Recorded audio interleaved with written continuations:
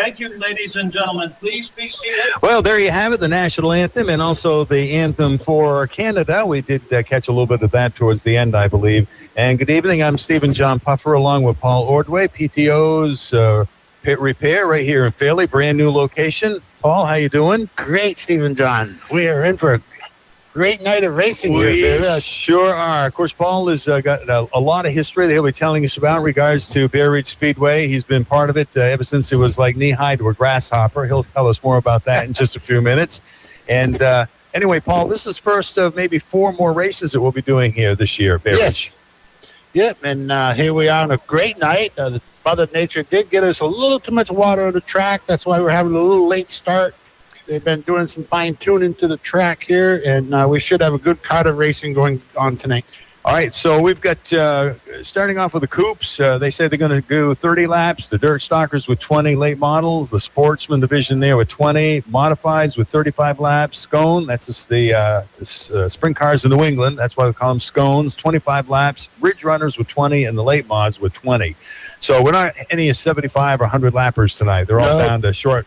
Pretty much get it done. We got quite a card here. Time we get the qualifiers and stuff done, and we got the scones here and the ridge runners. And the other modified classes here, the sports and mod limited classes here. There's quite a card of racing going on tonight. So before they actually get to this, because I'm relatively new to this part of it. I followed NASCAR for years, not so much anymore. But do they have to do qualifying before they actually get to this? Yeah. And how many laps do they do in qualifying? Generally, it's like an 8 or 10 lap qualifier. Okay. So they'll take these. What do we got? 2, 6, 8 cars here out for the coupes for the first qualifier, and we'll go from there, and we'll get the second qualifier lined up in the pits, and we'll be ready to go here in a couple laps. They're going to work the track down in a little bit where they came out with the rototiller and a few weighted trucks, and it looks like it's a little better than it was after practice. Who calls the races here? What's his name? Norm. Okay, Norm. So we'll be going back and forth between listening Norm to and John. Okay, and they've been here for years. We'll talk a little bit more about that as the night progresses as well. But we were talking with them before we actually went live tonight, and boy, have they got some stories as well as does Paul. So we're getting ready to actually get going with which division here? This is the Sportsman Coupes.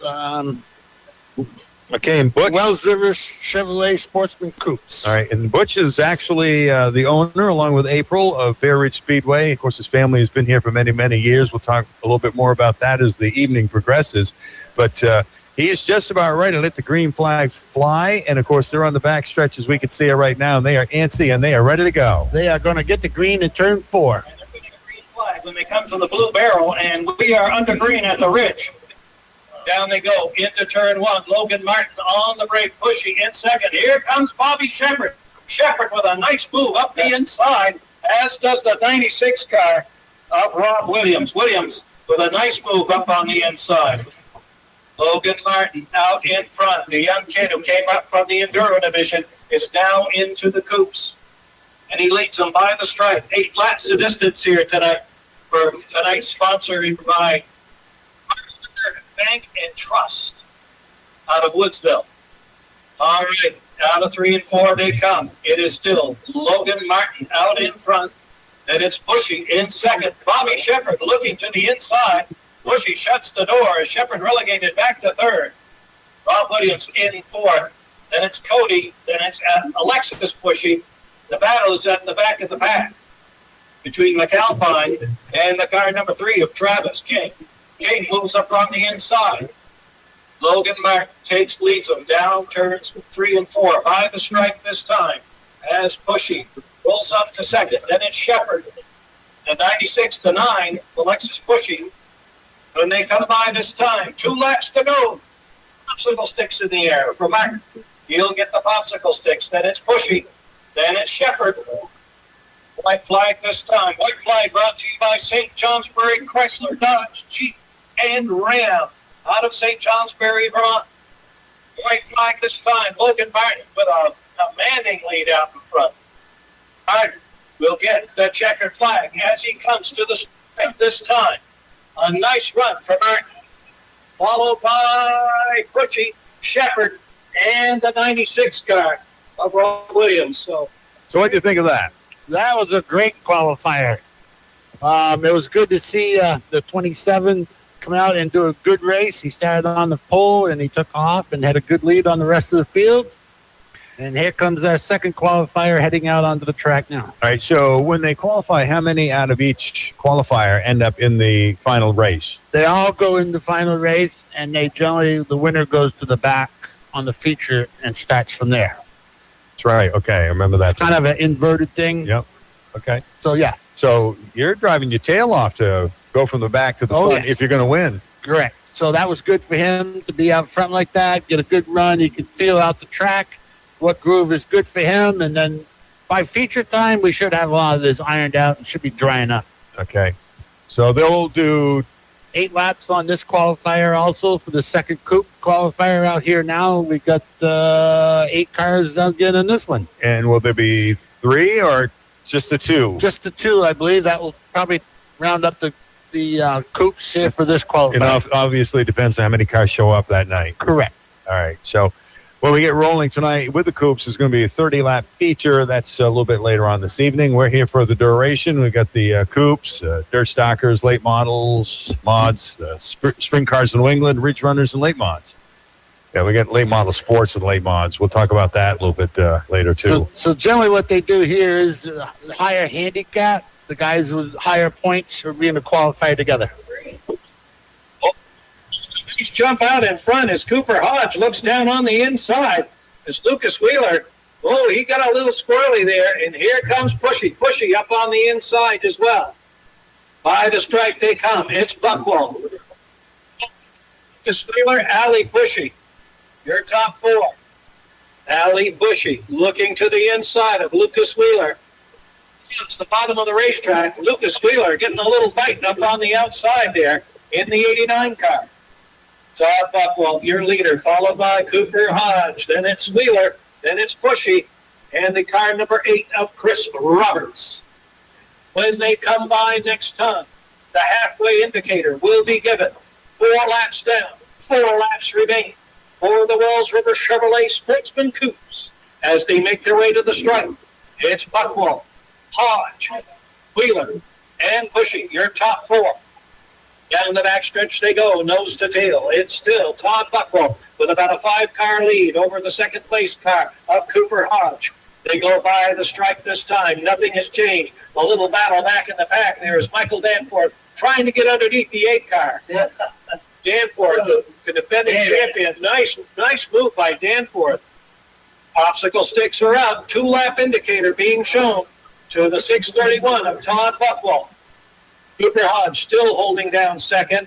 Lucas Wheeler third. Allie Bushy in fourth. And here comes Danforth. White flag out this time. The St. Johnsbury Chrysler, Dodge, Jeep, and Ram. Final lap is being indicated. Oh, Lucas Wheeler get a little squirrely as Michael Danforth might catch up to him, but checkered flag will fly. Your winner will be the 631 of Todd Buckwell by the 17 of Cooper Hodge. And it's the 89 of Lucas Wheeler. All right, there's another good one, huh? That was a great qualifier. It's 8 laps nonstop, good competition going on in the middle. Lucas Wheeler in 89 had a little slip up here and there, but Mikey Danforth from the rear came up and finished 4th. So that's awesome. All right, so these guys won't return until when? They'll be the first feature tonight. Okay, so that's it. The qualifier's done. Yep. And All right. now we got the Dirt Stalkers? Dirt Stalkers coming out now. So they'll qualify the same way that they're going to run tonight. Correct. All right, good. So late model sports and late model, what's the difference between the two? Do you know? The Dirt Stalkers here are like a Monte Carlos. You see a few Monte Carlos up front. Yeah. The late models had that big old floppy bumper on. Oh, okay. Gotcha. And we had quite a class here years ago, and I don't think there's that many of them here now. But right. Gotcha. Yeah, you just had quite a class, and a lot of different drivers back then who have moved up to modifieds, either here or gone off to other tracks and modified classes. What are the coupes running for engines? They run like a 302 What are V8 these? engine. What do these guys run? I believe there's similar engines in these. Okay. Back in the day, we had the 250, the old inline 6 cylinders, 250s, 240s. There we go. Here we are, good to go here. Rumble number 18. Dana Carter in the 81 hanging out back there. And the number 42, welcome back, Hunter Gaduno in the number 42.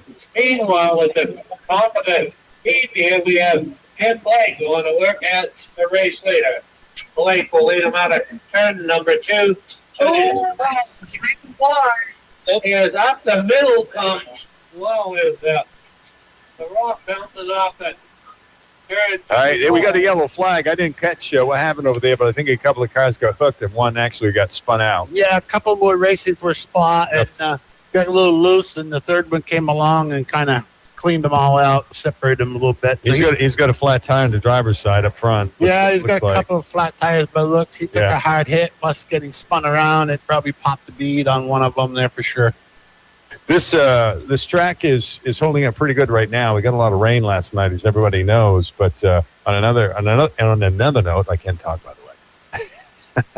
They've done a great job of making the pits bigger here. Yes, they have. They've enlarged it, Man. especially when we have enduros, or we got the scones here tonight. They've got more room for them, and it's not quite so crowded as it used to be. And that's, I would say, a third more pit back there. And now with all the divisions and everything going on here, and enduros, when they get 35, 40 cars or more for the enduros, it really takes up some room. Next to the fireside in, tucked in back there, and you have, they have all the things that the big box stores have. And make it going on the lap. I guess so. Yeah, crossing them over here.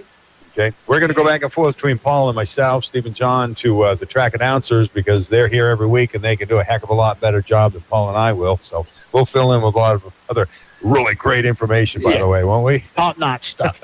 Got to give hats off to April's dad, Mr. Preston, who's no longer with us. Boy, what a great job that they did with the additions here, huh? This is awesome. I don't know if they could build this thing any higher. I hope not. We feel like we're in the skyscraper here. We're 3 floors up. We're racing at the ridge. Tim Blake, hold them off right now. You got Keith Manser charging up there. Tyler Fellows, the defending champion. He is right there too. Manser, boy, he goes to the power. He is on the outside, and he is digging in for the long haul down the backstretch. Manser has the lead. To make it official, he's got to come to the start-finish line here. Keith Manser in the 44 will be a new race leader. Tyler Fellows checking in second. Tim Tucker running third. John Fields is right now looking for place. And he is found it halfway through it. 4 down and 4 to go. And the scramble is all the way back to the back here. Longmore and Carter duking it out not to finish last. Right here, 5 laps go up on the Stapleton Sun scoreboard. Boy, Tyler Fellows is giving Manser a run for his money out there.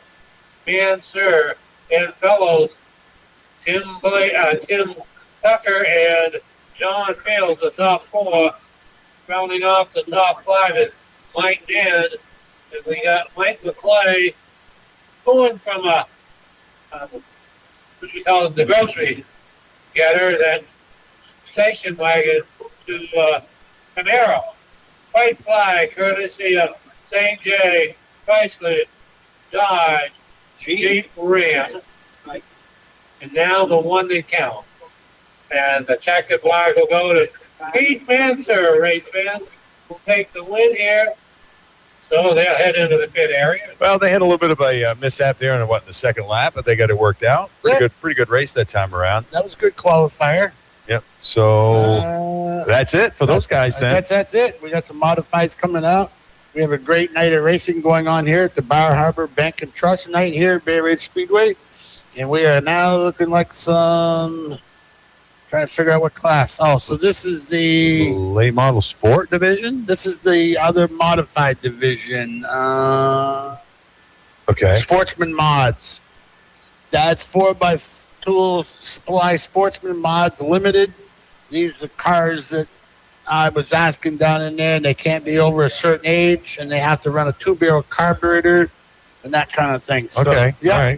All right. So there is some difference between these mods and the bigger mods. So a lot of newcomers, younger people coming up, like the number 15 there. That is Kaylin Pearson. Kaylin Pearson, Adam Pearson's sister, I believe. She's into racing now. Okay, so we have a lady in number 15. Yes. All right, good to know. All right, And then so you're going to see what she can do against these guys? That'll be Absolutely. interesting. Starting outside the second row, fourth, and we got 7 cars. So we'll see what goes on All here. right, going to get him going. Looks like he's Butch Elms has got the green flag ready to fly. This evening, and they're under green. Jordan Robinson gets the break down on the inside. As outside of her comes car number 4 of King. King way up on the outside.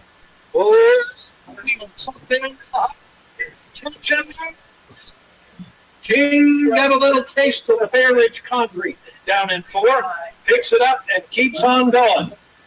Brian King, now your leader as he gets around the 2 car of Jordan Robinson. Brian King, car number X, is out in front, followed by the 2 of Jordan Robinson. Then it's the 73 of Michael Kinney. The revenge lap is coming up here. Yep. Our halfway marker will be shown next time by, as Brian King is out for a leisurely drive out here in this heat event. Halfway this time, it's Brian King out in front, followed by Jordan Robinson. And then the 4 car of Sean King. He took a licking on that wall, but he's worked his way up to 3rd, getting around the 73 car of Michael Kinney. Kelly Miller working his way up behind Kinney in the 04 car. 2 laps remain this time by. 2 laps to go.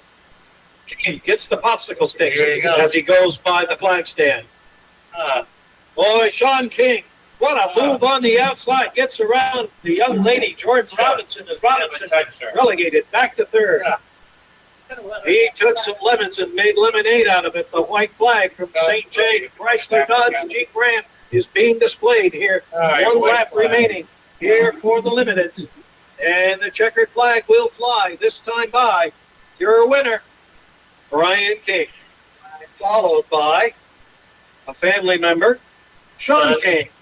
Then it's Jordan Robinson with a great run in 3rd. Then it's Kenny, Kelly Miller, and the rest of the pack. So what's the difference between the 2 and the 4-barrel in regards to torque and what you're going to get out of the vehicle? Not Not a lot, though, is there? No, not really. But and I guess these can't be newer chassis. The 2020 chassis, maybe. Sure. Yeah, they can't be any newer than a 2020 chassis, is what I was told. And they run 2-barrel carburetors. All right. Well, the young lady did a good job. Yeah, absolutely. Now, what saved that vehicle? He kissed the wall pretty hard, but he got back into it. You got bars on the side? Yeah, the rub rails, Nerf bars, whatever, side rails, whatever you want to call them. He must have scuffed that and didn't make too much contact with the wheel because he hit that wall something hard. Yeah. He was able to pick back up and go back out and pass a few cars. That's pretty good. Yeah. All right. So, same deal? Now, this is your big modifieds All now. right. Okay. So you got your big modifieds. This must be the lower, not any lower of a driver, but not the top of your points because you got Richie Simmons out here. And now we're into mods right here. Okay, so here we are. It's a Saturday night. This is Sable and Sons Dirt Car Sportsman mods. There you go. Okay. Paul Ordway, Stephen John. We on our first broadcast of probably 4 more that we'll do from the Ridge this year. We'll have next week as well, and then we'll take kind of a break. Everybody's kind of busy, and then we'll go from there as we continue with the season. Glad to be part of Bay Ridge Speedway Racing this year. Yeah, it's great. And good night here to start off here. And the track's getting a little rough again. They're having trouble through 3 and 4. It doesn't look like it's so bad in 1 and 2, but definitely 3 and 4 is they're having trouble staying in a groove. Yeah. It looks like the second groove up is pretty well wasted. You either got to go in the bottom or you got to go in the top. It's bringing the cars come out of turn 4 kind of sloppy. Yeah, And it's they- just so rough. They're not really making contact. And we're racing at the ridge. On the break, it is Simmons, but boy, Irish Mike Ryan is right up tight on the outside. Simmons down into the corner with Irish Mike Ryan right behind him. With Owen Brown in third, Jason Horniak in fourth, and then it's Casey, the 20 car, came to Simmons, still your leader as they come out of 3 and 4, followed by Irish Mike Ryan, Owen Brown, the 39 of Huxley, and then it's Kane Pike, Ashton Pearson, and Kyle Huntington. 8 laps the distance, 3 laps into the books here. Richie Simmons still holding a strong lead over Irish Mike Ryan, the 47 of Brown, looking down underneath the 86 of Ryan. Ryan holds tough. Jason Horniak still holding down the 4th position. Richie Simmons comes out of 3 and 4 with Mike Ryan right hot on his tailpipe. Ryan trying to get up on the outside to try to get around Richie Simmons, but no dice. When they come back this time, 2 laps will remain. The 2-lap indicator is up in the air. It's Simmons, followed by Ryan, followed by Brown, and Jason Horniak. He's going for it. Ryan trying to get around the outside, but Richie Simmons says, no way, Jose is the white flag, sponsored by St. Johnsbury Chrysler Dodge Jeep. And Mike Ryan, what a masterful piece of driving. Took it up on the water and gets it back down and still holds on to 2nd place. Holy suffering Moses, what a move. Mike, you're trying to give this old announcer a heart attack. Oh, my heart, what a race. As Richie Simmons, Mike Ryan, and Owen Brown, your top 3. Then it's Jason Horniak and Kane Pike. Wow, that was a pretty good race. Wow, a little exciting there. Mike Ryan bounced off the wall right under the flag stand. I'm not sure what flew up, I saw that. which was getting back out of the way there real quick. Oh, an exciting night at Bear Ridge Speedway. Always. It looks like you're trying to work that inside groove big time now. Yeah, it's just the second groove is terrible. One car bottomed out, and he just lost places. Will they push that out further, though, as they continue to race tonight, you think? I don't think they can. I think it's just too soft, too rough. They can't burn that. I'm not even sure how the scones are going to be able to have any traction. Maybe high or low, you know? Yeah, like I said, they're going to have to jump either the first lane or the third lane because definitely the middle is gone right there in 3 and 4. Yeah, I guess some of them are kind of checking that high line out, aren't they? Yeah, they sure were. And some of the front bumpers or nose pieces, not really the bumpers, but the nose pieces under the bumper, someone was dragging there coming out of 4. Doing a little plowing, huh? That last qualifier, Jeff Huntington kind of bottomed out right here in the front of the flag stand. So, yeah, it's a little rough. It's like Butch is going to make you do another lap. Butch Elms, one of the owners, along with April.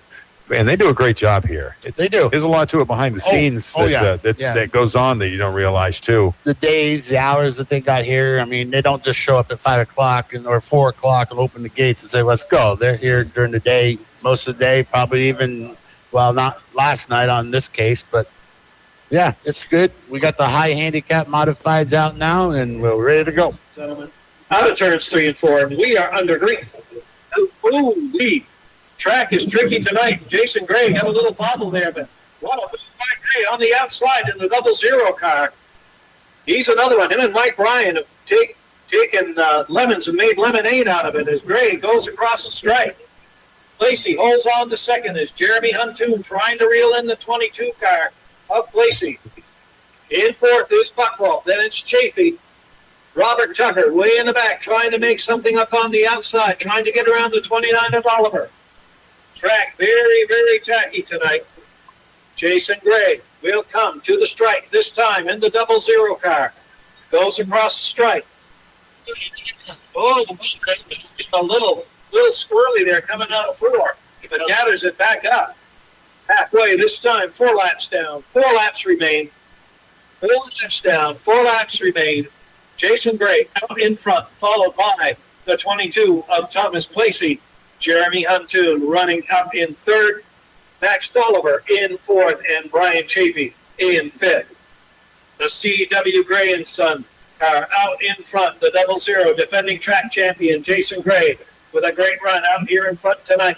He'll get the 2-lap indicator when they come out of turns 3 and 4.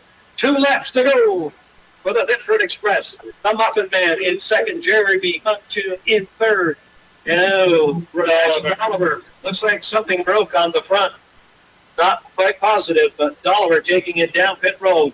The white flag, sponsored by St. Johnsbury Chrysler Dodge Jeep and Ram, will indicate there's 1 lap remaining. Jason Gray out in front. Lacey in second. Then it's the 26 of Jeremy Hunt 2. Checkered flag, Gray, Lacey, Hunt 2, Buckwell, and Chafee. Another pretty good one. Yeah, the track is really showing its tail now in 3 and 4, really getting rough. The cars are bouncing all over the place. It's kind of follow the leader unless you jump yourself out in the third groove. That 29 of Max Dolliver, he hit something hard and he headed down pit road. I don't know if he broke a left front shock or what was. Left front wheel was kind of flopping a little bit when he went into pit road. So these guys are being featured this week. They aren't here every week. These are the sprint cars of New England coming out now? Correct. Okay. Yeah, they're not here every week. This is their first week here, I believe. And, yeah, we got quite a field. And these guys, I don't know how they're going to do with this track like this. This is going to be a follow the leader. They like the second groove, a lot of second, third groove racing on these scones. And, you know, they got the big wings to keep them down on the track. And I don't know. Yeah, they're kind of a glorified, not go-kart, but they get hauling here. I really like to watch these guys. On a good especially night. On a good night, yeah. Yes, they got good night, good track. They can really get some things done. Yeah, saying that they're a go-kart doesn't define it really well, but they aren't very big. No. What actually are they? They're just I mean, what's it made up of? What's it made up of? Well, the engine itself, most of them are big V8s, and they're like a sprint car. You have the midgets that we see here once in a while, similar design, similar bodies, but these are just a little bit bigger frames, and quite a attachment here. How do you get into this division? You don't just jump into it, I assume? No, you better be run modified or something for a while. Okay. Some open wheel stuff. You could probably jump up from the coupes. I guess, you know, you got to learn the open wheel stuff because these are dangerous. They get going fast on a good track. Oh, I see them flip. Oh, yeah. They do a barrel roll. There's no barrel roll. Yeah. And, so these rigs have to be pushed by like a little ATV four-wheeler. Correct. They get pushed out and then they lock the transmission in and then they push them off to start. Then you can see a catch. Oh, yeah. Catch being, able to fire them up. Yeah. They're like jump starting a vehicle that's got a 4-speed, 3-speed transmission. Correct. You dump the clutch and away you go. Yeah, you'll see these rear wheels slide sometimes. Yeah. And then they'll get them fired up. Yeah, on a good night, on a good track, and we can say this isn't the best track tonight. But that's because of the rain we got last night. It's nobody's fault. It rained it rained. The water's coming up out of 3 and 4. You can see right there where the dirt is kind of rough. You can see water coming up, basically. It's getting wetter and wetter right there. That's what makes dirt track racing exciting. Absolutely. Because it's always different. You're testing the water when you come here to Bear Ridge and you see what's going on, and you got a good night, and you got a night that we got 3 and 4 a little rough. Man, the weather turned out really good tonight, though. Absolutely. It's a beautiful night. It's just bad for Butch and April here at Bear Ridge that we got so much water last night. Yeah. Yeah, we knew. Knew it was going to rain. Hey, knew it was going to rain a little bit, but it came overnight when everybody was sleeping, I guess. Oh yeah, it was heavy during the night, and we got a couple of thunders and lightning at home last night, and then it kind of quieted down. But I'm not sure what we're doing. Maybe he's going to come out and cut it off. I'm trying to. Oh yeah, he's coming out with a grader. We're going to cut some off. All right, some dirt off 3 and 4 because they can't run. They're just going to flip. And they got to get it ready for these guys. So, I think what we'll do is take a break and follow it up with a look at the weather forecast and see what we're in store for, because we've talked about that just a little bit. It looks like Butch, who's the owner, he's going to get the grader out there and go to work and skim some of that off the top. So meanwhile, why don't we take a break and have a couple of messages from our sponsors, look at the weather forecast. We'll be back in just a couple of minutes. Moonlight Auto Repair, formerly of Fairleigh, is now located at 7105 Vermont 25 in East Corinth. Owner Dennis Perry has many years repairing and maintaining both foreign and domestic vehicles. In addition, Moonlight Auto Repair professionally applies fluid film undercoating, a protective spray applied to the underbody of trucks, trailers, and cars to help prevent rust, corrosion, and damage from moisture, salt, and debris. Now's the time to talk with Dennis. He can help to keep your expensive vehicle operating safe for a long time. Moonlight Auto Repair, 7105 Vermont 25 in East Corinth.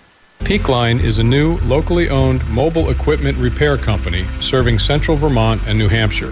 When your machine won't run, Peakline sends a fully equipped service truck to you. Diesel repair, hydraulics, on-site maintenance, backed by a lube truck and 5-ton crane. No dealer wait lists, no towing, just Peakline, fixing equipment where it sits. Visit our website at peaklinerental.com. That's peaklinerental.com. peaklinerental.com. Introducing something brand new from Fecteau Homes. Manufactured single and double-wide duplex homes. It's a revolutionary way to bring more flexibility and value to your property. Whether you're creating space for extended family, generating rental income, or looking for seasonal housing for friends, our duplex mobile homes deliver unmatched versatility and affordability. Ready to see how a duplex can work for you? Visit fectauhomes.com or stop by and learn more. Fecteau Homes, where innovation meets opportunity. Have you ever bought something on Facebook Marketplace and immediately regretted it? Don't let your next vehicle be one of those decisions. At North Country Ford, you'll find cars, trucks, and SUVs you can actually trust. No weird noises, no surprises, and no guy named Honest Pete saying, "The clunking is normal, sign here." Visit NorthCountryMotors.com or stop by on Middle Street in Lancaster for your next reliable ride. You know we're still North Country is strong. North Country Ford. If you had a good track, it'd be an awesome show. All right, we are at Bay Ridge Speedway. Glad to be part of your evening. It's a beautiful evening, and boy, we sit high above the track. Dirt track racing at its best here in Vermont. Good to get dirty once in a while, and that is what you sometimes can do if you're in the stands here. Well, the dust isn't flying tonight. I think Mother Nature took care of that last night, but so far, it was still early. The sun is shining. These modifieds, late models, dirt stalkers, coupes, they come out here with them big tires. They could dry this up, hurry. I wouldn't be surprised a little later tonight that we do see a little dust starting to come out of some of the turns as this dries. But, you look at down low in turn 3 and 4, and that one's not as wet. But like I've been saying, that middle groove there is just water. Yeah, I mean, it is. Butch has come around with a grader and made a cut, and you can see the water coming out of that roll of dirt that he has there. Yeah, So, they've been down this road before. They know what to do. oh yeah. So it'll take a few minutes to straighten it out, but when the cars are out there racing, they're doing a great job. Absolutely. I mean, they're taking it from green flag to checkers. Yeah, we had that one mishap in the dirt stocks there, and but that happens. It's qualifying. Everybody wants to get out front. Everybody wants to be a winner. It's wild. Butch has spent his life farming, knows how to run equipment. Here. He raced Here. He raced here and was a success in the other tracks. Yeah. And now he's out there running the grader. Just like the old man did. Just like CV himself. Yeah. CV was an awesome operator on the grader here. And for a few years, they had Roger Martin coming up, and he would help grade the track. And he's a heck of an operator on a grader or an excavator. And see the water coming right out of them rolls that he's rolling up there. You could just see it. It's just like a mud pie right there. Yeah, they had taken care of it good, though. Yeah. You were saying that earlier because you've had a lot of experience at this track over the years. Got to get out there and actually take off the tops of where it's built up. Correct. Take the high sides off, get it cut down so you get them holes out of there. It's like a dirt road. They go out, town goes out and fills the holes instead of cutting the hole out. The hole's going to come right back quick. So he's going to take the dirt and push it to the outside? Is that what he's doing? Yeah. He'll make a windrow, push it against the wall there, and then I don't know if he comes back Sunday or during the week, and he'll roll that back down. Bring it back down, yeah. Yeah, grade it back down and put it back on the track and get it watered and packed down good for next week. Yeah, I remember because, of course, Butch in April joined me Friday mornings during the racing season at about 6:45 to talk about the racing season and go over the point standings and who did good and who did bad and all that fun stuff every Friday morning. But A few years ago, they were talking about they were bringing in a special clay from, I believe, maybe the Rutland area. Over in New Haven area, they had some. I think it's called a blue clay. Mhm. They had a bunch of that trucked in. Someone said he had some brought in last fall, but I am not sure on that. But yeah, over in New Haven, there's some nice blue clay over there, and they had a bunch of that trucked over here. So what's it like for these guys to get sponsors? You raced here for a few years, and you've also painted some of these guys' cars. I mean, you know how that works. It's hard. I mean, you got to go out and you got to take care of your sponsors. And, if you're lucky enough to end up down on the North Haverhill, well, it's not winner's circle, but down there on the winner's podium, and you got to, mention and thank your sponsors. And now with Facebook and all this other media going on, you see a lot of these drivers thanking their sponsors for helping them out throughout the year. And if they have a great night, win or top 3, get your sponsors mentioned out here. It's tough. It takes a lot of money to keep these things moving. So do you know typically what it is for, I don't know, maybe the Coupes modified division to keep a car going all season? I don't have a grand total.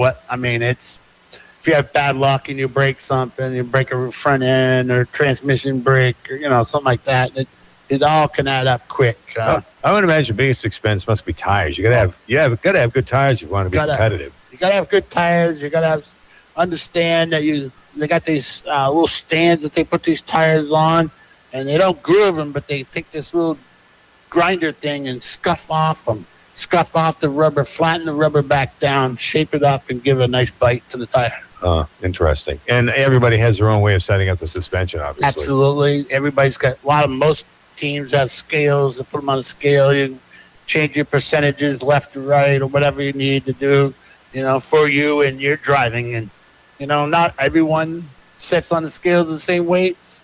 And it's on your driving makes a big difference. What divisions you race? Coupes, actually. Brian Grant years ago had a coupe. I brought it up, tried that, and then when I worked for Bob Benjamin and Robbie Benjamin on their coupes, I worked for Bob at the garage. And then we had one car for a while, and then Robbie was driving that, and then Bob said, I want to go back racing. So we found a coupe. The 3 of us put that back together, and of course Bob had his Country Overdrive band. That's right. So nights that he was gone with that, I would bring the coupe up and have a little fun. But what was not fair for me is if Robbie had a flat tire or something, I had to go change the tire.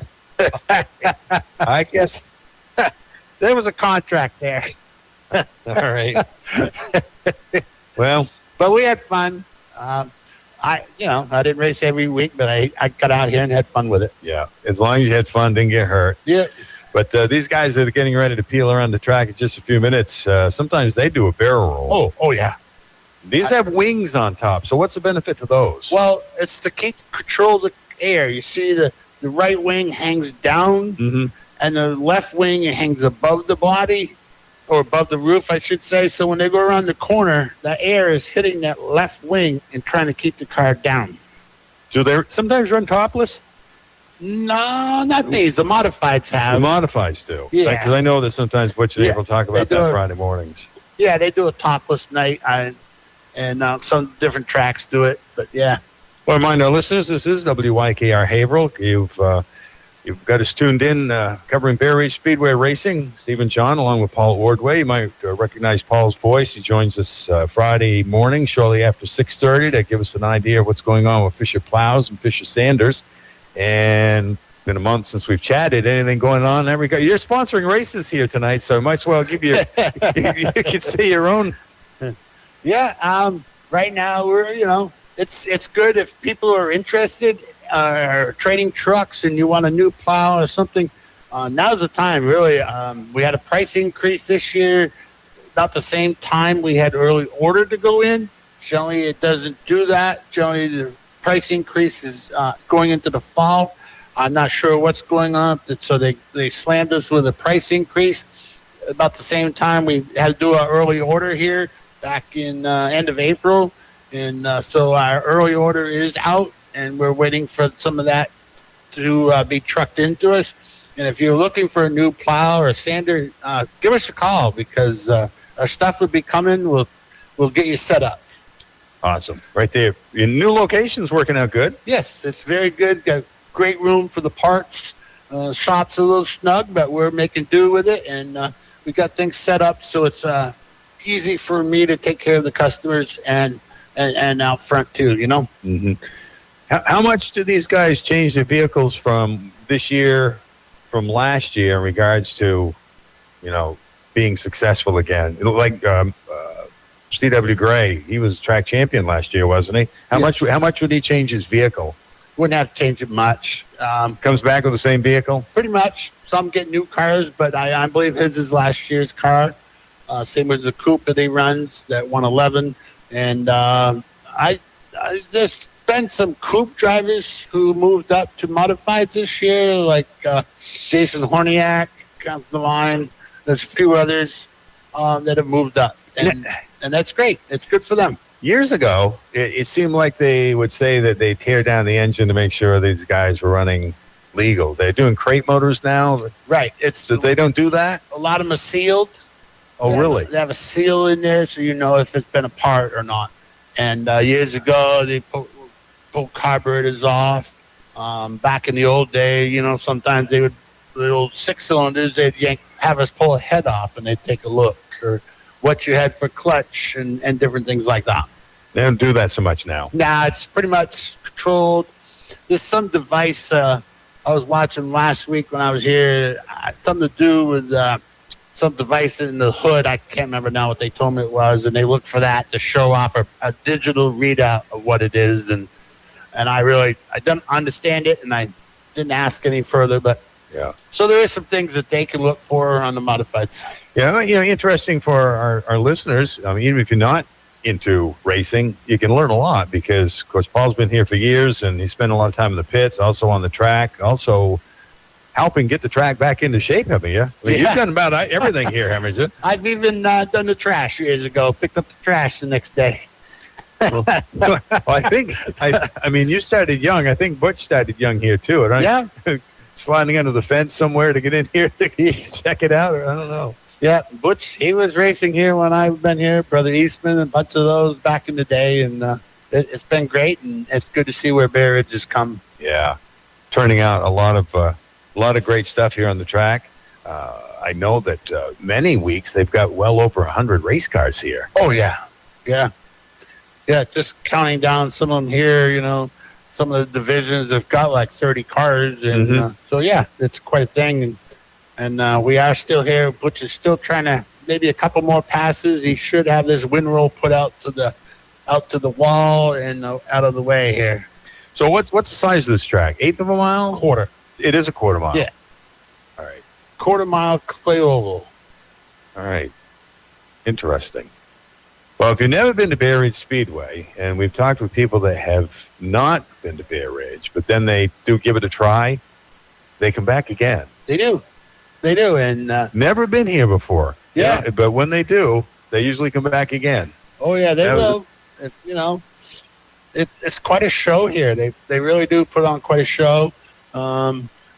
Stands is pretty good tonight. Good crowd here. A lot of people up and moving around right now because we've got a lengthy break here, which we don't normally have at Bear Ridge, but we got to get this track taken care of so we can get these sprint cars in New England out there and get these guys a good show and get ready for the feature events. Yep. And we still have the Ridge Runners to go and the late models to race. So we got 2 more classes that haven't even qualified yet. Yeah, and they'll buzz it right by pretty quick once they get this track back kind of the way they want it.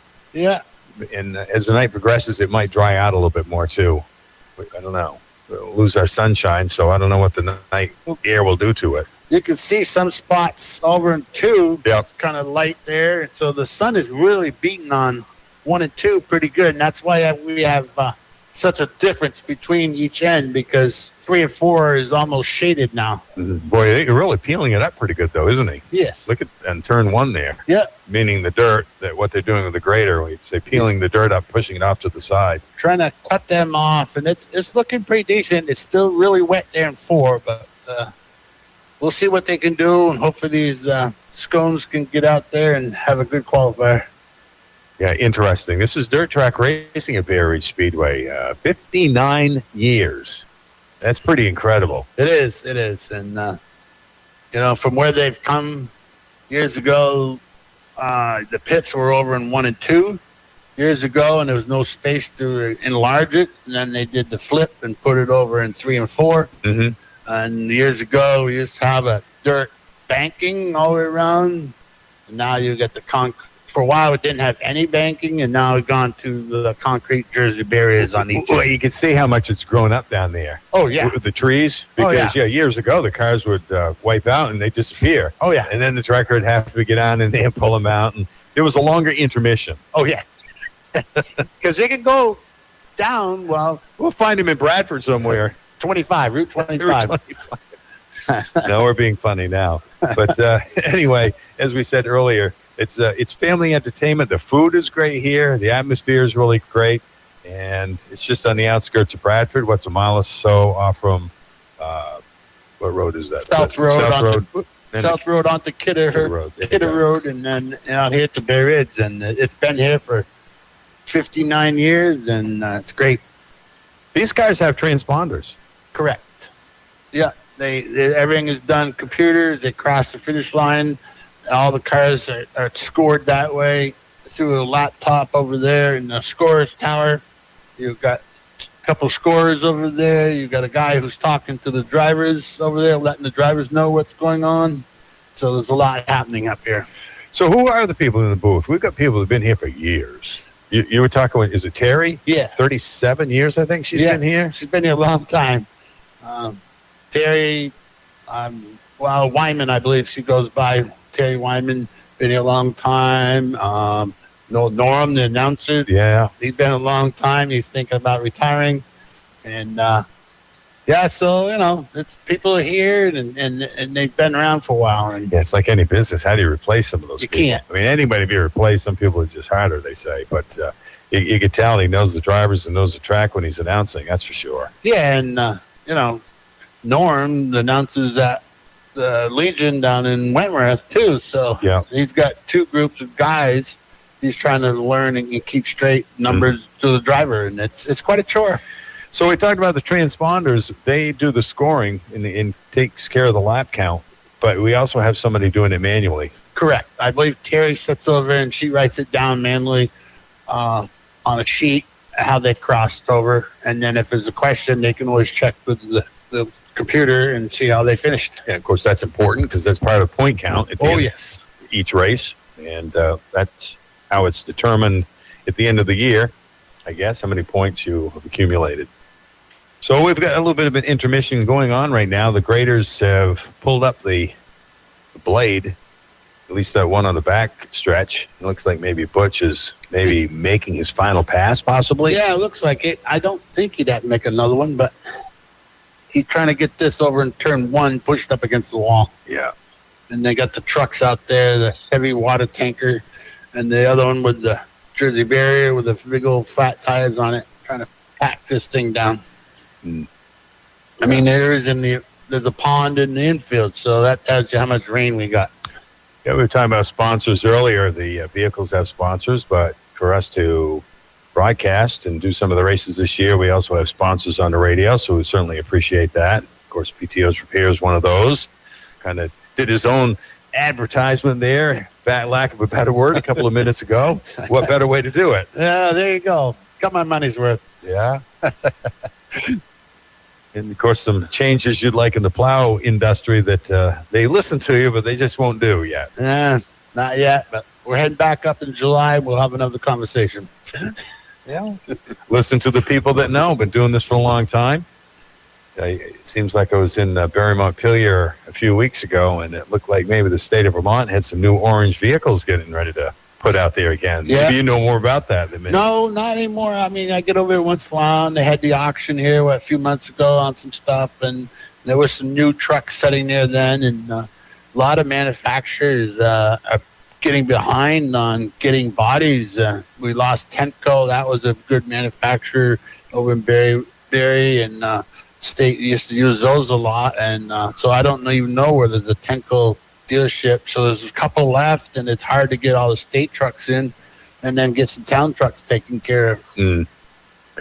Well, everything is a little different right now. You know, the price It of is. gas and oil is up, diesel fuel, all that stuff, and of course with the trucks and whoever's moving that stuff, it comes at a cost. Oh yeah. Right now, everything's at a cost, and everybody's in panic mode and trying to figure out where we're headed next. And Well, even next year, if people go out there plowing driveways and the state crews and the town crews, it takes fuel to do all that stuff. I'm just keeping my fingers crossed that Fisher doesn't come up with a fuel surcharge or something going on here later. But the hike they already took here this spring, I think, would cover everything that we need to handle from here on and go from there. Yeah. It looks like we're winding down, I think, which is putting the grader away, and the trucks are packing. I don't know.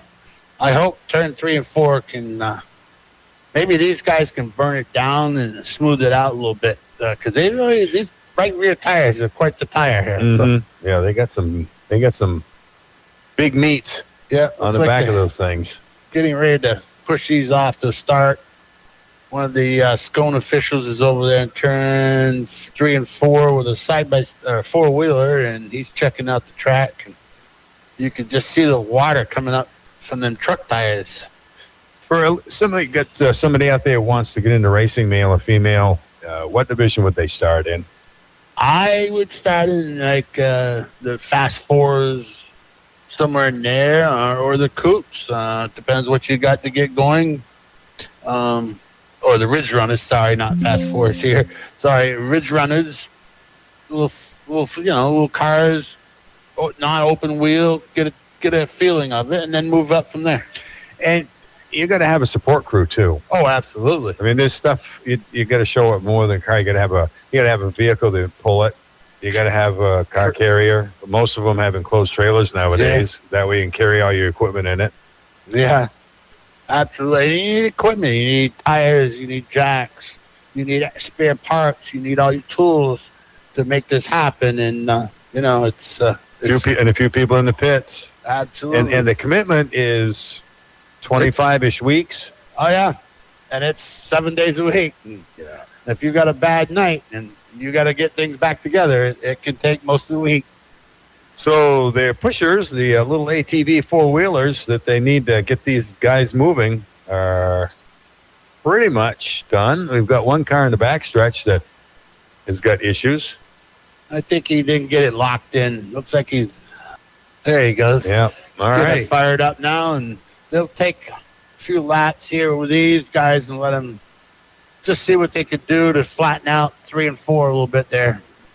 What do these cars weigh? I don't know. Maybe 1,200 pounds? Maybe. Around there, you think? Yeah. That's a good question. I'll have to work on that and get that answer. Oh, I've always got crazy questions. I have a side-by-side ATV thing, and I think it weighs 1,400 pounds. Surprising. You look at it, you wouldn't think it would weigh that much, but I had a Mini Cooper at one time. I think that was 1,900 pounds. That was fun. Yeah. Of all the vehicles we've had, my wife liked that one the best. She did. Well, that thing. Over the pink Jeep. Huh? Over her pink Jeep. She's got that tonight. You got some relatives that are having a birthday party, so she's off with that one. For the pink Jeep. Yeah. But yeah, that because it's a BMW, those Mini Coopers. Right. They had the supercharger in it. That was a lot of fun. But these guys are going to be a lot of fun. This division, the sprint cars in New England, they call them Scone. Yeah, it's easier.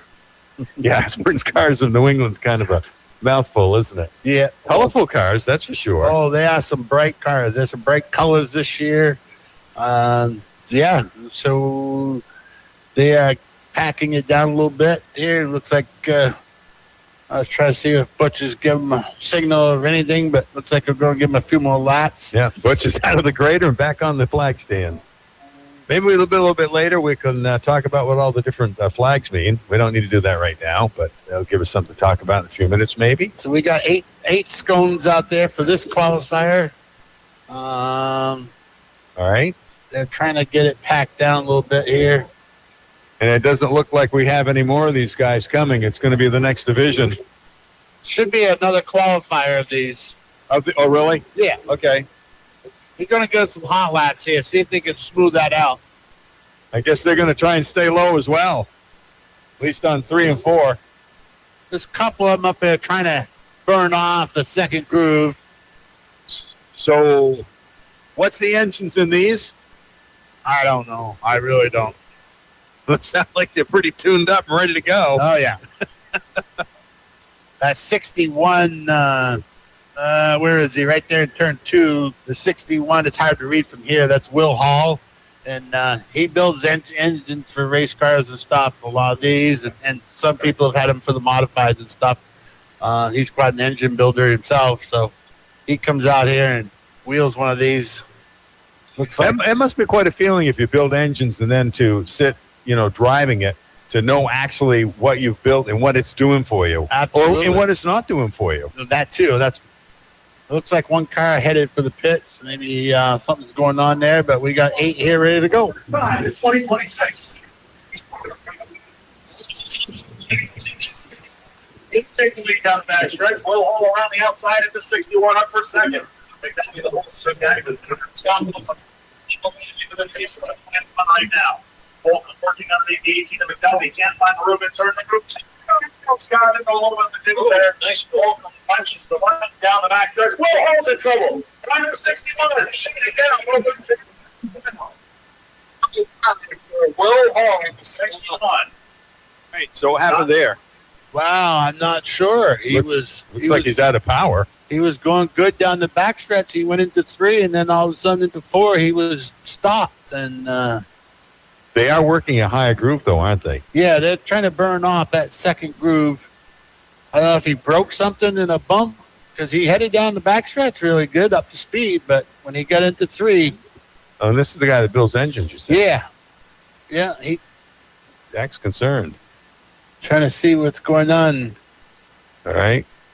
Yeah. Going to give him a push, make sure everything's okay. Gonna push him off. Hopefully get him fired back up, or maybe he's got to head to the pits. I was trying to see for tires, but nope. They're just plain quit. I would say, well, it looks that he is headed for the pits. Yeah, it has done that. Yeah, they're not locking him up. They're not trying to start him. They're just pushing him in. Wow. That's too bad. Yeah. Hopefully he can get it repaired. Maybe get back out here later for the feature. We were just talking about him. He's the gentleman Yep. that builds engines, and Hopefully it's not an engine issue. Hopefully it's something else. They were looking at the rear end there for a minute, but I am not sure. But he is headed into the pits, and we'll continue. We're at lap 2 here on the first qualifier of the Scones. And we got the number 11, Tunk Berry, it says here on the lineup. Number 11, Tunk Berry is your leader. $500 to get a triple X racing on the chassis holders in Watch 8. all right, we'll go back to the track announcer. See what we got. Box complete. Tom Berry leads speed line. Back to action. Tom Berry on the hammer down the backstretch, leading the field in his way. Scott Holcomb in second place, watching him drive by. They go by that. And Tom Berry is barely in his car down into the corners, watching time into turn 3 as deep as he could go on that number 11. And it's sticking blue for the middle of the racetrack. It's going to break down. He's looking for more money. Head after the 23 of Caden Herter in third place. He's got him playing lane almost flat. Get that car to loosen up. Big puppy in trouble in the 18 car as he drops in the back of the field. Something there in front, coming up on 2 laps to go. 2-0 this time behind. They'll see the white flag when they come back. Berry is absolutely walking away. Oh, driving that car, buddy. He's got the somehow holding straight away. That's how big of an advantage he had. He threw it away twice, and Scott Holcomb still didn't catch him. Secure flag, first one of the year. Goes to top there. Scott Holcomb will come on second. Caden Herbert in third place. And the final transfer part of the free drive goes to the number 1, Mark Reynolds. Caden Berry and Matt McGuffey are rounding out the finish order. All right, different track announcer, not as close to our microphone as we'd like to have him, so he couldn't totally understand that. But that was a great race once they got rolling. That was and awesome. what'd you notice in turn 3 and 4? The dust is coming out of the lower groove with these guys. Let me tell you, they got some horsepower and some heat. Those right rear tires on these guys are big, and to get spinning those things, we had some dust coming off the lower groove in 3 and 4, and I'm surprised that 1 and 2 really hasn't dried up, but because the sun is still beating on it, so that sucker really must have took on some rain. Yeah, pulling those front tires right off the ground, a lot of torque. Oh yeah, Man. they can put them both in front tires right in the air, sometimes out of 2 or out of 4. Yeah, it's a few times. Here comes the professor out for his Chris Donnelly in the 17. A lot of people around the racing here call him the professor because he can wheel these things. He can wheel modified, and definitely these scones for sure. So how long has he been doing dirt track racing here? Oh God, he started out, I believe, in a late model or whatever they called it back then, and then he went to modifieds for quite a few years, and then I can't remember. He's been in scones a few years. So what's the footprint of scones? They're not here every week, so they must go other places. Other places, they have a.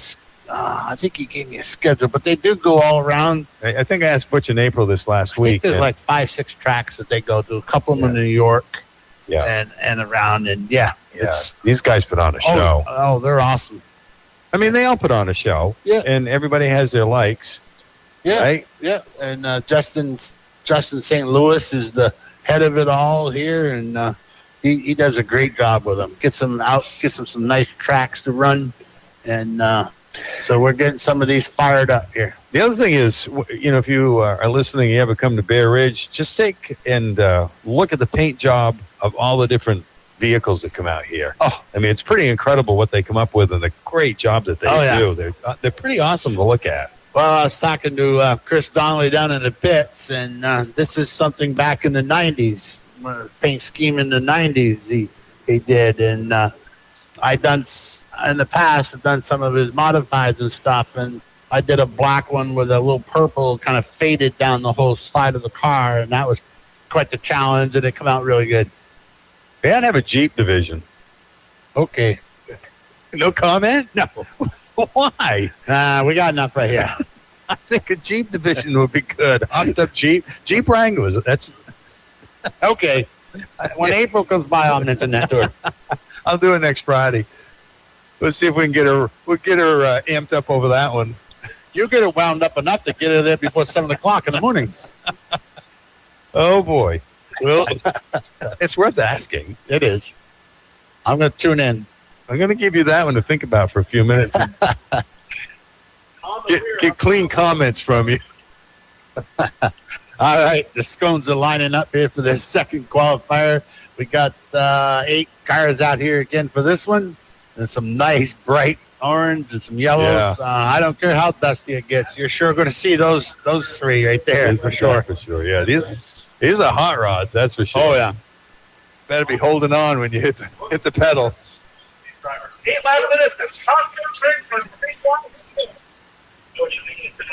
Nobody did not come up to speed in the orange number 21. And that will kick her out of the redraw positions. Yellow flag on the racetrack. Yellow flag. Yellow flag ball? Oh, debris? We'll call it I'm debris. not sure. Something over 3 and 4 they're pointing out. Yeah, Butch is. It's usually here that NASCAR or a blacktop races, they got debris on the track. Debris. Usually you don't have that on their track. I don't know. They were looking at something over in 3 there, but maybe it was nothing. Huh. All right, they're lining them up again. Maybe it was a big hump of dirt or something over there they're looking at, because there is a couple of those right there. Maybe they were thinking something fell off a car. Right about where they are now, there's a couple of humps there. I see that. That's still a white flag. I see on Facebook this week, I can't remember what drivers were joking. They had a caution once for NASCAR for somebody's cell phone was out on the track.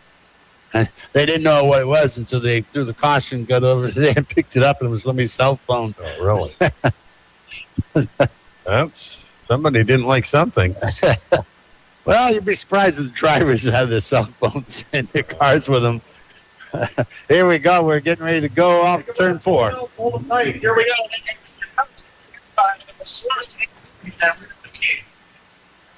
stretch by a couple of car lengths and opens the door. Gets it sideways over in 3 and 4 going. Such a over. Matt White in the 07 can't do a thing with Nick Kruger. Travis Billington holding on to third spot. Here comes White. Knocking on the tail tank at 739. Oh, way up and going in the 5 bits. That's it. That's it. Having all kinds of fun in there. That was wild. Halfway. Matt Hoyt is a logger by trade, but Nick Kruger's the one cutting down trees inside that 739. Holy cow, what a job he did behind the wheel. Yes, he did. Billington's run third and fourth right now. Travis, the son of the 23B, his dad Floyd in the Flying Banana, number 19. I guess that's only half a banana because the other car is all yellow. Matt Hoyt all by his lonesome up front 2 laps to go. Sees the popsicle sticks from the flag stand. White in the 07, Kruger in the 739. Travis and Floyd Billington rounding out your top 4 into the transfer. Chris Donnelly, 1 spot out of it. Well, from the trend, going to get the 739. Keep it back, Cowboy. Yellow flag. Travis Billington. That thing bounced. He was pulling wheelies down the. Yeah, at one point all 4 tires were off the track. He was in the air, and luckily he came back down on the track. I can't quite see the number 23. 23. Yeah. Travis Billington, number 23. He was in the air, and luckily he got it down on all 4 tires before he made contact with the wall for sure. Yeah, a lot of these guys were pulling wheelies. Wow. How about that 739 there, what he did? He kind of lost it in 3 and 4, went against the outside wall, lost his spot, but came right back behind the guy that passed him. That was wild. That was pretty good. Yeah. He kept his foot in it and retained composure, I guess you want to call it. This guy, Travis Billington, he went for a ride, and I'm sure all he could see out his – well, they don't have a windshield, but out front of him was just that wall because he was in the air bouncing, and he came to a rest. Yeah. Just short of the wall. Yeah, these are short vehicles, and they're pulling some wheelies coming down the front stretch here. Well, yeah, on the back stretch, too. Oh, yeah. That back stretch is drying up. Now you can pretty see good. it. Yeah, you can see it. It's changing color, so they're really getting some traction out of 2. Yeah. It's still getting a little rough there. 3 and 4, but they're burning it off. They're getting it, but we'll have to see what the rest of the night will do for the rest of the classes here. Yeah, sometimes the night air will help it. We'll see. Right, getting ready to final a couple of laps, I guess here, right? Yeah, 2 more laps to go. Right. And we're just a half a mile from a $50 bonus from Friend Construction out of East Middlebury, Vermont. That way got the lead from Nick Kruger. The 07 sets the pace. A couple of laps into this one. Kruger has held on to the 739, and I do mean hold on. A lot of electronic instrumentation is happening here at these tracks, isn't there? We're going to talk about that a little bit later, too, to make it a success. Getting ready to wrap up the last couple of laps. He finds himself in 3rd spot with no practice laps. Here we go. 2 to go. Kruger bobbled on a turn 4. Billington got the jump on the outside, and here comes Pia Copeland trying to steal the final spot. Miss Pia Copeland in the 21 on the outside lane. White flag flying. Top 4 transfer to the redraw, and Pia Copeland has raced her way in on the outside lane. Checkered flag, ready to fly. Give it to Matt Hoyt in the 07. Battle for second at the line. Floyd Billington comes home in second. Nick Kruger third, and Pia Copeland will get into the redraw. Blake Shepard and Sean Cass. We're going to see once we get to the feature if we can get the track announcer that does the Scone division to grab our microphone. Yeah. And make it a little bit clearer for our listeners. We'll have, that's Justin St. Louis. We'll see if he can. I'm sure he'll do that. Yeah, absolutely. All you got to do is hold both microphones. Yeah. And ours is a skinny one, so be able to do that. Anyway, we want to make it as clean as we can for our listeners. And he's standing up behind the other 2 announcers, so it makes it even worse. So we'll talk to him and get. He's pretty good about helping us out and everything. He gave me a list of all the drivers and stuff earlier, and he comes up and he announces the division of the Scones himself, and that's great. Yeah. We're talking about the electronics that make this stuff happen. All these vehicles have transponders, and that's part of the electronic scoring that happens here, even though it's also done by humans upstairs here. We actually don't do our broadcast as much anymore through telephone. We do it through the internet, and that's how we're doing it tonight. So it does sound a little bit different. Technology changes. And communication here is with better understood as walkie-talkies, two-way radios. Correct. Yeah, everything, a lot of the employees, the fire crew, the ambulance crew, everybody has a two-way radio. The tow trucks, they have a two-way radio so that everybody can hear what's going on, and good communication happening here. You want to grab it? Good. When you do the feature tonight, sounds good other than that. Awesome. That's exciting. You know what's happening? Speed of this big car is that we can do. What division's this? This is the Ridge Runners. Ridge Runner Madness. Looks like we got one blowing up here already. Lap 1. Whoops. Number 11 is Guess up so. in smoke. That's not a good sign right there, is it? No. Let's see. This is a 4-cylinder division? Yeah. I don't even see a number 11. Number 14. Oh, 14? Yeah, 14. Okay. 14, Landon McDonald. And he's having some troubles already on lap 1, and he is headed to the pits. So you might say if you wanted to get into racing, maybe start in this division. This is a good starting point. It's inexpensive. You're not running racing tires. You go get a car. I don't know, most of them some Cavaliers, some Hondas.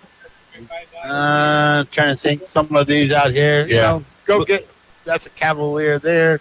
Go get something like this. Go feel it out, and then work your way up from there. Yeah, it wouldn't be very expensive to get into this. No. Like I said, basically street tires. Yeah, street tires, strip them out, put a cage in it, get the doors and everything fastened down, and put a number on it. You're seeing some of the paint jobs. I think they're kind of rolled on, and some are nicely sprayed on. Yeah, my nephew races a little bit, and he's been here, Ben Bushy.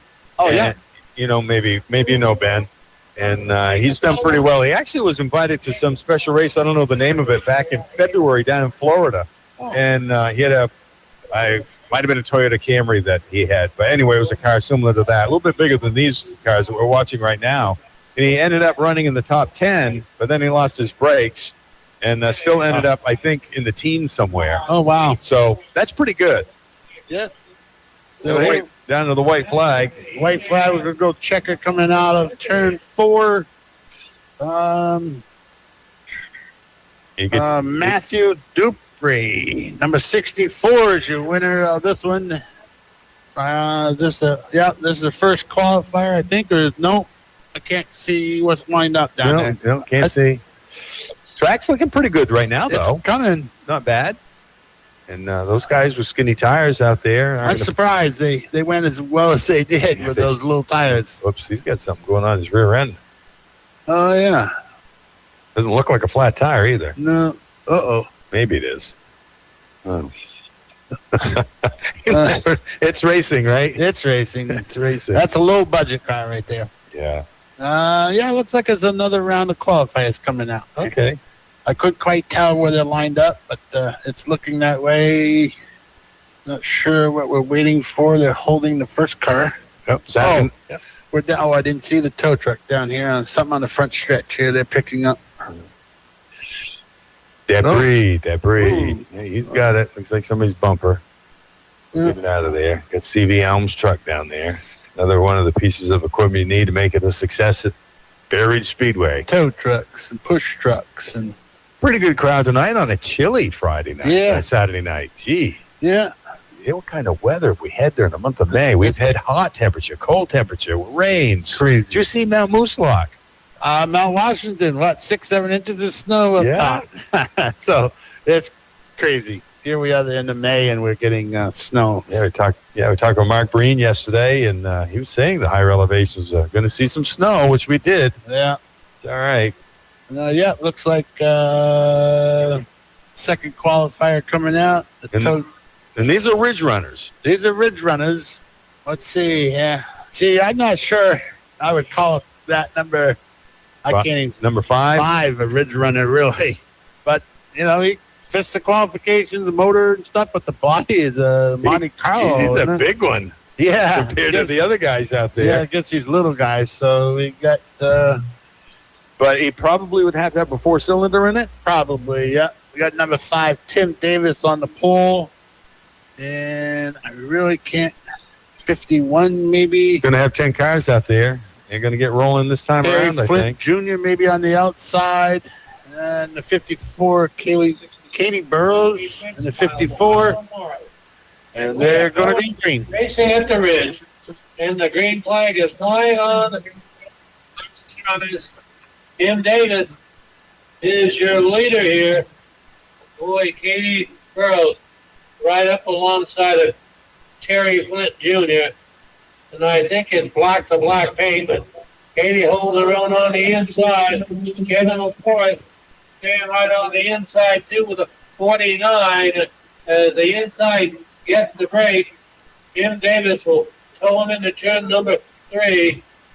Katie Burrows looking for that win here in that 54. See, give us some daylight on the inside of the number 5. But Tim Davis protects the bottom of the speedway. Kevin LaForest charges up in 3rd place. Zach Audette is going to go to the high side. Audette digging in with all the oils on the outside here. Then number 9.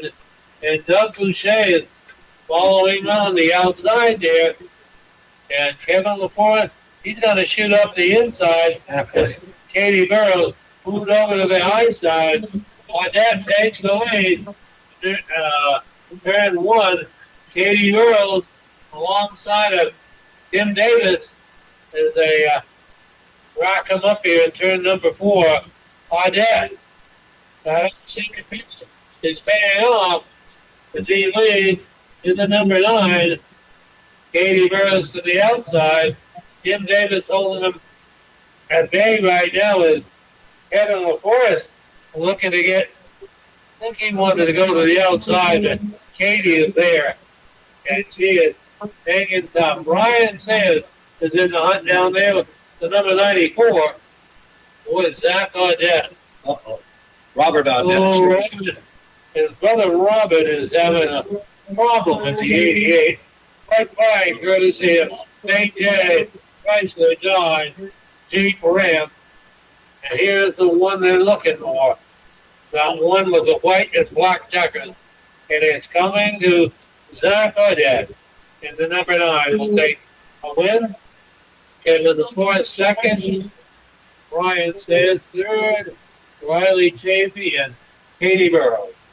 All right. Good there. Thank goodness. Well, we've got her done. That one is done. And what do we got? Late models coming up next. It could be the Ridge Wranglers. Okay. All right. Why don't we discuss that Friday morning? I'm gonna get up. Going back to our Jeep conversation. I'm gonna be up there Friday morning. I want to see April come in, and I want to see her face when you ask that question. Wow, that's a pink one. That is a pink. All right. Wow. This is the late mods. All right, so what are these guys running anyway, Paul? They're a race. They're not a. They're a race chassis. Obviously, a race body. You buy a body and stuff, and the bumpers and all that. They're kind of a kit thing you put together. The drivers, you can see most drivers are over in a little hole on the left side. The rest of the car interior is tinned off, so there's nothing there but a little hole for the driver to sit on the left side of these. Okay. And 8 cylinders. 8 cylinders for sure. With a 4-barrel or? Oh yeah, I'm quite positive these things can generally get a scoot and boot here. All right, getting ready to go. Christian off the middle, 3 wide, down in turns 1 and 2. And Christian, he is going. He wanted for more, but he threads the needle up in turn number 3 and goes to the outside of the 4-4-3 of Jeff Reynolds. Whoa, what a daring move to kill anyone except Ryan Christian. That's his everyday driver there. Yeah. As the number 6 in the rookie driver, Kevin Smith. Oh, to the outside, is Kelly Kelly Miller. Miller, senior. Now, where did he come from? The back of the Miller. John's up the outside and is taking control there for now. Kelly Miller, defending late model champion, leads the show as Ryan Gibson deals with Kevin Smith. Tim Davis is going to clear the action here up in turn 3 and 4. Smith comes right next. Door handle to door handle. They're charging into turn number 1. Boy, they want that third spot. Tim Higgins makes the pass as Kelly Miller leads the race in the 04. Ryan Christian in the number 10.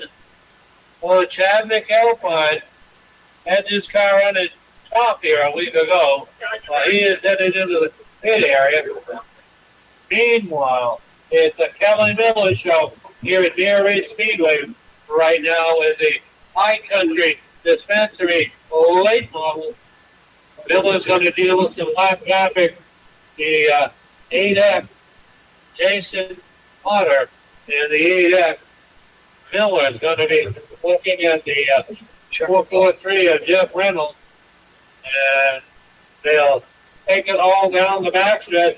Oh, I gotta mention St. J. Chrysler, Dodge, Jeep, Ram. Now the checkered flag, courtesy of Bonhaba Bank and Trust.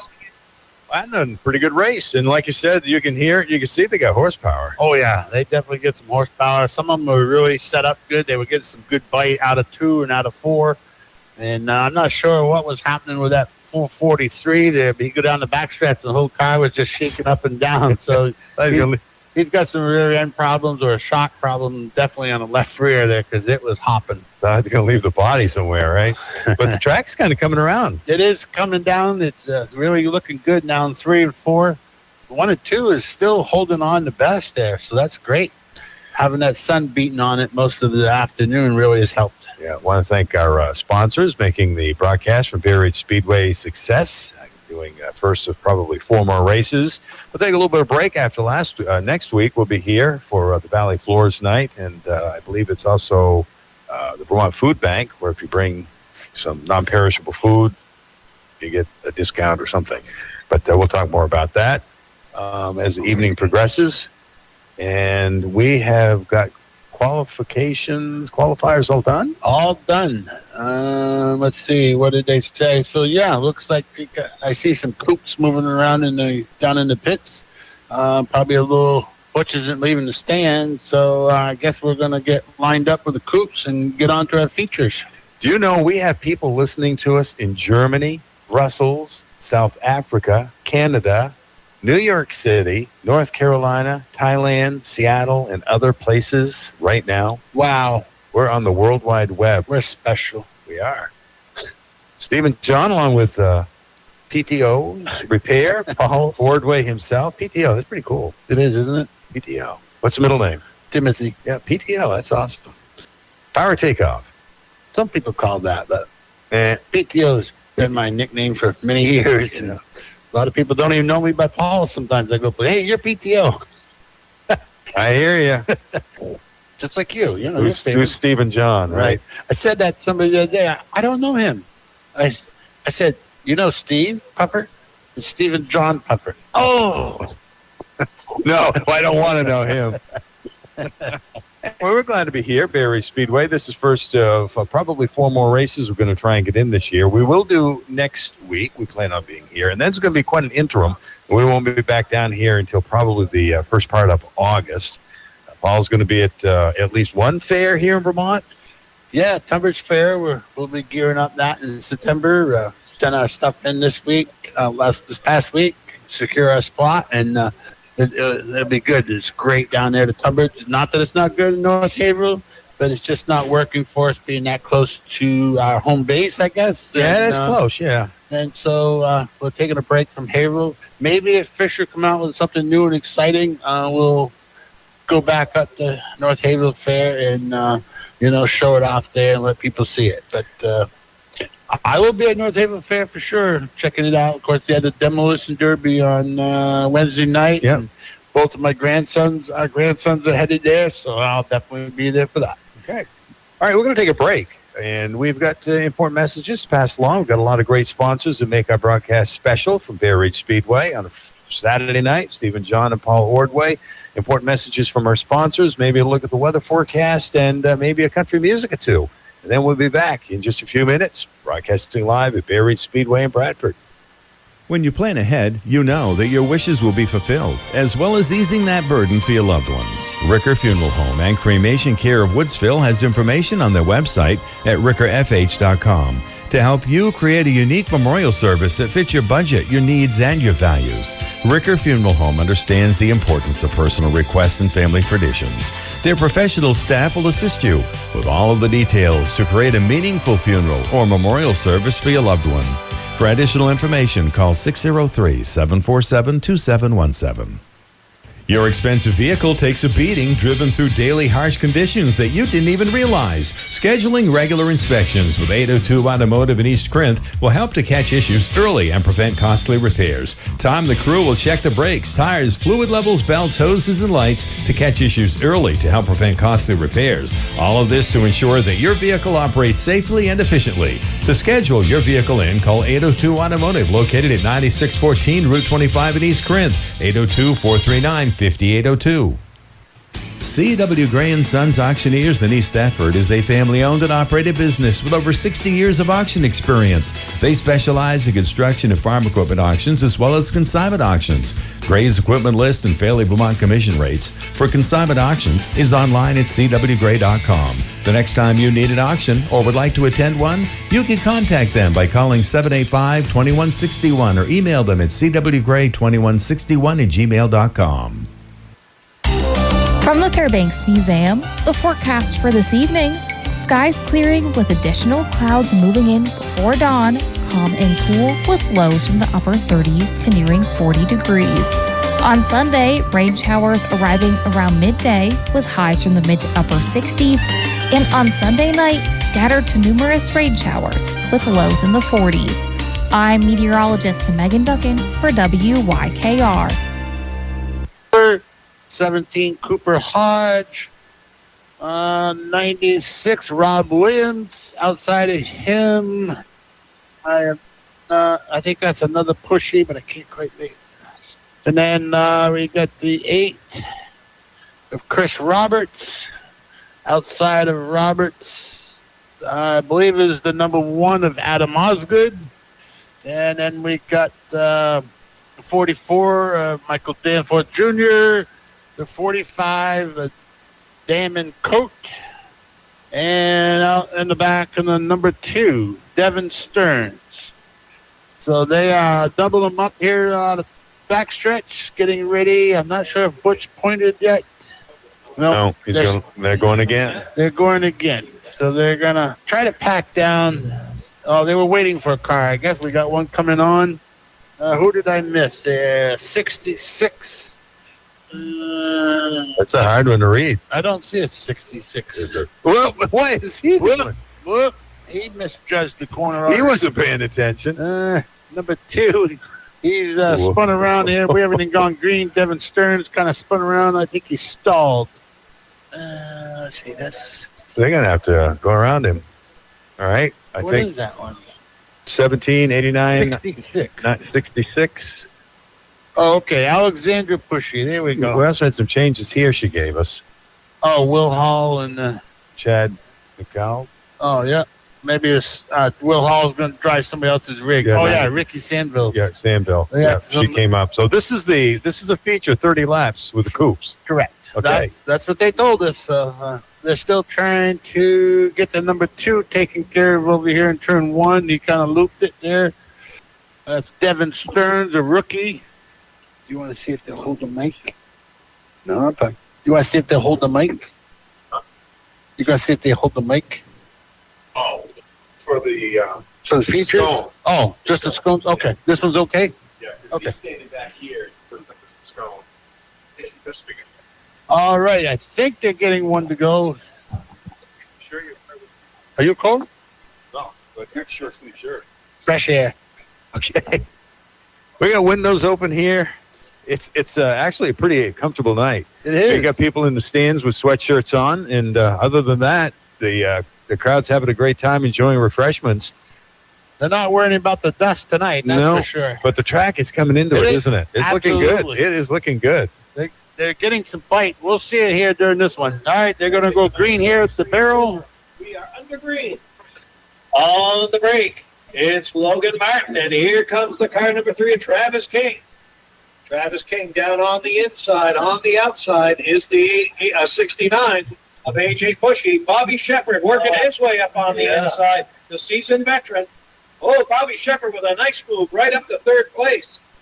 Bobby Shepard, multi-time feature winner here at Bear Ridge Speedway. Down the backstretch they go. It's Logan Martin, followed by the 3 car of Travis King, Bobby Shepard, Lucas Wheeler, the 631 of Todd Buckwell. Hey, it's not there with the one on one. No, they didn't bring it tonight. All right, Logan Martin out in front, followed by the 3 car of Travis King, Bobby Shepard, Lucas Wheeler, Todd Buckwell, AJ Bushy. Then it's Rob Williams in the 96 coupe. Adam Osgood, Chris Roberts. The back of the back, Michael Danforth trying to get his way up towards the front. Oh, a little touch on the rear there from the 93 car Will Hull, telling Cooper Hodge that he is home. He's arrived on the scene. Okay, back to the front of the pack here. Logan Martin with about a 5 or 6 car length lead over Travis King in second place. Travis, a rookie in this division. Bobby Shepard holding down third. Then it's Lucas Wheeler and the 631 up Todd Buckwell. Allie Bushy looking to get around the outside, gets a little loose, but gathers it back up, and Cooper Hodge gets underneath him. The battle back there between Michael Danforth. Oh, Adam Osgood. Osgood gets down, in the 96. The 96 of Rob Williams slowing at the flag stand. Yellow is out on the speedway. Oh, wow. Was the 96 slowing before that happened? The 96 coming to a dead stop right here by the flag stand. All right, your leader is still Rob Williams. Logan Martin. Taking grandson. Oh, Batchelder. 50-50 tickets still on sale out there. Lily's right there in the grandstands. You can go home with a lot more money than you came with here tonight, folks. Oh, the hook is coming out for Rob Williams. Williams, a feature winner here at Bear Ridge Speedway. What a heartbreak for the 96 Here crew. was an honor him. Used to be here. He came with Roger Martin's father. Years, I mean. Oh, gosh, yeah. I went searching all the way down to What do you think happened there?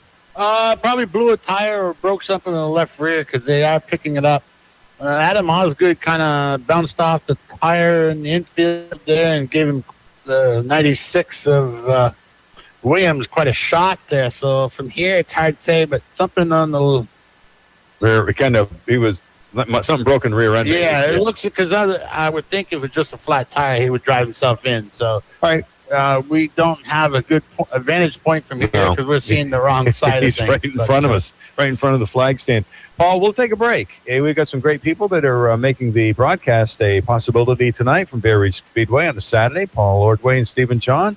And we'll take a break and be right back after these messages. That little problem with your vehicle rarely stays little for long. A small repair today can save you from a major breakdown tomorrow. At B&E Automotive in Woodsville, they help local drivers catch problems early, fix them right, and keep life moving. If your car, truck, or SUV needs attention, now is the time to act. Don't wait until you're stranded or stuck with a bigger bill. Call B&E Automotive at 603-243-0200 and get on the schedule today. When the sun is high and the to-do list grows, it's time to call the folks who know. From mudroom builds to summer repairs, Batchelder shows up and truly cares. Remodels, upgrades, porches too. No job too small, they'll see it through. So make this summer your best one yet with VTCarpenter.com, your safest bet.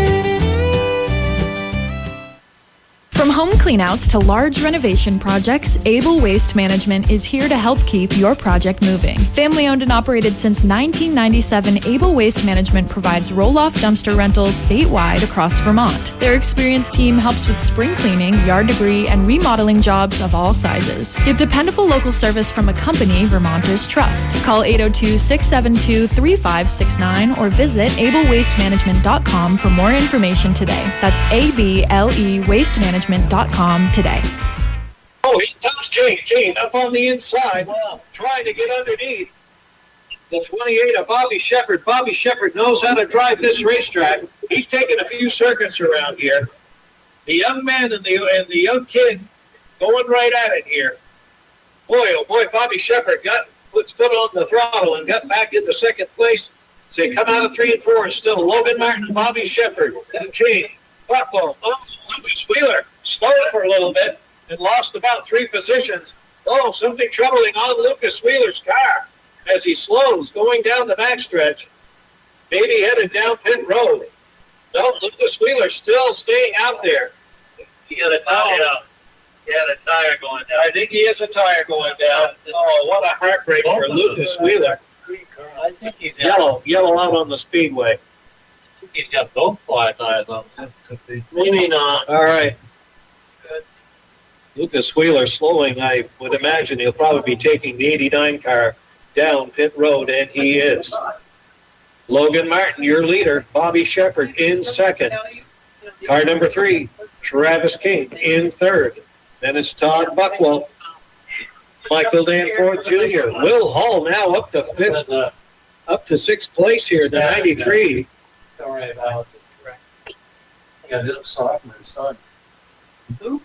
Oh, the guy that owns Longacres lives out in Havel. All right.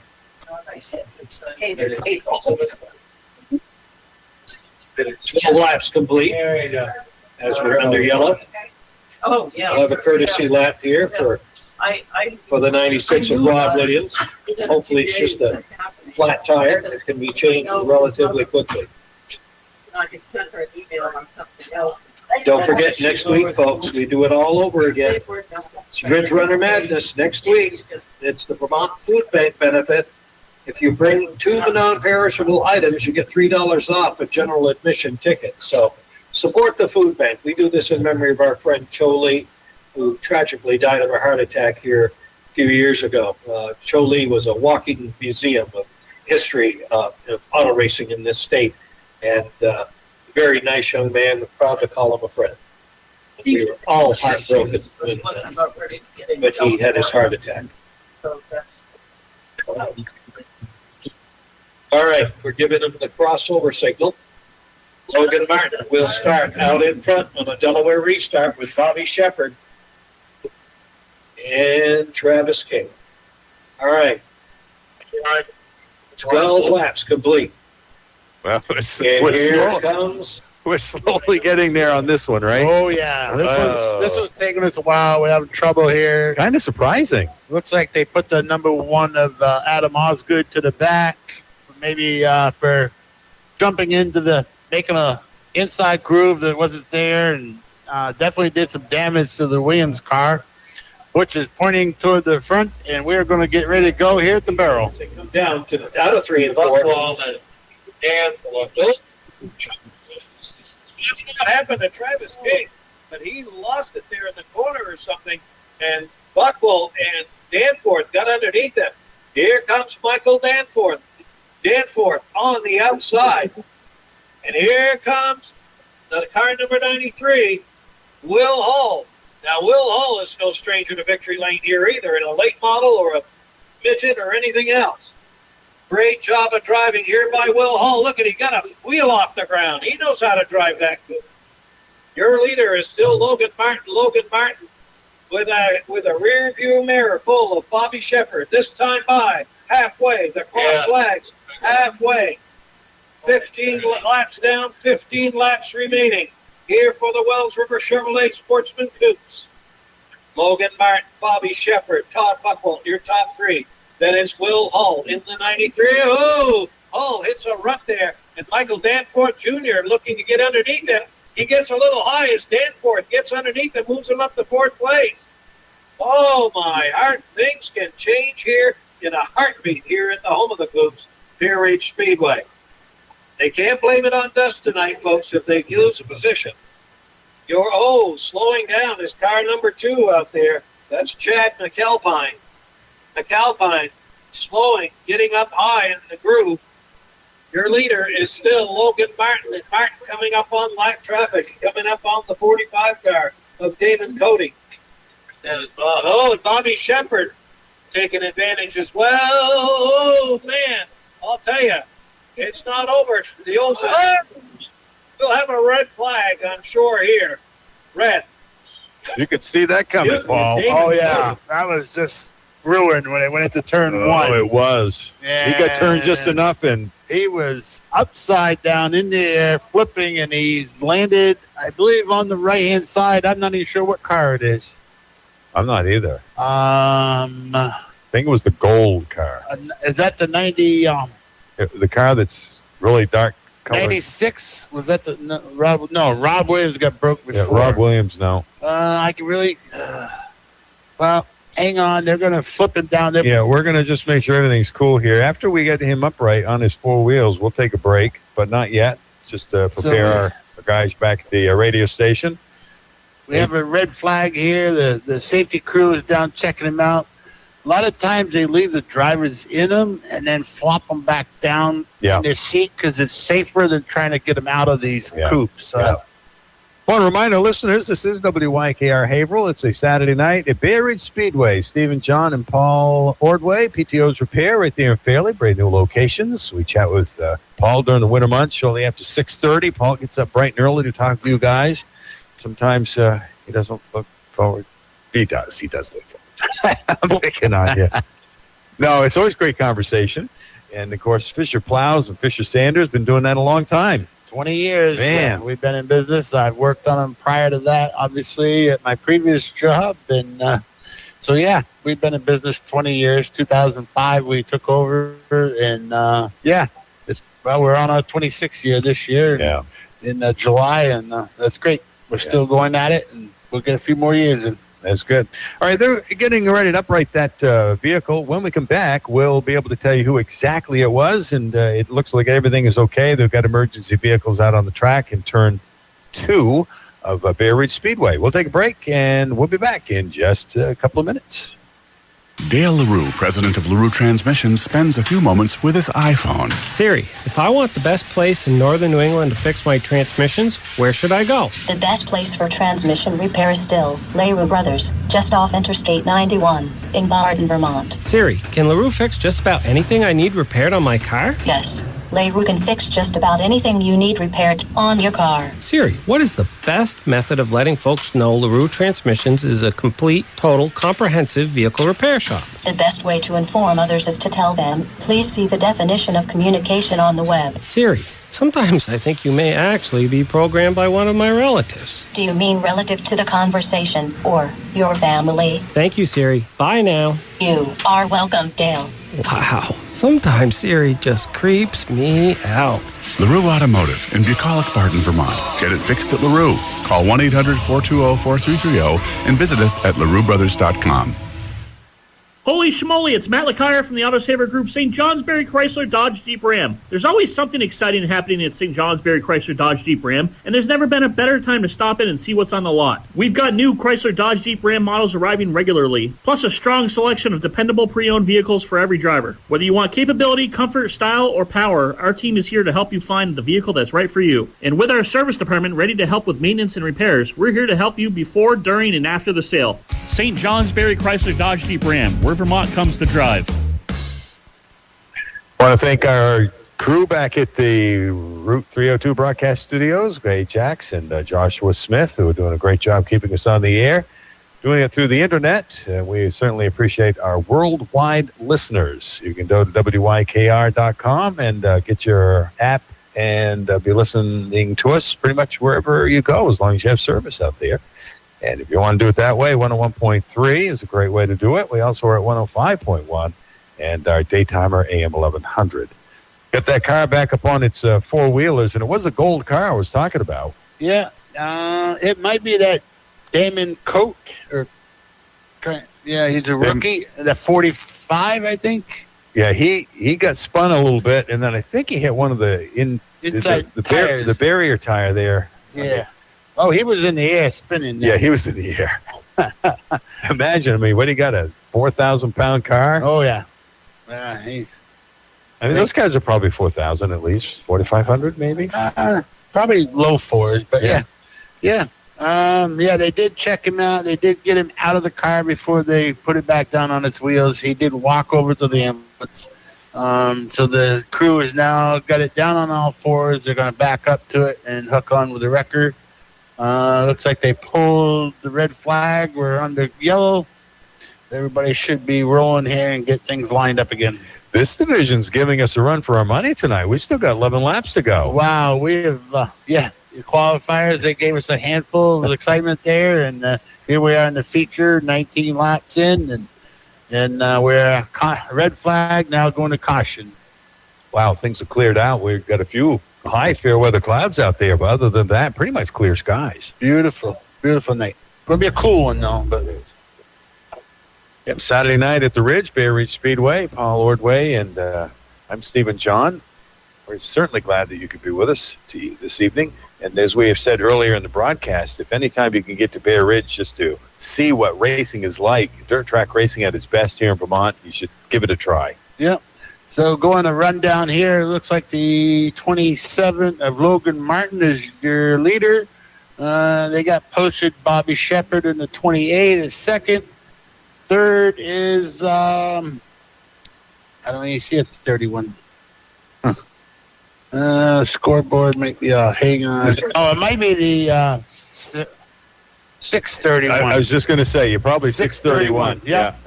Just as you were getting ready to say that, I was going to say, he's going across the backstretch. Yeah, there. I'm trying to go by the scoreboard, and the car is going by us here. So, yeah, the 27 is your leader. 28, Bobby Shepard is second. 631 of Buckwald is third. 44 is Michael Danforth Jr. He's your points leader. And I guess that they said that the 93 is Will Hall running that rig. And then we have number 8 of Chris Roberts. Mm-hmm. Great night for racing at Bear Ridge Speedway. We just had a red flag as we had a spin out, car flipping on its roof, and the driver was taken out and had to go to the ambulance for a quick checkout, but it seems to be okay. Car didn't seem in very bad shape either. No, doesn't look bad from here.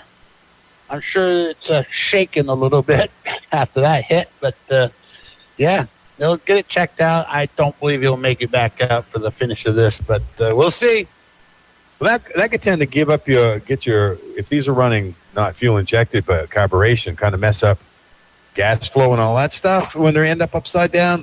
No, yeah. Mostly the oil is the main thing. Okay. The oil is all dumped to the top, and all right, you got to let it settle back down and get the oil back into the bottom of the engine. Yeah. I doubt he'll make it back, but it's good to see he got out and walked to the ambulance, and I'm not sure. We should be ready to go back. Maybe one more lap here. Hats off to the safety crew and also the wreckers and all the safety personnel that get out there and they take care of it quick. Absolutely. They really do. Man, they do a great job. They make sure it's safe to remove the driver from the vehicle or what is best. And I've seen them sometimes that they leave the driver in and roll it back on its wheels is safer. But they opted on that one that he get out first. So. Every situation's different. Absolutely. What kind of air pressure are they running these tires? I don't know Okay. anymore. All right. I've been at it long enough. I just love the questions I ask you. Okay. You're supposed to know everything I ask you, I'll work Bob. on the answers. You know what might be helpful? Is binoculars. Even though they're not that far away. Well, it's hard to see some numbers. And, it is. A couple of these here, like 93, I can't read the roof or the door. I have some nice ones in the Jeep. So Jeep Wrangler. Oh, that's a new class at Bear Ridge next year. I heard about that. It's only talk, ladies and gentlemen.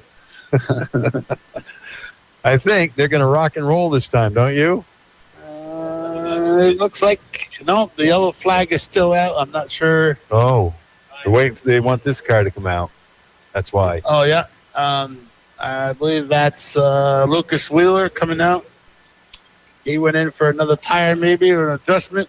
So, yeah, they give him 2 or 3 laps for somebody who's gone into the pits. And there used to be 2. Sometimes it's 3. But they're getting them lined up now, doubling them up. And Lucas is joining the back of the field. Yeah, this division's giving us a run for the money in the feature. Wow, you're getting the money's worth here, folks. Yeah. On this one, for sure. Yeah, they'll go this time, maybe. They'll go to our track announcer. Yellow lights go out. G-Star to CV Elms looks the field over as they come out of 3 and 4, and we are under green. Logan Martin still out in front. Buchwald looks to the outside of Shepard. Oh, Will Hall loses it a little bit as Michael Danforth works his way up towards the front. And the car number 8 of Chris Roberts. Roberts coming off the asphalt to drive on the down. Alexis Bushy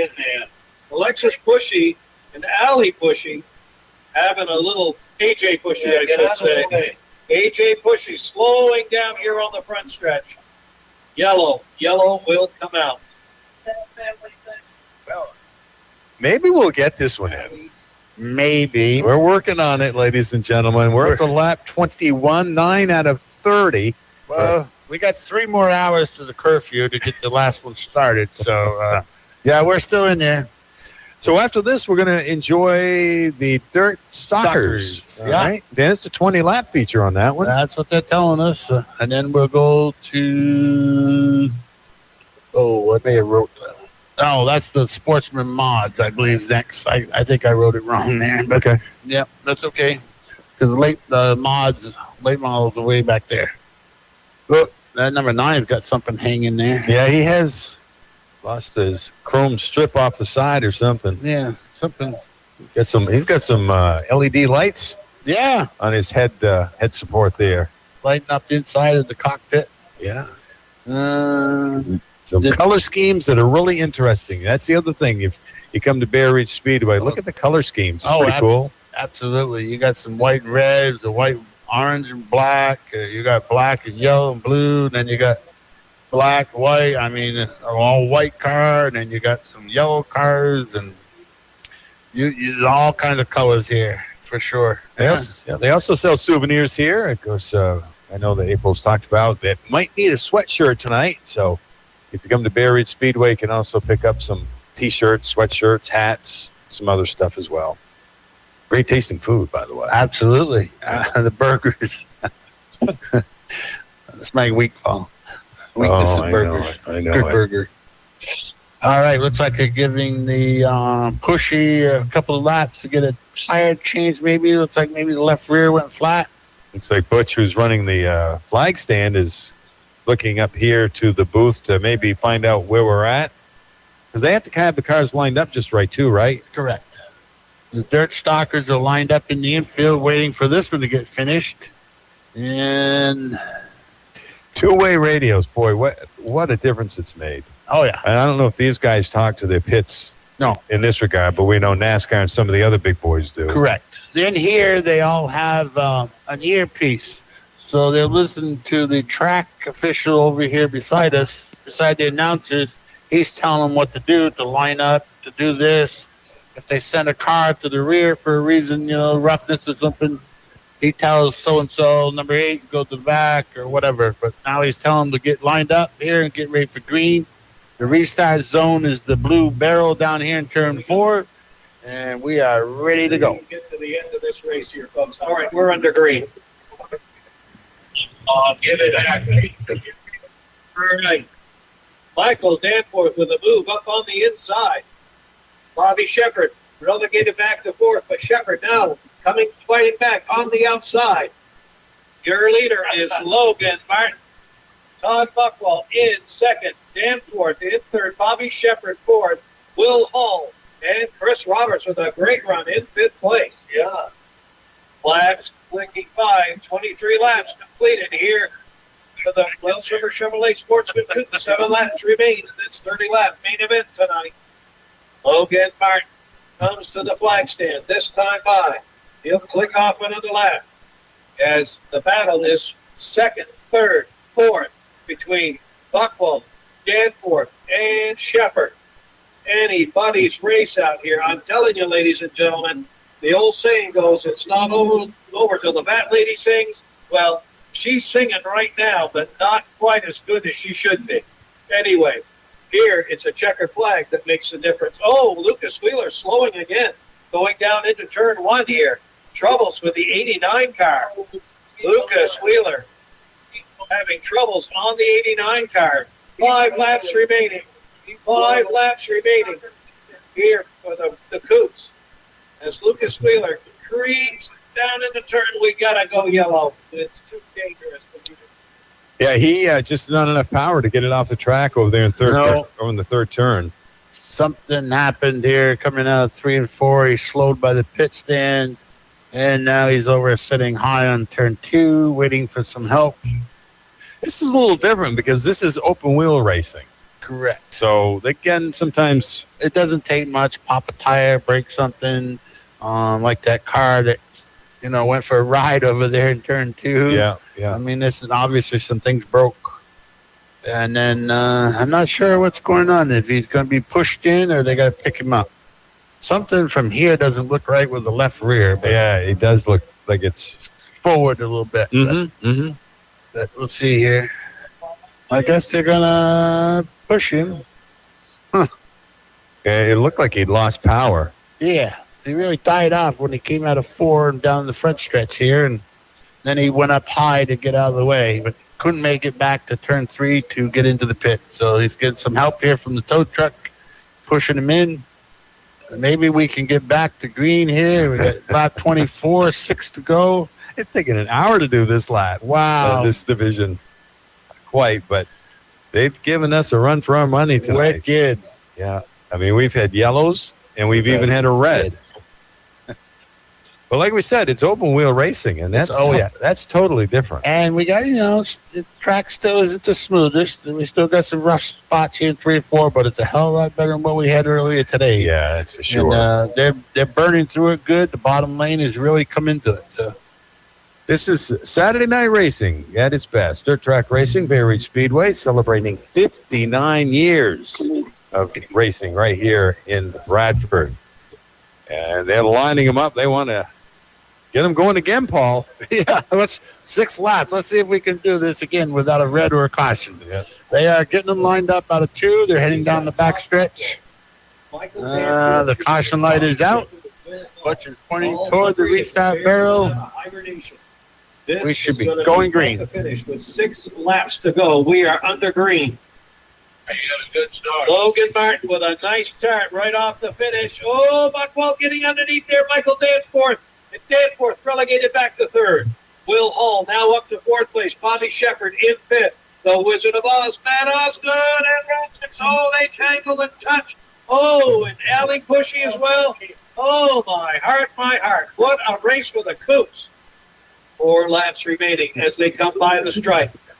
Logan Martin out in front. Todd Buckwell in 2nd. Michael Danforth in 3rd. Will Hall. And then Bobby Shepard. Your top 5. 2 laps to go. This time by. Oh, the battle for 2nd. You got Danforth now on the inside. And oh, my heart, watch it. Oh, ladies and gentlemen, it's coming down to crunch time. White flag will fly. This time sponsored by St. Johnsbury Chrysler, Dodge, Jeep, and Ram. Oh, it's not over, ladies and gentlemen. Logan Martin is hanging on. Oh, my heart, I can't talk. It's getting so close here. And your winner, Logan Michael Danforth in 2nd. Oh, what a race, ladies and gentlemen. What a race for the kid. I am telling you, he held off the champ. He held off a multi-time feature winner. And I am telling you, that young man deserves it. When he gets to victory lane, ladies and gentlemen, you make sure you give him a standing ovation because this kid drove his heart out tonight. That's pretty good. Finally, get that last 5 or 6 laps in was pretty exciting. It was. Things got thinned out a little bit there, and we had a good finish. Sounds like maybe a first-timer. And 27 of Logan Martin, and he's got a good victory, and his crew should be very happy. Here they come. And Well, I guess he wants to take a checkered around, which I don't blame him. Probably first win here in the Coops, and he wants to go express it out there and have a good show and get some pictures with the checkered flag. Applause tonight. Kid coming up from a lower division to race up here in the Coops to win a feature with the likes of Michael Danforth and Todd Buckwell, Bobby Shepard, and Will Hall on your tailpipe is praiseworthy, believe me. He is taking his time. Now listen, when he comes down here in 3 and 4, I want you people to clap. Come on, give him a round of applause when he comes through here, ladies and gentlemen. He deserves it. Come on. Let him hear it. Come on. That's the way to do it. Bear Ridge fans are the best fans in racing as far as I'm concerned. All right, we're going to go down to Victory Lane. We're going to turn it over to our Victory Lane announcer, none other than the fabulous, the famous Justin T. Bolio. Take it away, Mr. B. Bolio. That's his mother. There, we're down here trackside in North April Fair, Victory Lane on our Innovation Trust night. What a night we got ahead of us for the Lux. That was a lot of excitement. Great first race. There were a lot of fight in this racetrack. Hi, how are you? A lot of good two-way racing. Hi. We need to thank Wells River Chevrolet once again for sponsoring the sportsman. You did really great. We did awesome. Railroad Street, Wells River, Vermont, the Auto Saver Group. He moved up from a lower class, 4 cylinders a little bit. Yeah. There, we'll have a word with Todd Buckwell, guy number 631. Looked like a lot of fun out there. It's a little rough, but there's a lot of fight. Kind of got shot out one of the ruts there at the end, and then you tried the top with Michael. He ended up there, but I knew I was going to be able to go around a lot of both, so I ended up gearing him on the bottom, so got the top. Stay there, but we Coming off forward a little rough, but first place, congratulations to him, and hopefully the track settles down a little bit for the mod. Good luck to you. Thanks for hard work for sponsoring tonight's race. Watch Todd Buckwell again, the 631 Sportsman Modified coming up later in the event. Michael Danforth there, defending champion. Good solid run for you. Come all the way from the back of the back. You got it right there. You'll be happy in a second. Yeah, I'm real happy coming all the way from the back. And the track was rough, but made it work. And we congratulate awesome Durkee for graduating high school this year. He graduated high school. Matthew Durkee in the Ridge Runners. E.T. Daniel Struction, Group 5 Auto, ASP Motorsports. Early. Well, their graduation is Danforth Property next Saturday, Management. so he won't be here, but yesterday was his last day of school. Oh, boy. Where'd he go to school? Great run, consistency is what counts, and come back up to second. That's a good run. What you gonna do now? He's doing an apprentice for a mechanic. Yeah. It might be well, I was thinking now, definitely. Yeah, Logan Martin, sophomore season, moving up from the Ridge Runner Hornets. Last week you were second. I watched you in the qualifier, and that car looked about all but perfect. I said, you're going to have a real good chance to feature. Started out, running about 10, 15 laps out of caution. You had a pretty good lead. We had an 8 journey with all those cautions. Yeah, about halfway, this thing started to get plowed tight on me. I looked at the scoreboard, saw Michael and Todd right there, and I thought my chance was going right there. But man, after last week, I didn't think I'd be standing up here again, especially in the wind. So, you know, we do this ourselves. We ain't got big sponsors. Actually, we ain't got no sponsors. So it feels great to come out here and win. I got to thank my parents, my girlfriend, my brother, friends, Ryan Christian, Girl Maximum. They went a big help for me too. So, yeah. Zach? The corn is up. Oh, yes, it is. That's right. I've noticed that. I biked by this morning, so I saw it. Yes. Make sure you guys, as we do come to Bear Ridge, turn 1's the meet and greet area. These 3 cars and drivers will be in turn 1. go down, congratulate Logan, see the cars and drivers up close and personal. Next feature up is going to be your La Valley Building Supply Dirt Stalker feature.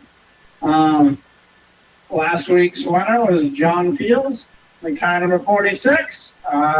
He's back in the back of the pack, hoping to make it 2 in a row. But he's got some other heavy hitters out there he's got to contend with. I'll send it back up topside to the tower, heading over to Con for the commentary on the Dirt Stalker feature. Thank you. As Justin doing a great job. He's down there trackside for the 3 top finishers here in the coupe division, which we finally got in the books. Wow. How many yellow flags? They had a red flag. 4 yellows, I believe, and 1 red. Yeah. But So that is over.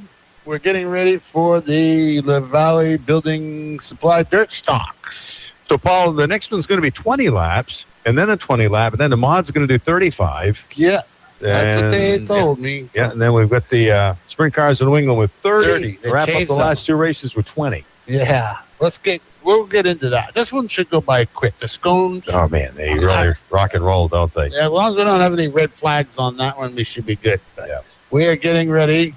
The top 3 coupes are heading over to turn 1, so you can go over and meet and greet and see the drivers, and they could, thank them for a great race. What a finish they had there, and we had a new winner in the 27, and that was great for Logan Martin for his first win.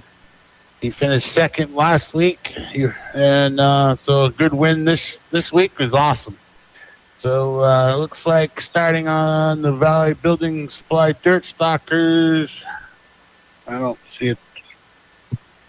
25, Timothy Blake. They're lined up and ready to rock and roll over there. They're all on the back Man. stretch now, moving through 3 and 4. And Tyler Fellows outside and number 7. Inside is 22. That is 22. Oh, I know him too. Yeah, I'm drawing a blank. And Mike Mann, sorry. Mike, sorry.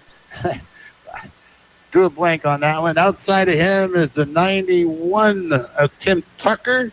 Next, I don't know. Can't make that one out. Well, when we say rock and roll, that's dirt track racing right there. Baby. They're going to rock and roll. And then, let's see, in the 3rd row, I can't make out the inside car. The other one is the 44. 44 is Keith Manure. And let's see, 18 is on the inside. And this is a 20-lap feature. Looks like they're going to give them another lap here, pack things down, get them lined up. 4, 6, 8, 10, 11 cars. They're going. Navigator. Oh, they're going to go green this time. He knew the way around Bear Ridge, and they won that race handedly. All right, we are going dirt stalker racing here at the Ridge, and we're going to go into turn 1, side by side, a little paint exchange there, and then it's Tim Fellows. Other fellows will take the lead. Tim Tucker was looking at the backside of the 25 Tim Blake. Keith Manser pouring it on the outside. Manser up in turn 2. He is looking at turn 3 high and wide as he motor into turn number 3 out of turn 4. Comes Tyler Fellows, who comes in fight to play in the 18. Take his way through traffic along with 3 wide. Man, 3 wide again down the back two. Tim Tucker escaped, and Tim Blake was right in the middle of it, and Keith Manser to the high side, outside of the sandwich. And right now we'll have Tyler Fellows going in his way right now in the number 7. And you got Keith Manser working his way up on the outside of Tim Blake. John Fields looks to the high side with a 46. Fields, a little touch and run out there. Fields go fly up into the marbles there. He will slow down. He will come back and race to the back on George. Right now, though, Tyler Fellows, if you're in the Bradford zip code, or Fellows at least in the Barry zip code. John Fields. Fields in trouble with the 46 car. They Looks like yellow is out again, Paul. We are yellow. Yellow is out here, lap 6 for La Valley Building Supply Dirt Stocks. John Fellows having trouble. No, that's not it. John Fields, sorry. John Fields having trouble. He's under his own power now, heading to pits. So I'd say probably a flat tire. John is he was able to get it off the track. Off the track. Yeah. He's your points leader. He finished second last week in the feature. So I would say probably a tire change, and he should be able to get back out here. The track being rough over in 3 and 4 and 1 and 2 a little bit is playing hectic here on the sidewalls of the tires. I think that's what's happening to a lot of them. They're not sliding, they're catching and taking the beat down on the tire. They'll leave the track alone for the rest of the night? I would think so. Yeah. Here comes John Fields now back out, so quick tire change. Maybe. Got rid of his hood?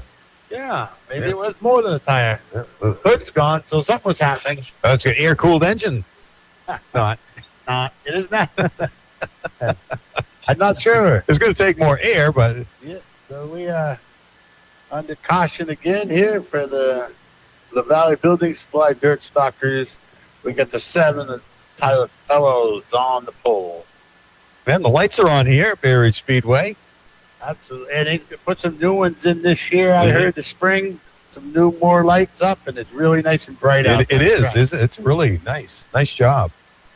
And of course, anytime you run a business, all that stuff comes at an expense. Oh, yes. But each and every year, they do more and more.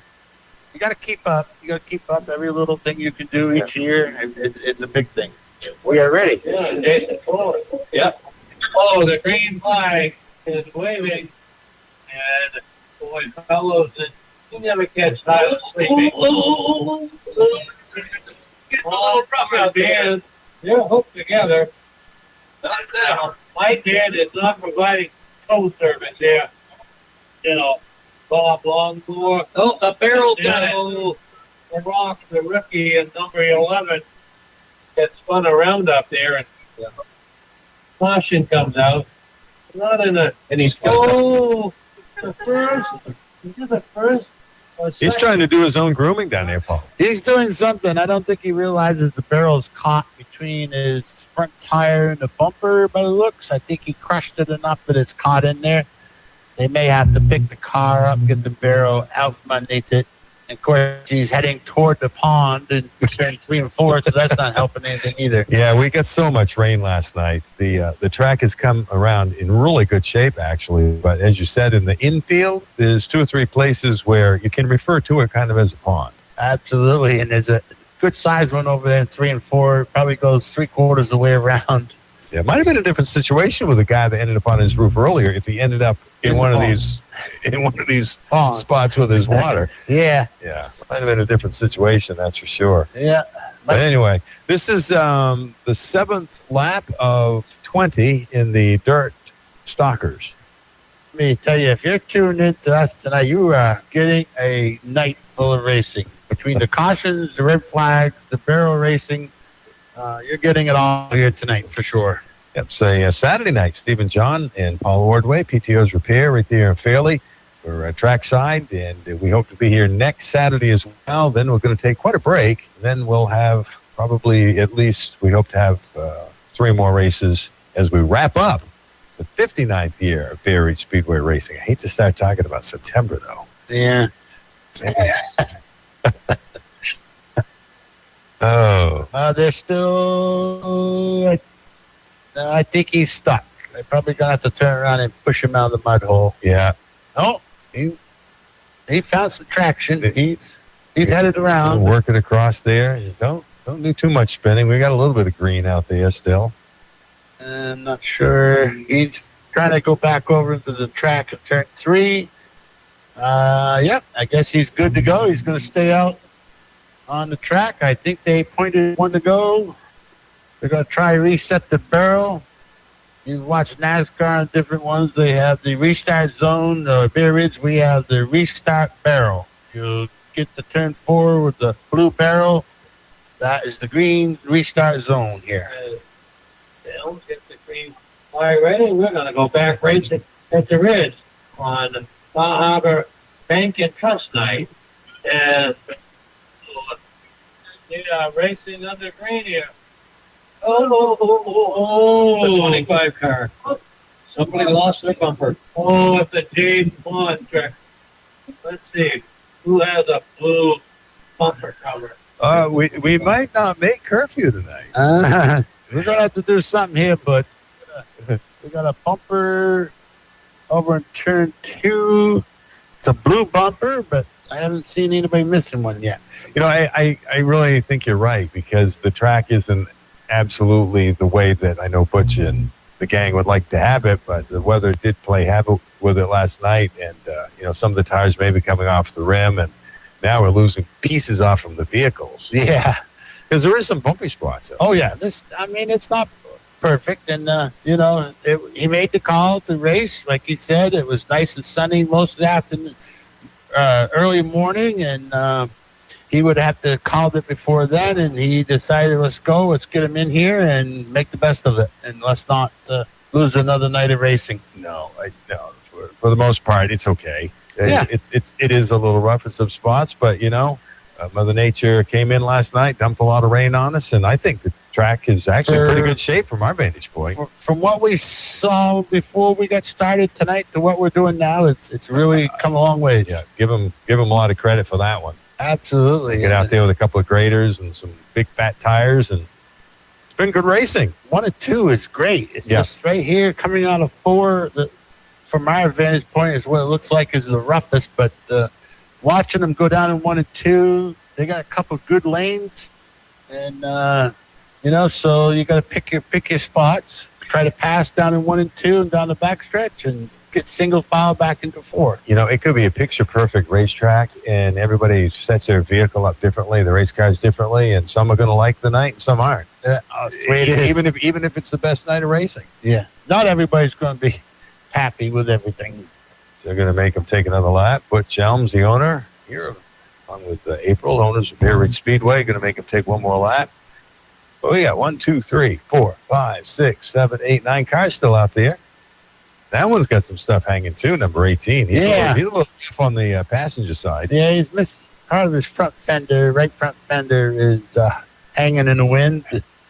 Hopefully it stays on and we don't get a caution for that. Yeah. We'll look to maybe go green again this time.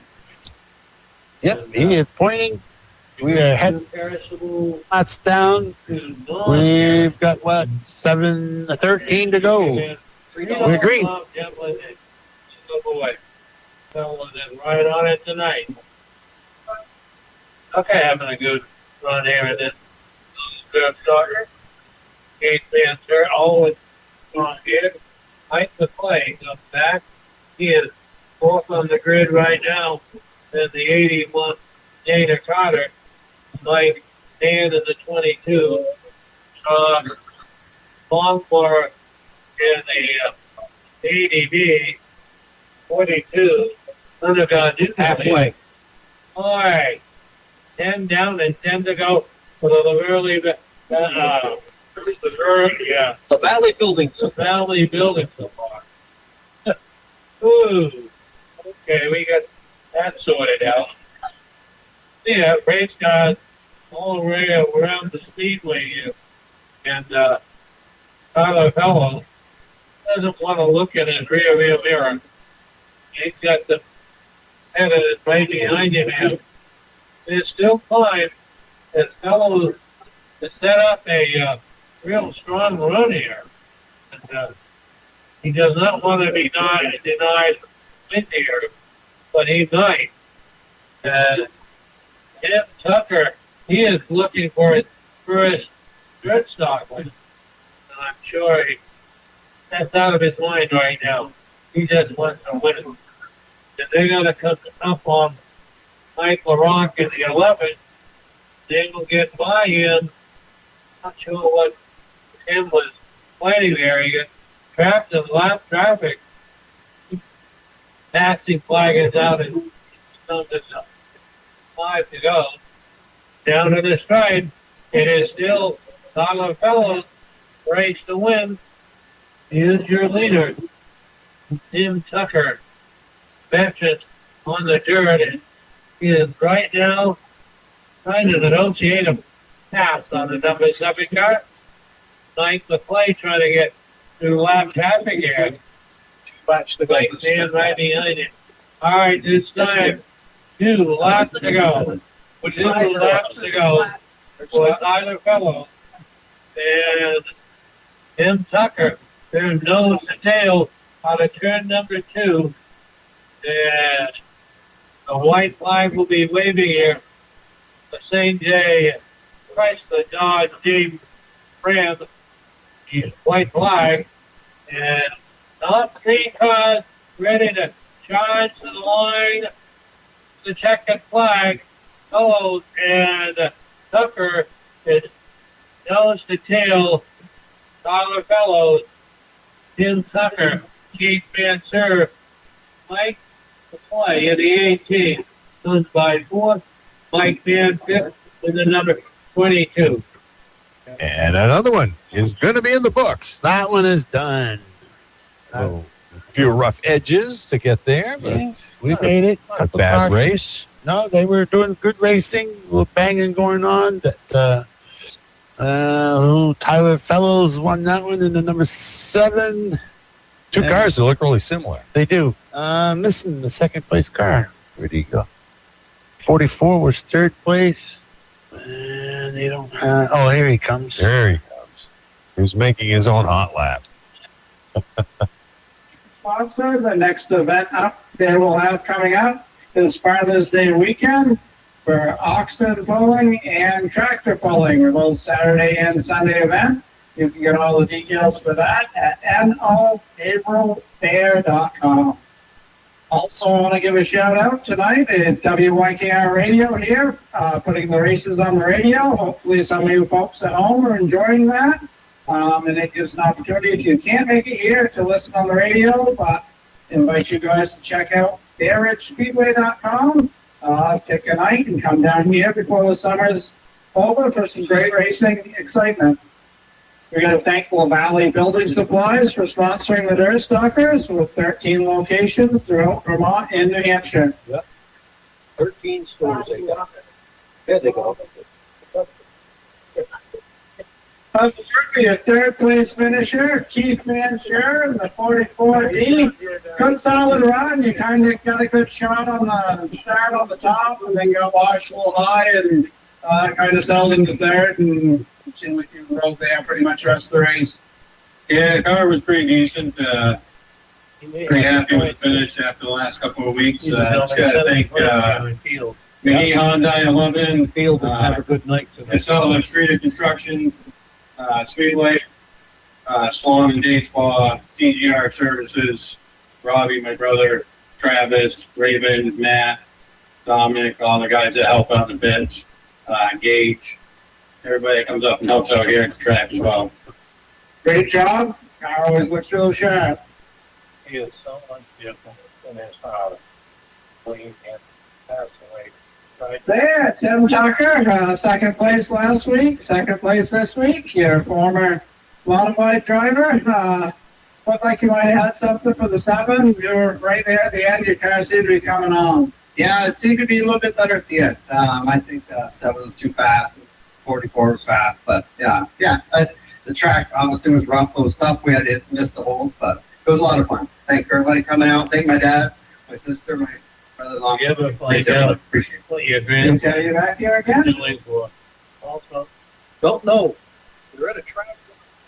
We're having the final announcements of the first, second, and third place winners here in this division.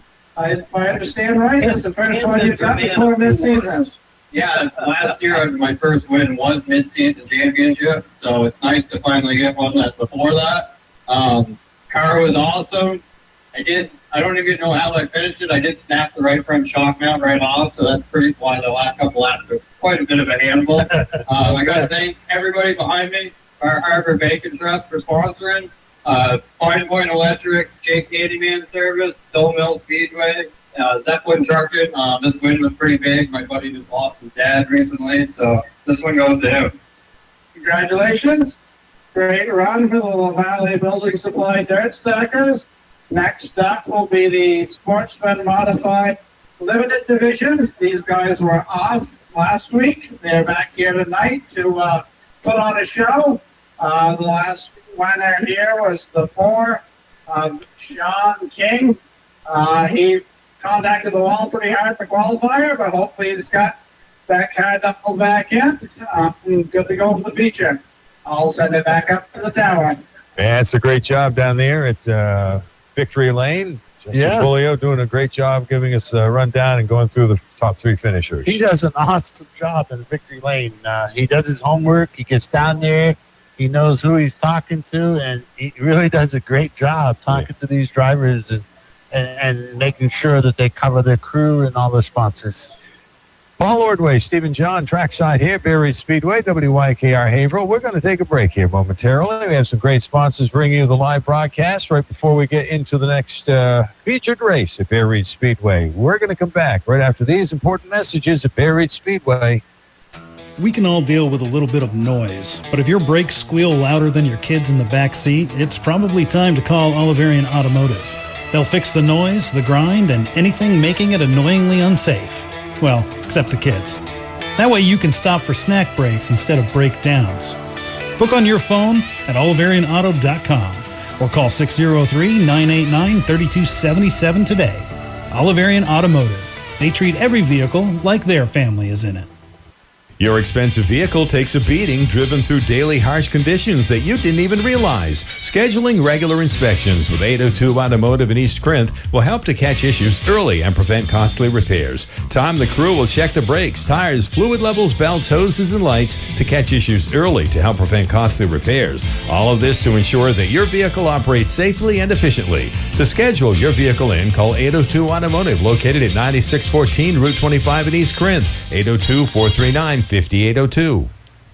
All right. It's a great night to be racing. We took a quick break there. We can't say enough about our great sponsors and also the sponsors here at Bay Ridge Speedway. We're getting set for the next division. And, Paul, which is that? Well, this is our third feature tonight. It's Dad's 4x Tool and Supply Sportsman Mod Limited. And so this is 2-barrel untold, 2-barrel carburetor. Can't be newer than a 2020 chassis is what they explained to me down in the pits earlier. I asked the questions. I believe we have 2 females in this. Oh, nice. So number 15, I remember that, right? And I think the number 2, Jordan Robinson. They were talking earlier, but I'm not sure. So all right. We'll see. Where are we here? Some of these numbers are hard to read from here. 73, Michael Kinney on the front, and then the 2 of Jordan Robinson outside, and then we have the 15 of Kaylin Pearson, and then outside of her, not sure. Then we got the 4 Sean King, Brian King, and we are ready to go. 73. And he's gonna pull the trigger quick here. Into turn 1 he goes. Then the number 15. Oh, he totally made it to the outside. But Kane slowed down. I think he broke and something. right now, all the way to the wall, bounced off the wall. And that is yellow. Jordan Robinson got one of the wall, 2 up against the main straightaway wall here. And Jordan comes by way of the I have a prediction. Yeah. What is that? 3 cautions. Every division's going to have a yellow flag tonight. At least one. At least one. And that's okay. This is dirt track racing at its best, Berry Speedway. Boy, that car. Well, is the number 70 that's limping over there? I think he lost something in turn 2. Yeah, you look between those 2 tires over there. He went in the air there, and then he really came to a halt over here, so something broke. I don't know. I didn't catch it. Is that 73? The numbers are really hard to see from here. Yeah. And then the 2, Jordan Robinson, went up against the wall over here in front of us by the flag stand, and I'm not sure what's going on there. They put a lot of cement around here now, haven't they? Yeah. And like you said, in turn 1 and 2 years ago, the cars would go down over the bank, and then it was a few minutes to get the car back up here. So And then when it disappeared, you didn't know what was going on. some of them ended up in the old pits, and then we had to go retrieve them from there. But now they got the Jersey barriers all the way around 1 and 2, like we talked about earlier, coming out of 3 all the way around to 4, the Jersey barriers. So the pits are protected a little more because we did last year. There was a few cars that hit the pit wall down in there, and during the fun day there in the fall, a couple girls hit the wall in front of the pit stands. One hurt her leg. We helped cut her out of it, got her out of the car, and she was fine. So you mentioned pits used to be over in that direction? Yeah. Yep. Oh, really? Yeah. See the scoreboard and the 2 walls over there? The actual pit road was right in there somewhere. So you're talking turn 2. Turn 2, but the whole 1 and 2 down over the bank a little was kind of flattened out, and that was the pits originally years ago. I guess so, because it's got some big trees down in there now. Oh, yeah. Yeah. That's been a while. And this is for people that know Bay Ridge Speedway. 59 years, so there's a lot of history. Oh, yeah. A lot of moving. They swapped stuff around, and put the new wall, the cement wall in here many years ago. I've even retrieved the pit stand a few times. One night, Gene Pearson Jr. wiped out the pit stand down there with the flag stand, I should say. And I had to take Benjamin's flatbed and retrieve the flag stand back up on the wall. Oh, man. So I've done that a couple times. All right, you've seen some action here. Yeah. Bay Ridge Speedway. It's Bay Ridge. Racing. On the turn number 4, they come out at 33. Lucas Phelps grabs the lead. Sean King sneaks up to the number 4. And Brian King will come back on the inside. He'll take his spot back.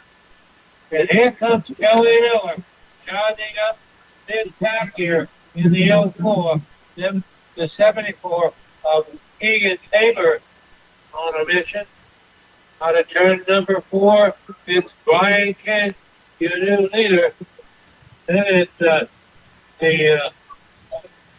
33, Lucas Fultz, then Kelly Miller, and the 04, Sean King, drifting back. The 74 is right there with him. Keegan Tabor. So they get underneath Fultz. Lucas Fultz slowing down because he can't come up to speed in turn number 3.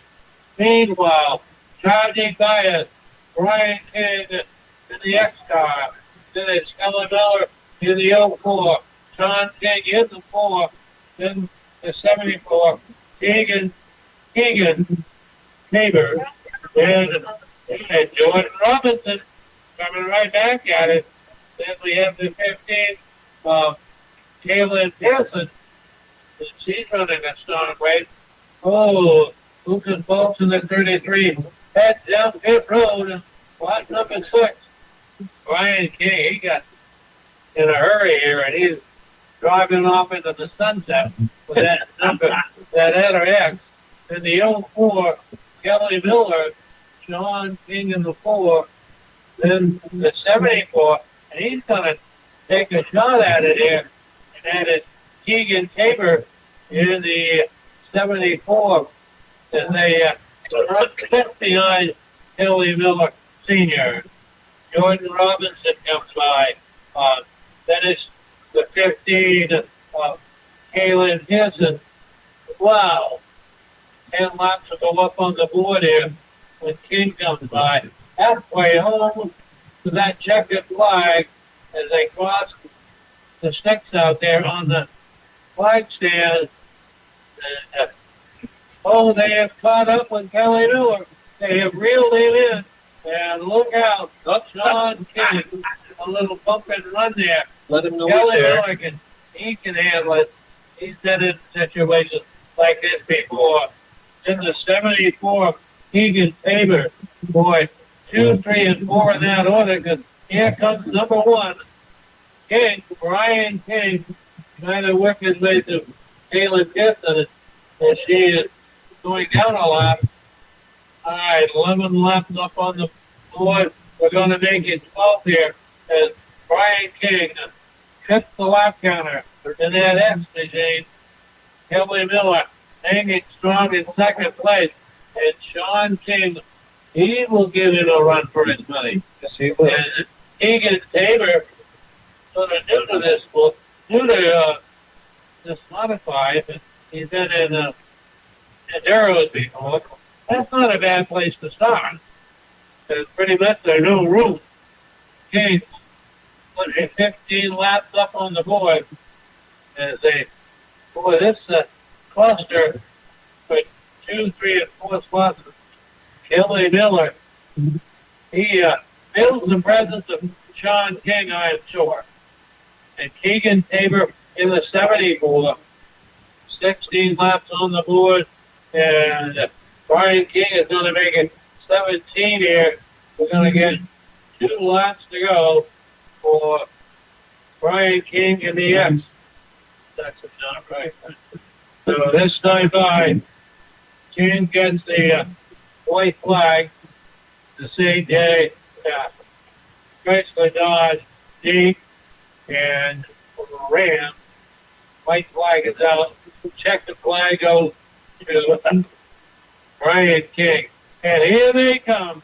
They're going to settle it at the line. Kelly Miller, Sean King, and Keegan Tabor.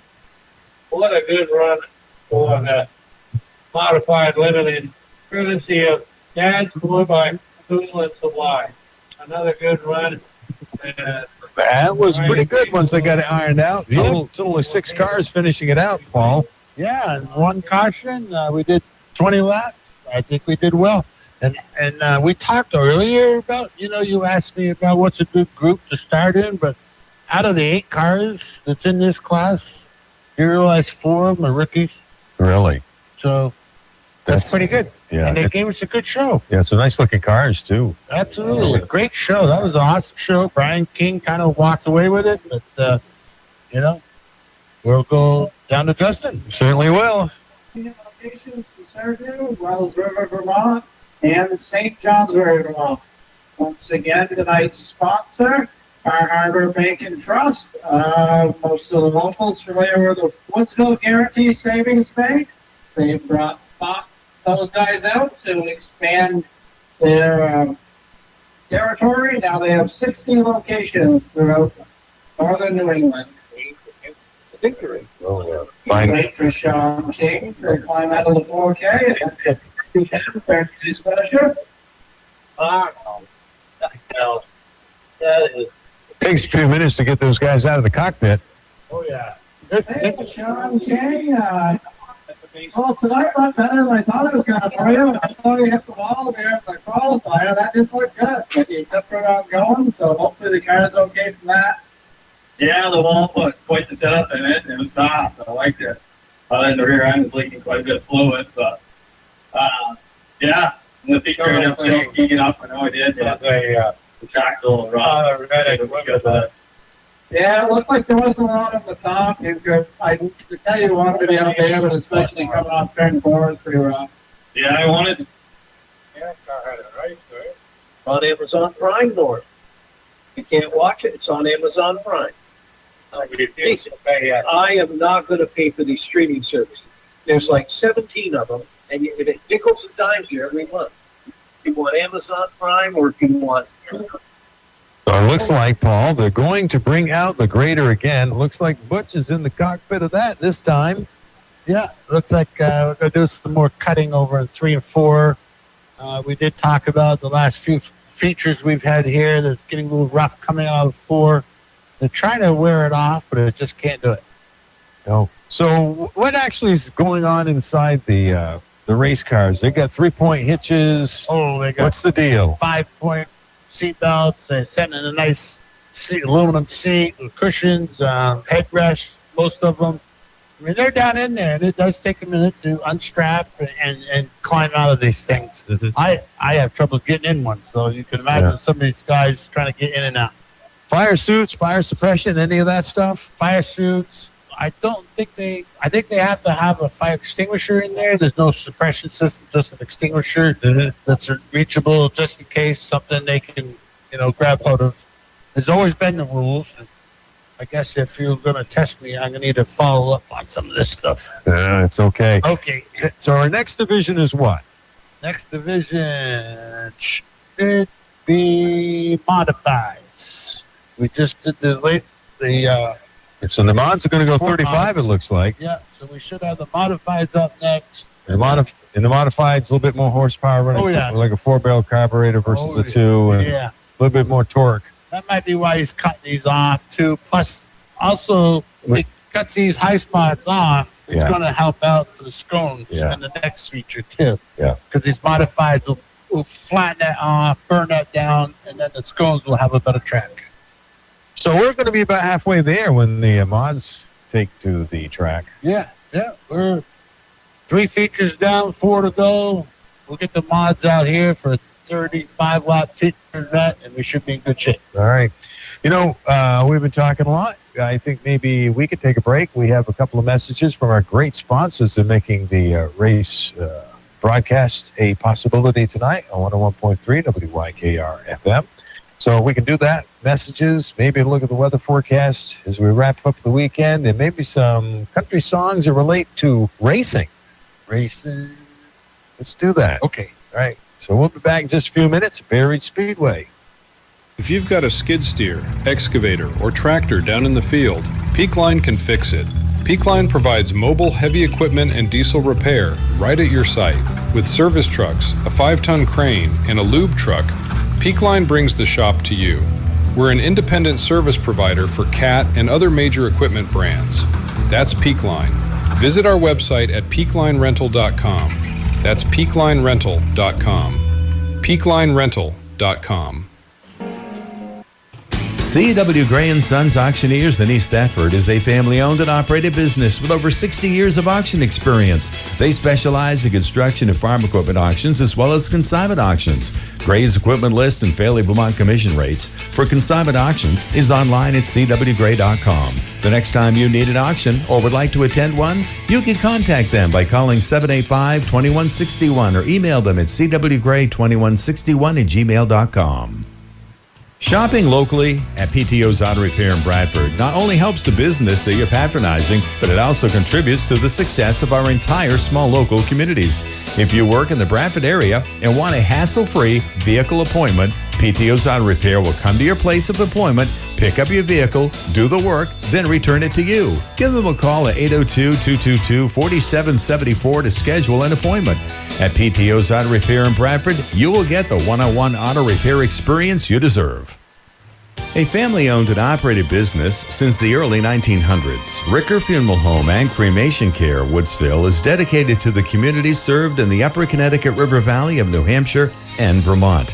The staff is caring and experienced professionals who understand the importance of personal requests and family traditions. Ricker Funeral Home will assist you and your family with the dignity and respect your loved one deserves. For additional information, visit their website at rickerfh.com or call 603-747-2717.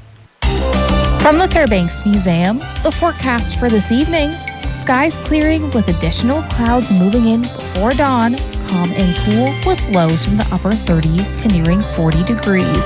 On Sunday, rain showers arriving around midday with highs from the mid to upper 60s.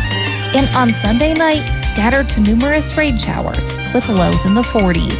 I'm meteorologist Megan Duncan for WYKR. Well, there you have it. An update, a look at the weather forecast, compliments of the Fairbanks Museum, and of course our many sponsors, including PTO's Repair right there in Fairleigh. And by the way, Paul Woodway's with us. He is the owner of PTO's Repair, has been for a long, long time, along with your wife. Yeah, I wouldn't be able to do it without her. I'll tell you that. I hear you. Same situation. As you know. So we are wrapping up here. They got looks like they're on the last pass or two here, trying to take out some rush spots out of turn 3 and 4. Shaved a little out of 1 and 2, not too bad. And we are, let's see, 4 more features to go. Up next will be the Sable & Sons Dirt Car Sportsman Mods. They're going to be out next for a 35-lap feature event. I think they just fired them up down in the pits. I can hear them rumbling from here, and we get these trucks off the track. We'll be ready to go. Yeah. Some exciting racing still to come here at Dirt Track Racing in Bradford. Bay Ridge Speedway celebrating 59 years of successful racing. And what great entertainment they bring to the family. Good, clean family entertainment. It is. It's good. You know, if you haven't been here, come on up, check it out. The food's great. You got good show going on. You know, you can't have a bad night. No. You know, they're doing a great job getting the track back in shape. They've had to kind of, what do you call it, recondition it a couple of times. Yeah, shave it off a little bit, get some high stuff. It keeps rolling up, and they're not burning it down. And so we got the modifieds coming up, and then we got the sprint cars of New England coming out, and they're going to need it smoother. So this will help shave it off. The modified should burn it down, and then the scones will be ready to go. Pretty amazing what those graders can do, isn't it? Oh, yeah. Yeah, you get the good operator in them. You can shave them down nicely, not really make a tearing it up. Just take the tops off is what they're really trying to do here. And they've done a pretty good job. Yeah. And Butch has been at it for quite a few years. His father did it before that. And a few years, Roger Martin was in here doing the grading. So, yeah. There's so many people that have to be here Saturday nights to make it a success. It's make everything work because, you know, you got the tow truck people, you've got the ambulance people, the fire truck people here, the rescue, all the help. You know, you got, three or four people at the pitch moving around, communicating, trying to see what's going on, if a car's going to make it back out for the restart of a race, if they get towed in or go in with a flat or something. There's just so much going on. The radio communication, even up here in the tower. There's right. 2 radios over to our left, and they're communicating with everybody throughout. There's a lot to it. Look at all the poster banners over on the backstretch there. Sponsors. Yeah. All the sponsors up through the backstretch and make this all happen. And there's some on the way into the track before you get to the ticket booth. A lot to it. And these are sponsors who sponsor a night here or just get the sign up on the back wall. And you know, there's a little fee for it. And but stop, think what you get back. Have you been to their Sunday Fun Day thing? Yes. Yeah. They brought that around. It's quite an event now. It is quite an event. And I'm... last year, I was helping with the fire department there, and my grandsons are joining in it, or one of them, somebody. And, so it's been great. The last 3 or 4 years, I've been helping out with that. And 2 years back, I even announced the Demolition Derby once. Oh, did you? Yeah, so I've done a lot here. So, as you can probably hear, the roar of the modifieds are coming out now. The Sable & Sons Dirt Car Sportsman mods are coming out, and they have got the 35-lap feature. And you got, 343 Richie Simmons on the pole. You got the 86 on the outside. Trying to read this. Some nice-looking cars in this division. Oh, yeah. 86, Mike Ryan. I should have known that. I can't read that one. Yeah, nice-looking cars. So we got 2. Butch and April, they have their work cut out for them. They sure do. April's been up here, away from her post a few times, delivering some messages. And Butch, of course, he's running the flag stand and also the grader. Yeah. As well as other things that we don't know and about. Everything else going on in between. Yes. So we are getting ready. The modifieds are lining up, taking a few laps, like I said, trying to pack down the outside 2 lanes here. All right. So we'll turn it over. Going to give him another lap. Butch isn't ready to have him rock and roll yet, but they're going to, aren't they? Track's looking pretty good. One to go. Inside roll number 2. 47 Owen Brown. Yep. Heard that name before. All right, we'll turn it over. They're heading down the backstretch. 3, 7. Okay, here we go, ladies and gentlemen. They're coming out of 3 and 4. Pick your winner as the Sable & Sons Sportsman Modifieds are under green. Track is fast and it's tacky, so this is going to be a barn burner of a race out here. The battle still right up front. Oh, Irish Mike Ryan up on the outside. Him and Richie Simmons touch as they come out of turn 4. Gather it back up, but Ryan gets the jump out in front. Irish Mike Ryan. Richie Simmons in second. Owen Brown with a great run in third. Then it's Jason Horniak in the 39 battling with the Muffin Man, Thomas Lacey. What a race here for the Sable and Son Sportsman Modifieds as Irish Mike Ryan gets the jump and he is out in front. Battling in the back of the pack is Robert Tucker, Brian Chafee, and the 3-car of Huntington. Oh, Jason Gray slowing on the backstretch. Defending track champion Jason Gray slowing as he takes the 00 modified down pit road, reaping into his pits. What a heartbreak for the defending track champion here, 00. I assume they'll give him an opportunity to check something out and then get back in here? Yeah, they'll check. Somebody will run down in the pits, see what's going on. I just see him pull up behind his trailer. I thought maybe he had a flat tire or something, but he pulled. He got a little squirrely at one point here. Right here. Did you notice that? Out of 4, he was really out of shape. Uh-huh. And then he went to 1 and 2, and he was still not good. And then he slowed on the backstretch. These guys were turning it pretty good, too. Yeah, they're doing really good. I don't know if he broke something or we can't quite see him. I can see him pull into his trailer spot, but can't see him from there. The tower is blocking us. So we're lap 3. Caution. Get it there at Speedway. That's all right. You know, the track conditions are iffy tonight, and we keep going back to the rain we had last night. Absolutely. A lot of people are fighting that battle this year, actually. We're even lucky that they did try to get tonight in, and it's been a pretty good show. We've had a few cautions here and there, 1 red flag so far tonight, and so we're getting ready. I don't know. I don't see any movement down there. I think they'll give Yellow's one more. gone.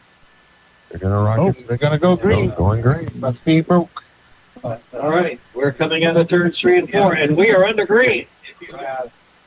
Irish Mike Ryan takes him down into turns 1 and 2. Richie Simmons in second. Owen Brown in third. But Thomas Lacey looking to displace him as he comes out of 3 and 4 again. They go across the stripe. Ooh, Jason Horniak gets a little loose up there. And the 24 of Ashton Pearson having a battle with him. Jeremy Huntoon holding strong in 5th place. Your leader is still Irish Mike Ryan, followed by the Cardiac Kid of Richie Simmons, Owen Brown. Then it's Thomas Lacey, Jeremy Huntoon, and Ashton Pearson. Jason Horniak, the 3 of Huntington, and the 16 of Chafee next in line. Then it's Dolliver, Buckwell, Tucker, and Kane. Kane Pike, excuse me. All right. Irish Mike Ryan, Richie Simmons, your top 2 cars. Then we get another group of 4 or 5 with Owen Brown with a great run in third. Thomas Lacey gets a little high as Huntoon looks to take it on the bottom here. Ooh, Huntoon hits a little bump and bobbles a little bit. Battling all over the speedway here as the Sable and Son Sportsman Modifieds cut across the stripe one more time with Irish Mike Ryan, Richie Simmons, Owen Brown, your top 3. Then it's Thomas Lacey, the 26 of Jeremy Huntoon. Then it's the 24 of Ashton Pearson. Irish Mike Ryan still out in front. Oh, and Huntington takes the car number 3 down pit road. Trouble on the 3 car. Your leader is Irish Mike Ryan as he clicks off one more on the stripe. Richie Simmons in hot pursuit. Then about a 3-car length break, and then you've got Owen Brown, who's having a great night tonight here at the home of the Hoops, with Thomas Lacey and Jeremy Huntoon battling behind him. Then it's Huxley and the 24 of Ashton Pearson in the battle for their position.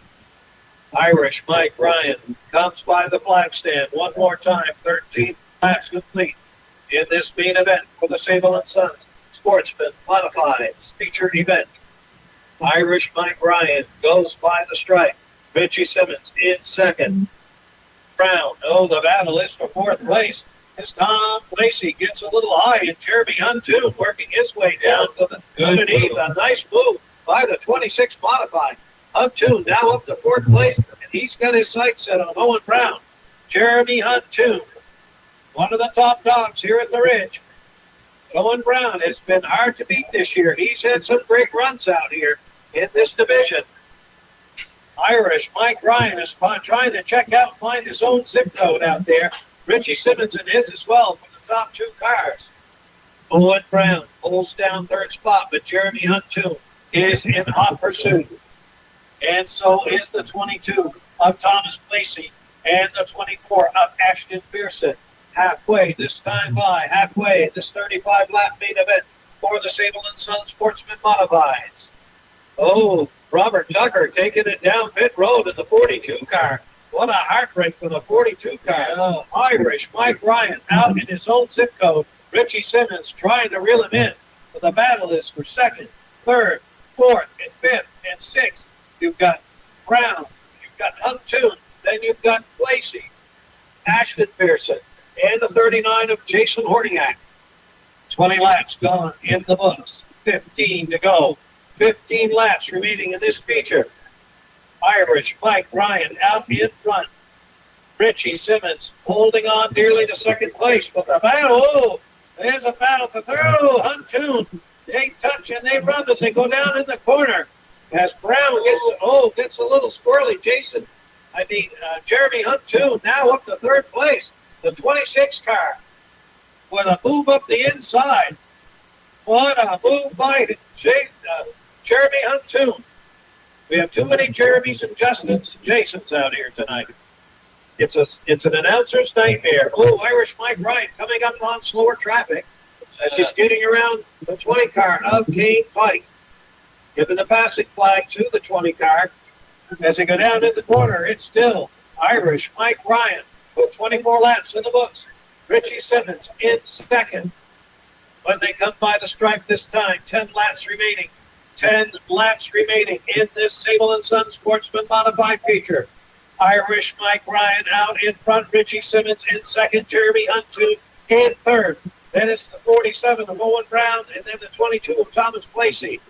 Ashton Pearson, then Jason Horniak, Brian Chafee, Max Dolliver, and the 631 of Todd Bucklow, and the 20 of Kate Pike. Laps winding down here for the Sable & Sons Sportsman Modifieds as the top three have kind of checked out into their own little zip codes as Irish Mike Ryan goes by the stripe one more time. 28 laps complete here for the Sable & Sons Sportsman Modifieds.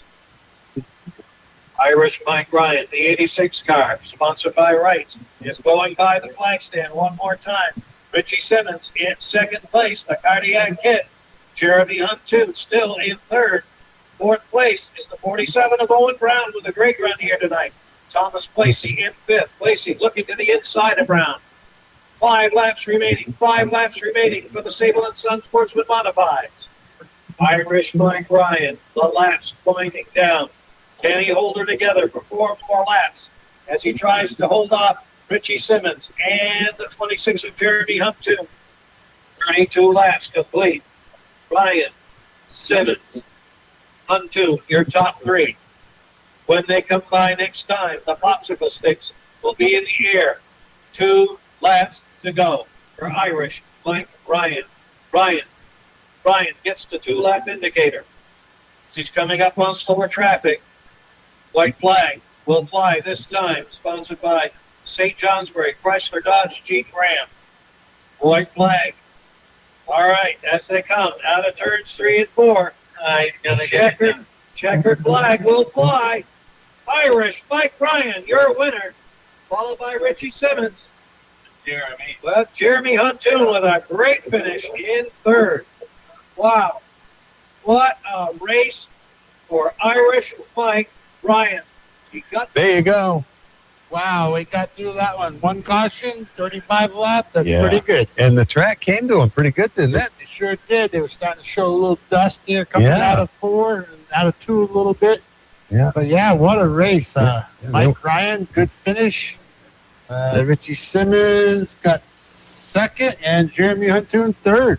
Yeah, they weren't rocking and rolling too much after they taken care of that track a bit. They were coming around in good shape. It was good. Yeah, Good. They had a good track. Looked like good bike coming out of the corners It there. did. So good finish. Great race. Start tonight. Jeremy Huntoon with a great run to third. So I'm going to turn it down to Victory Lane, North April Clear, Victory Lane. Justin T. Bolio, take it away. We're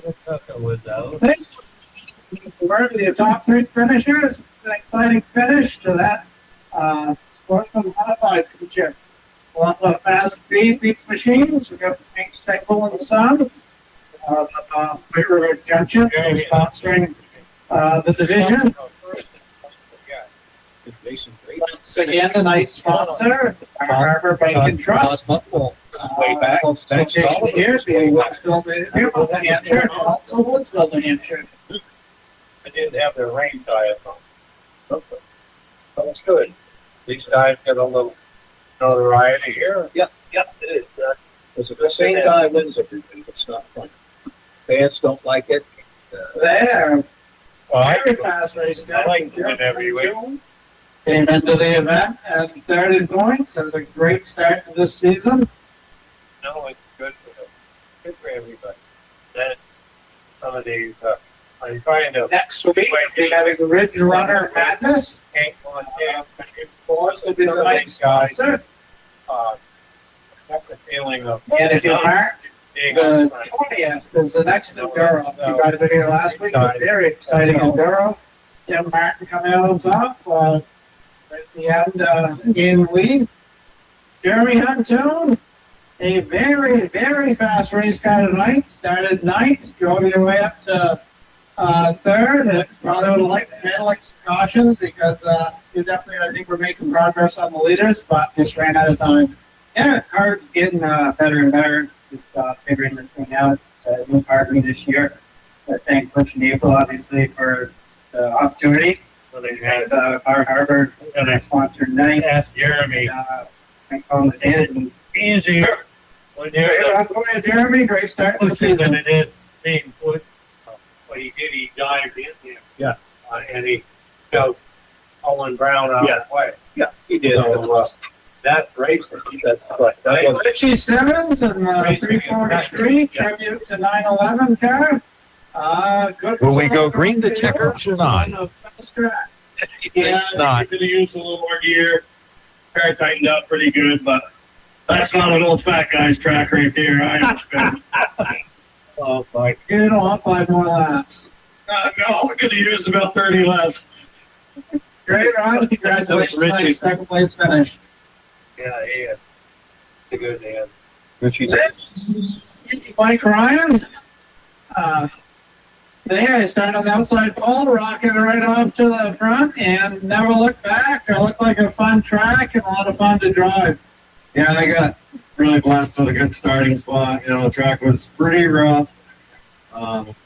Just kind of had to make it happen through the bumps, and I think that's what got it for me. Is I stayed in the bumps as long as I could, and then tucked in and held on for dear life. Well, great run. First one of the 26th season. I'm sure there's a few sponsors and friends you want to thank to help get you up here. Yeah, I got to thank all my sponsors. Father White, he's right here. Jeremy Barnaby, he comes with me every week. Colby, he comes every week. Royal Trail Works. The list goes on. I can't name them all off the top of my head, but Bar Harbor Bank is sponsored tonight. And got us everybody supports me. Got one more task for you. That is to pull a 50-50 ticket. $500 even to the winner tonight. Wow. We have got a yellow ticket. 232871. Yellow ticket for $500. 232871. If you have that lucky ticket, go up to the tower and you can claim your prize. Next up will be the feature event for the sprint cars of New England. Turn it back up to the tower. All right. Should be an exciting 35 laps. Oh, yeah, 35? Yeah, 30 laps. 30 laps. We just did 35. It is a Saturday night right here at your country, WYKR Haverhill with Paul Ordway, Stephen John. We're covering the 59th year of racing at Bear Ridge Speedway. Yeah, 59 years, racing still going on here. And it's pretty awesome. $500 to the 50-50 winner. That's quite a bonus to come here and get the right ticket and go home $500 richer. It sure is. Thank our sponsors bringing the live racing here in your country, WYKR. Certainly do appreciate many sponsors jumping on board. So the great sponsors on the race cars, people that are here sponsoring the track itself. Yeah. It takes a whole community to make it happen, and then some. It's a lot. It does. Hey. When you're ready, we just start up and wait. Yeah, when you're ready, you do what you try. All right, we're getting the scones, getting them ready to go here on the back stretch. We're getting the push vehicles, getting everybody lined up here to start them, the scones up, and we'll have a great race, 30 laps for them for their feature. We got 3 more features to go, 2 after this one. We have a great show going on here. Yep. Main feature event of the 2026 season. That's great.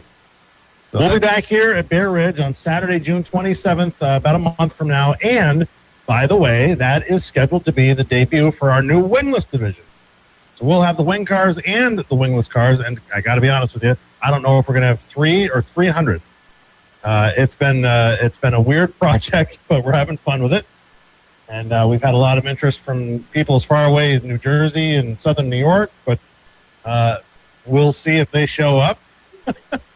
But we're going to have fun with it. Trying to build something toward the future, a little bit of a support division, and try to make things a little bit cheaper for some of these guys too. There's quite a cost barrier of entry on these sprint cars.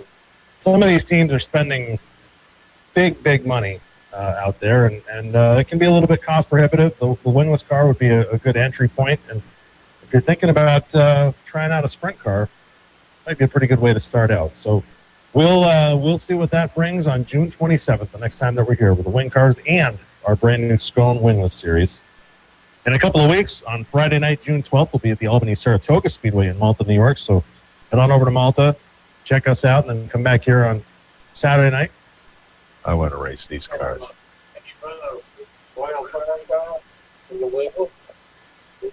Zippity-doo-dah. Let's see how fast we can go in this quarter-mile track. These guys are going to go. That was Justin St. Louis. Yeah. Drawing the pole for tonight's main event. Car number 91, the driver, the veteran campaigner out of North Granby, Connecticut.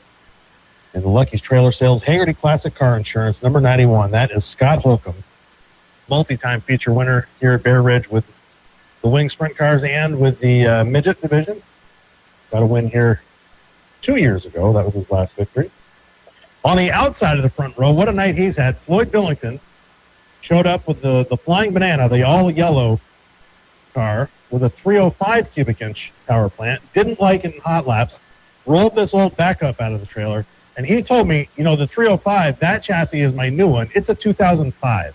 So his new one is 21 years old, and this one is older than that.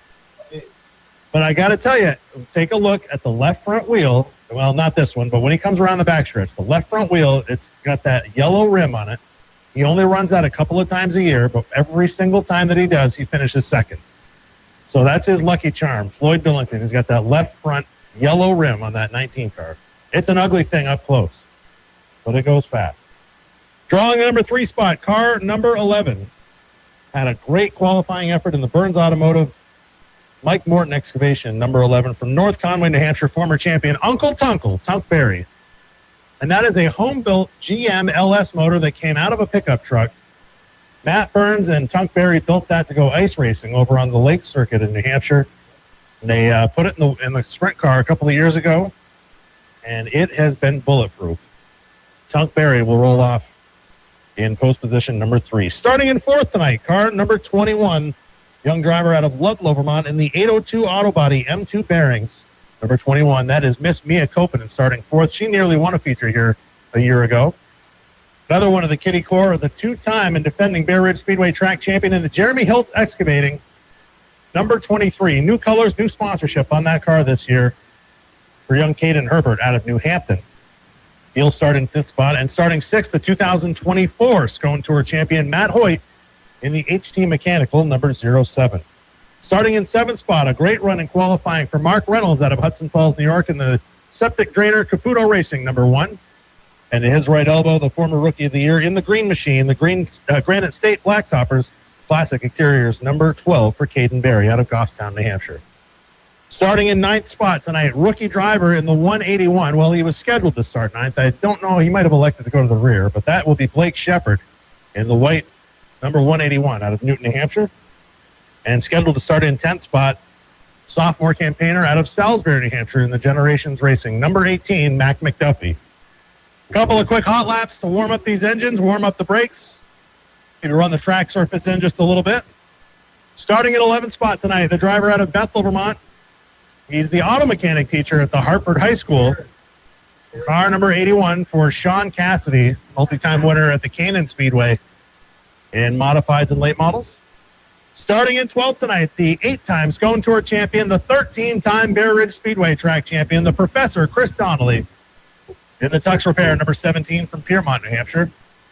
And starting in 13th, after engine problems in earlier events, car number 89, Troy Camo, Rapid Troy, has got that car back together and running. I'm not sure how well, because I have not seen him get up on the throttle yet.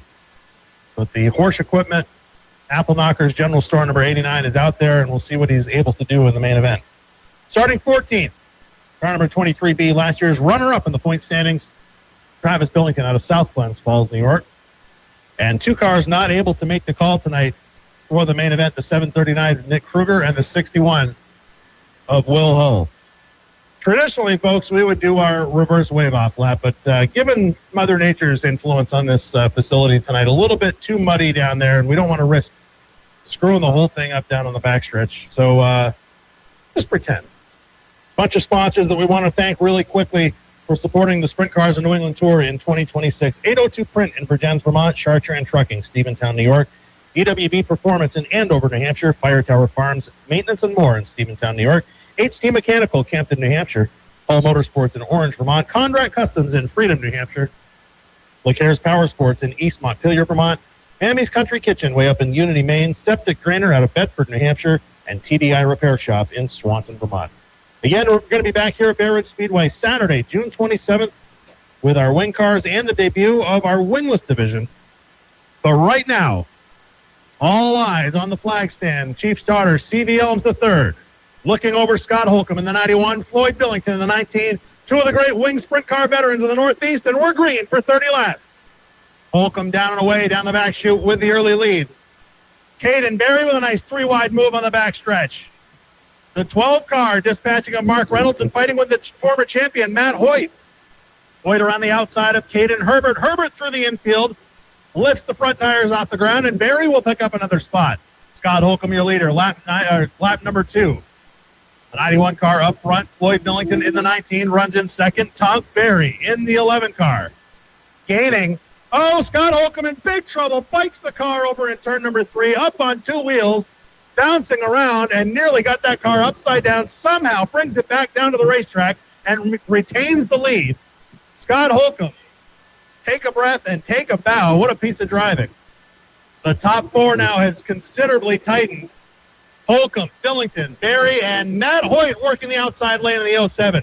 Hoyt puts the wing to the outside, 3 deep over in turn number 3. Holy cow, and Matt Hoyt had to stand on the brake pedal. And all of a sudden, Tonk Berry to the lead. Holy cow, where did he come from? Berry was third half a lap ago, blew around the outside of Billington, blew around the outside of Holcomb, and he is long gone. Uncle Tunkle getting it done in a big way in car number 11. Tonk Berry, the 2009 Scone Tour champion, has not been to victory lane in about 15 years. And what a way to kick off the 2026 season if he can do it here tonight. Holcomb maintains second, but he's got problems. The front end is not good on the 91 car. Left front bouncing big time. Hoyt has gotten around him for second spot. Floyd Billington knocking on the tail tank of the 91 for third. Good battle at the back end of the top 5. Mia Copen in the 21, the 12 of Caden Berry. Give it to Berry this time over in turn 3. Copen back to 6. Caden Herbert in 7th. Mark Reynolds, Blake Shepard, and Travis Billington rounding out the top 10. Tonk Berry up front by himself. Matt Hoyt trying to track him down. 10 laps gone. 20 remain. Scott Holcomb nursing that ailing car around the inside of the racetrack and starting to lose positions. Caden Berry around the outside in the 12 car has gotten up to fourth. Caden Herbert going right along with him as Holcomb now starts the free fall. Mark Reynolds will be the next car to get around Holcomb if he can make it by. Holcomb now running the middle of the racetrack. Leaders starting to encounter lap traffic. Tunk Berry has company very soon with Matt Hoyt tracking him down, and they are both tracking down the 18 of Mac McDuffie and the 81 of Sean Cassidy. And a great battle for third place shaping up on the backstretch, about a half a lap behind. Floyd Billington in the 19, Caden Berry in the 12, Caden Herbert in the 23. Leaders are nose to tail on the backstretch. 11, Tunk Berry, looking to end a 15-year winless streak. Matt Hoyt, a champion 2 years ago, winner of the final race of the season last year at Unity Raceway up in Maine. Tunk Berry trying to work the inside lane in lap traffic. Mia Kopinen suddenly in trouble. The 21 car was up in the top 5 a few laps ago. She is now going a lap down. Berry working the inside lane. Hoyt has nowhere to go but to ride in his tire tracks on the inside lane behind him. 3 cars dead ahead for the leaders. Hoyt trying to size up Tunk Berry now. He knows the time is running out to make a move. 17 laps complete, 13 remaining. 3 cars dead ahead for Tunk Berry. Here comes Hoyt, gets on the binders over in turn 3. Saw some daylight, but had to think better of it going into turn number 3. Berry threads the needle underneath Blake Shepard. Here comes Hoyt to follow him through. Next up, Sean Cassidy, then Scott Holcomb, the early leader. Berry around the outside, leaves some daylight for Matt Hoyt, can't make it work. Third place belongs to Floyd Billington in the 19. Caden Berry having a great run in fourth. Caden Herbert in fifth spot. Leaders have now cleared lap traffic, and with 10 laps to go this time by, we are going to have a slugfest for the win. Tunk Berry in the 11. Matt Hoyt in the 07. Tunk Berry's last victory came in 2010 at Canaan Fair Speedway. Canaan closed 13 years ago, and it's been another 3 years on top of that. So 16 years the difference for Tunk Berry between his last win and tonight. He's got 8 laps to go. One car in trouble over in turn number 4. Sean Cassidy kisses the wall, but stays rolling, and we stay green. Matt Hoyt has backed up a little bit now, a 3-car length cushion for the leader, Tunk Berry. And it's a country mile back to third spot, and what a race it is in lap traffic. Floyd Billington around the outside, Caden Herbert down on the bottom. The lap car, Blake Shepard running the middle. Everybody has to get on the binders. Caden Berry is right there as well. Billington on the outside lane. Herbert now has to go around the outside of Blake Shepard, and now the battle for the lead is shaping up again. Oh, Herbert in trouble. Caden Herbert lost his grip in the groove. Had to slide up the racetrack. That opens the door for Caden Berry to slip through for fourth spot. Battle for the lead, side by side. Hoyt led lap number 26 by inches. Mark Reynolds, the lap car dead ahead. Tunk Berry seeing the win slip away. Matt Hoyt, Bear Ridge has been his Achilles heel. Tunk Berry's around. Berry spins all by himself in turn number 3, and we've got a yellow with 4 laps to go. What a heartbreaker for Tunk Berry. Unbelievable. What a performance for Tunk Berry tonight. And it ends 3 laps early. A single car spin, no contact made. I'm sure he'll be able to refire and rejoin, but that's going to be a finish that they're going to think about for a while. What a night for the Burns Automotive number 11. Tunk Berry trying to end a 16-year winless streak. Matt Hoyt had taken the lead by maybe 6 inches. And at the other end of the racetrack, Berry let it all go. Not for a lack of effort. Tunk Berry drove that car as deep as it would go into turn 3, and it just did not stick. But I got to tell you, Matt Hoyt, if he can pull this one off, Bear Ridge Speedway has been absolutely his Achilles heel for the last 3 years. Hoyt has had nothing to celebrate here at Bear Ridge for a long time. And the year that he won the championship 2 years ago, that was based on his performance on the larger tracks like Unity and Albany, Saratoga, Devil's Bowl, and Airborne, because he has just had, well, chicken salad everywhere else and chicken you-know-what here. Floyd Billington, however, that's another driver with a long winless streak. His last victory came here in 2020 here at Bear Ridge. Caden Berry and Caden Herbert each having an outstanding night. The 11 of Tunk Berry with a big backfire, refires. And I believe he'll be in 6th spot. Well, the last car on the lead lap. So here's how they'll re-rack. The 07 of Matt Hoyt will be the leader. Delaware-style restart. So he will be all by himself on the front row. Then row number 2 will be the 19 of Floyd Billington in second and the 12 of Caden Berry in third. Billington has lane choice in row number 2. Then it's a pair of 23s in the next row. Caden Herbert in fourth, Travis Billington. We haven't talked much about him tonight. Billington will restart in fifth spot. Then Tunk Berry will rejoin in car number 11 in sixth spot. Then unofficially, one lap down, the 1 of Mark Reynolds, the 91 of Scott Holcomb, the 181 of Blake Shepard, the 81 of Sean Cassidy, and the 18 of Mac McDuffie. We have lost a few cars through this one. The 89 of Como, the 17 of Donnelly, both out of this one. And the Mia Kopanen machine has also retired. Matt Hoyt with 9 career wins on the Scone Tour. Won the season finale at Unity, Maine last year. Floyd Billington, after the car change, trying to end a 6-year skid. Wood Jones looks him over and throws the green flag. We're back racing. Caden Berry with an outstanding restart on the outside lane. Berry's lone win on the Scone Tour came in a non-points event at Unity, Maine a couple of years ago. He is looking for his best career finish in a points-paying race, and he runs second right now with 3 laps remaining. Floyd Billington back into third. Caden Herbert fourth, and Travis Billington rounding out the top 5. Tunk Berry slipping back on the outside lane in car number 11 as Matt Hoyt is untouchable right now on that number 07. White flag flying for Matt Hoyt. Good battle for the number 4 and 5 positions between the 23 cars, Herbert and Billington.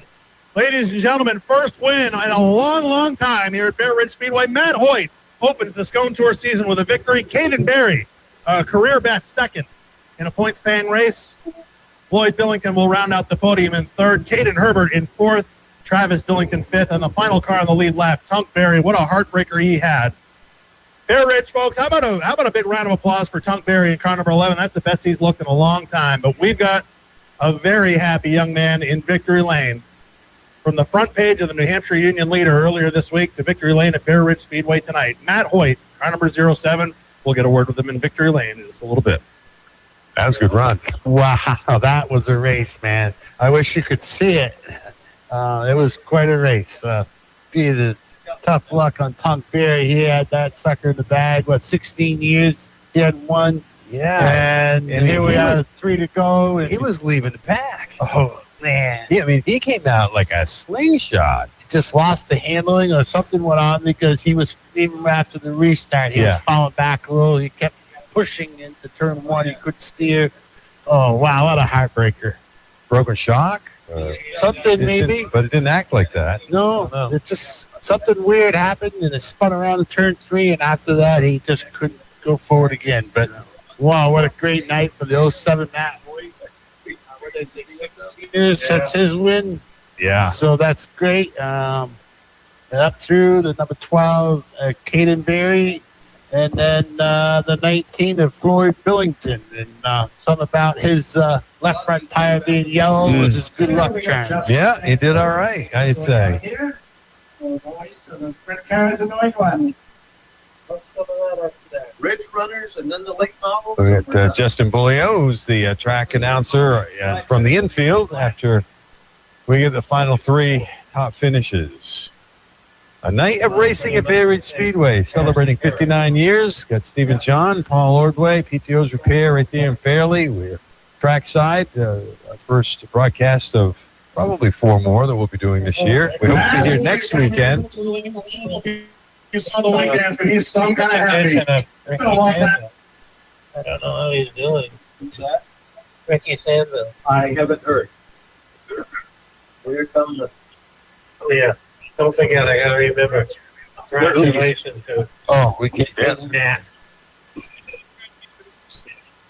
I don't think they've turned it up. Anyway, we're not going to go trackside right now. We'll get ready for the next division, which is the Ridge Runners. Oh, yeah, the Ridge Runners. We're just after 10 o'clock, Paul, here at your country, WYKR Haverhill. Glad to be here in Bradford on a beautiful night. What a night we have had. Man. Good racing, good weather. The sun was out for us in the beginning, and the track just started to pick up a little dust out of 4. It's been amazing. They did have to work on it 3 times, but what a track we've got since. Last 2 races are only 20 lappers.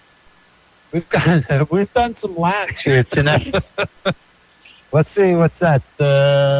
50, 70, 105, 180 laps?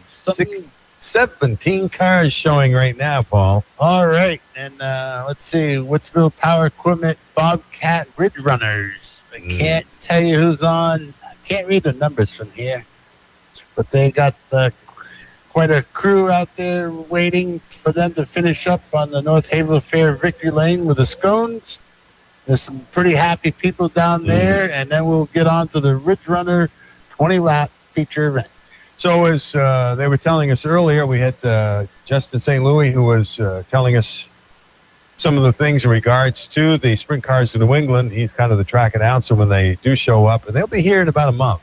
Yeah, and then they're coming with that new class, wingless class. So that would be exciting.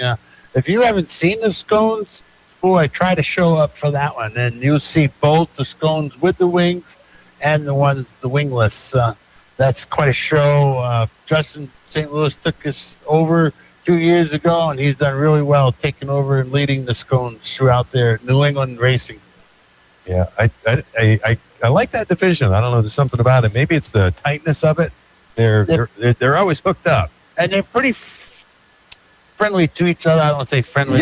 Yeah, you know what I mean. Yeah, they allow good clean racing. Good clean racing. They understand a little bump now and then, but you don't see them rubbing rails, cutting each other off. Good fair racing. Yeah, you're right. Yeah, that's a good analogy. And they all know that they got a lot of money on the line here, and let's play fair and have fun. Yeah, Justin was saying that. I mean, he didn't get into the dollars, but he was saying that these guys have some money invested in those things. Oh yeah. I mean, they're a little car, but there's a lot to it. I mean, just getting the wing. The wings, all that. Like Chris Donnelly's, he's running the new frame, new chassis this year.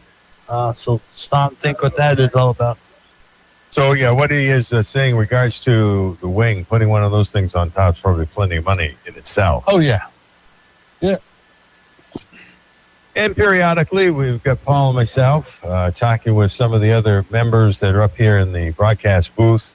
We talk among ourselves, and sometimes you hear us over the years, but we're just trying to work things out as we were doing with Justin, because he's the track announcer for Scone Division, and he just wanted to make sure when he had the microphone that we need to have it as part of our broadcast tonight, he was working with us. Yeah, exactly. And, it may have been a little rough in the qualifiers, but we made some adjustments with him, talked with him, and he was holding the mic a lot clearer, and it was really clear, and he really knows his drivers and what they've gone through in the past and where they're at. They've worked over the years, too. They've got the buried tires around the corners, and that's to keep the cars from cutting ice. Trying to cut Because down. they used to cut a lot, as I remember. Yeah. And probably safer. Yeah. And a lot of them years ago used to be laying on the track, and these are like, 3/4 buried, just a little bit showing. So you don't cut down under somebody. If you cut down too low, you're going to get your left front on them tires, and you could go for a ride. Yeah, we saw one earlier. We saw that. Yeah, because that one does sit kind of high over there. That one. Caught it just right and ended up on his roof. And, of course, here in the fourth turn, they got that one painted yellow versus white. I guess turn 3 also has a yellow tire. But the final tire here also has a barrel. Right, that's their restart zone. When they get to the barrel, they're going to be good for green.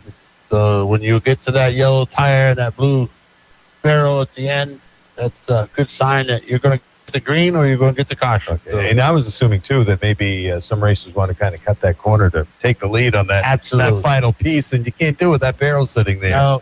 No cutting under and getting that one stolen. We've seen that happen before. Oh, yeah. But dirt track racing at its best here at the Barrett Speedway. Absolutely. 59 years. And we've had quite the show here tonight. First-time winners, scones, guys that have been trying for years, getting up there, and it's great. What a show. Hopefully we put on a good show for you through the radio. You can maybe hear what's going on and understand what we're seeing. Yeah, well, we're trying. We're going to be here next week. At least we hope to be. I believe it's Valley Floors night. And that's going to be on the 6th, Saturday, June 6th, Vermont Food Bank Benefit and Ridge Runner Madness. That's going to be presented by Valley Floors. So as our brochure says, if you bring 2 non-perishables, you get $3 off 1 gate ticket. Nice. Pretty cool. They're going to collect a lot of food then. That'd be great. That'll benefit the food bank. All right, tonight's race here at the Ridge being sponsored by Bar Harbor Bank and Trust. Of course, they took over Woodsville Guarantee Savings Bank not quite a year ago. No, not quite. And they're all over. A lot of locations. Well, yeah. But they're in Vermont. They're over in New Hampshire, Piermont, New Hampshire, Littleton, New Hampshire. So, yeah, they're around. And it's Woodsville. So, yeah, Bar Harbor Bank. Been great. Bank and Trust. New bank in town. Check them out. What do we got? Did I count 17 cars? 2, 4, 6, 8, 10, 12, 14, 16, 17. Awesome. And those are the Ridge Runners. They buzz around there pretty good. They do. They get it done. And so we have the Ridge Runner feature, 20-lap feature coming up here shortly, and then the late model 20-lap feature for that. So what's the deal here? They bring the cars that finish 1, 2, and 3 in front of the spectators, so they get up and close and personal? Yeah, they have a little meet and greet over here. Yep. You can go down, check out the cars, meet the driver, get some autographs if you want. A little section over here going into turn 1, and they bring the top 3 in there. You can talk to the drivers, take a look at the cars, and then before this feature gets over, they'll clear those up. Mm-hmm. Another night of racing at Bay Ridge Speedway. 59 years. I know we keep saying that, but it's pretty incredible to be able to run a successful racetrack for as long as these guys have. These days, it gets tougher and tougher. You know, it's not easy for these race cars either. I mean, these fuel prices and oil prices are up for these guys too. Oh, yeah. And, like your modifieds, the dirt stockers, a lot of them, they're not running regular gas from a gas station. They're running racing gas. Either you buy it here at the track or you can buy it at your local VP or whoever supplier and get your racing gas. Oh, yeah. If anybody in our listening audience has ever been to Loudon or any of the bigger races with NASCAR, when you get close to those rigs, you can really smell the fuel. Yeah. It's totally different. Oh, yeah, that's nice. Totally different. All right. We are getting them to roll around here. The Woodsville Power Equipment Bobcat Ridge Runners. Yeah, Bobcat of Woodsville. And, of course, they're also down there in Enfield now. Ronson and family opening up their second location in Enfield with a big success from what we've heard so far. Congratulations. That's great. Yeah. Great for them. Great for locally owned and operated business. Absolutely. It's all good. It's all good. So, looks like on the poll, the numbers will have 64. Yeah. After they modify them, it's kind of hard to tell what they are. Yeah. You can tell a couple of them might be Hondas. 64 Matthew Durfee is on the front line. Looks like they got 18. So the cars that finished better in the heat races, do you call them? Yes. Qualifiers, heat races. They're in the back. They're in the back right now. That on the infield. Oh, that was now she's going to get mired in the crap down there. in bumper. Oh, they shuffled real quick here because Kylie Chafee takes the lead. William Wilson right there in the 3. Kevin, Boucher in the number 91. Oh, we have car on top of car, and they're still racing. I tell you, this Ridge Runner bunch, they will entertain you. This is not stunt driving. Stunt driving. Well, we've seen just about everything tonight, haven't we? We can't make this up. We have 2 cars that came into 1 and 2. I think it's hard to see from here. Well, one of them's that bigger car that's like a Monte Carlo or something. Is that number 8 or something?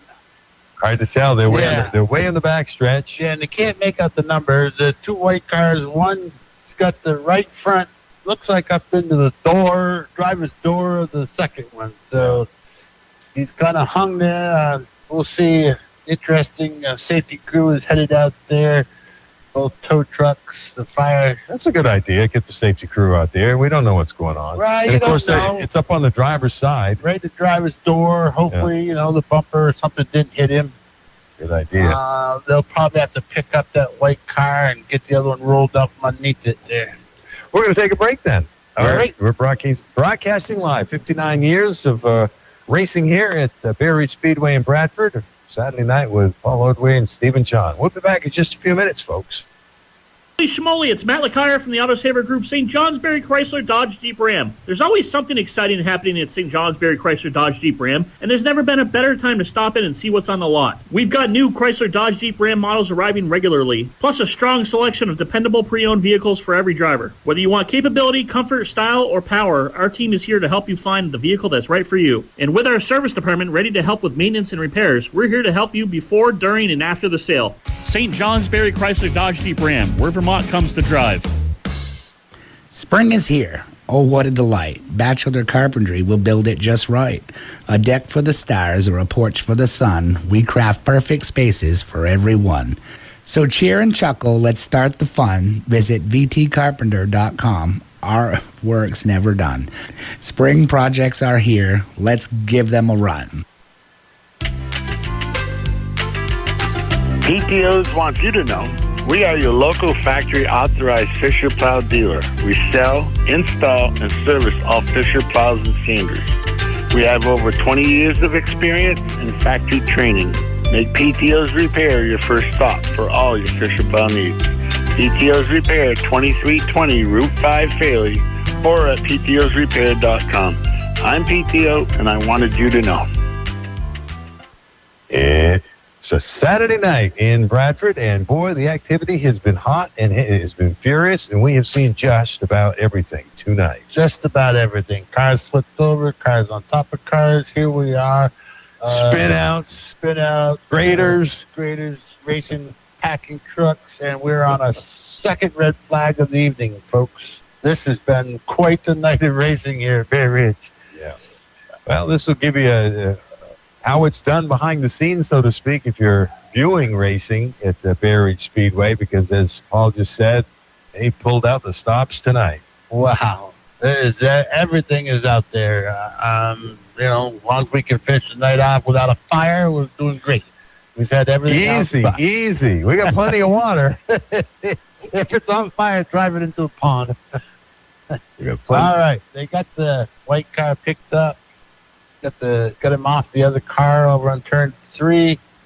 I'd love to tell you who they are, but we can't make the numbers up from here. I got great lighting, but when they're on the backstretch there, and these are smaller cars with smaller numbers too. Right.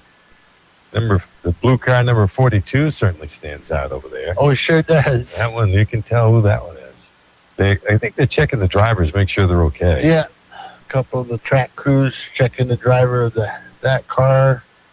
Looks like somebody's gone over to the other car that moved away from the scene, and we should get back rolling. They have pulled the red flag. We should be rolling here shortly. Of course, when it's asphalt, they pull out the speedy dry. And when it's wet here, they pull out the grader.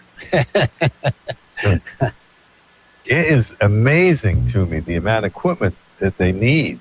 Oh, absolutely. To pull off a race.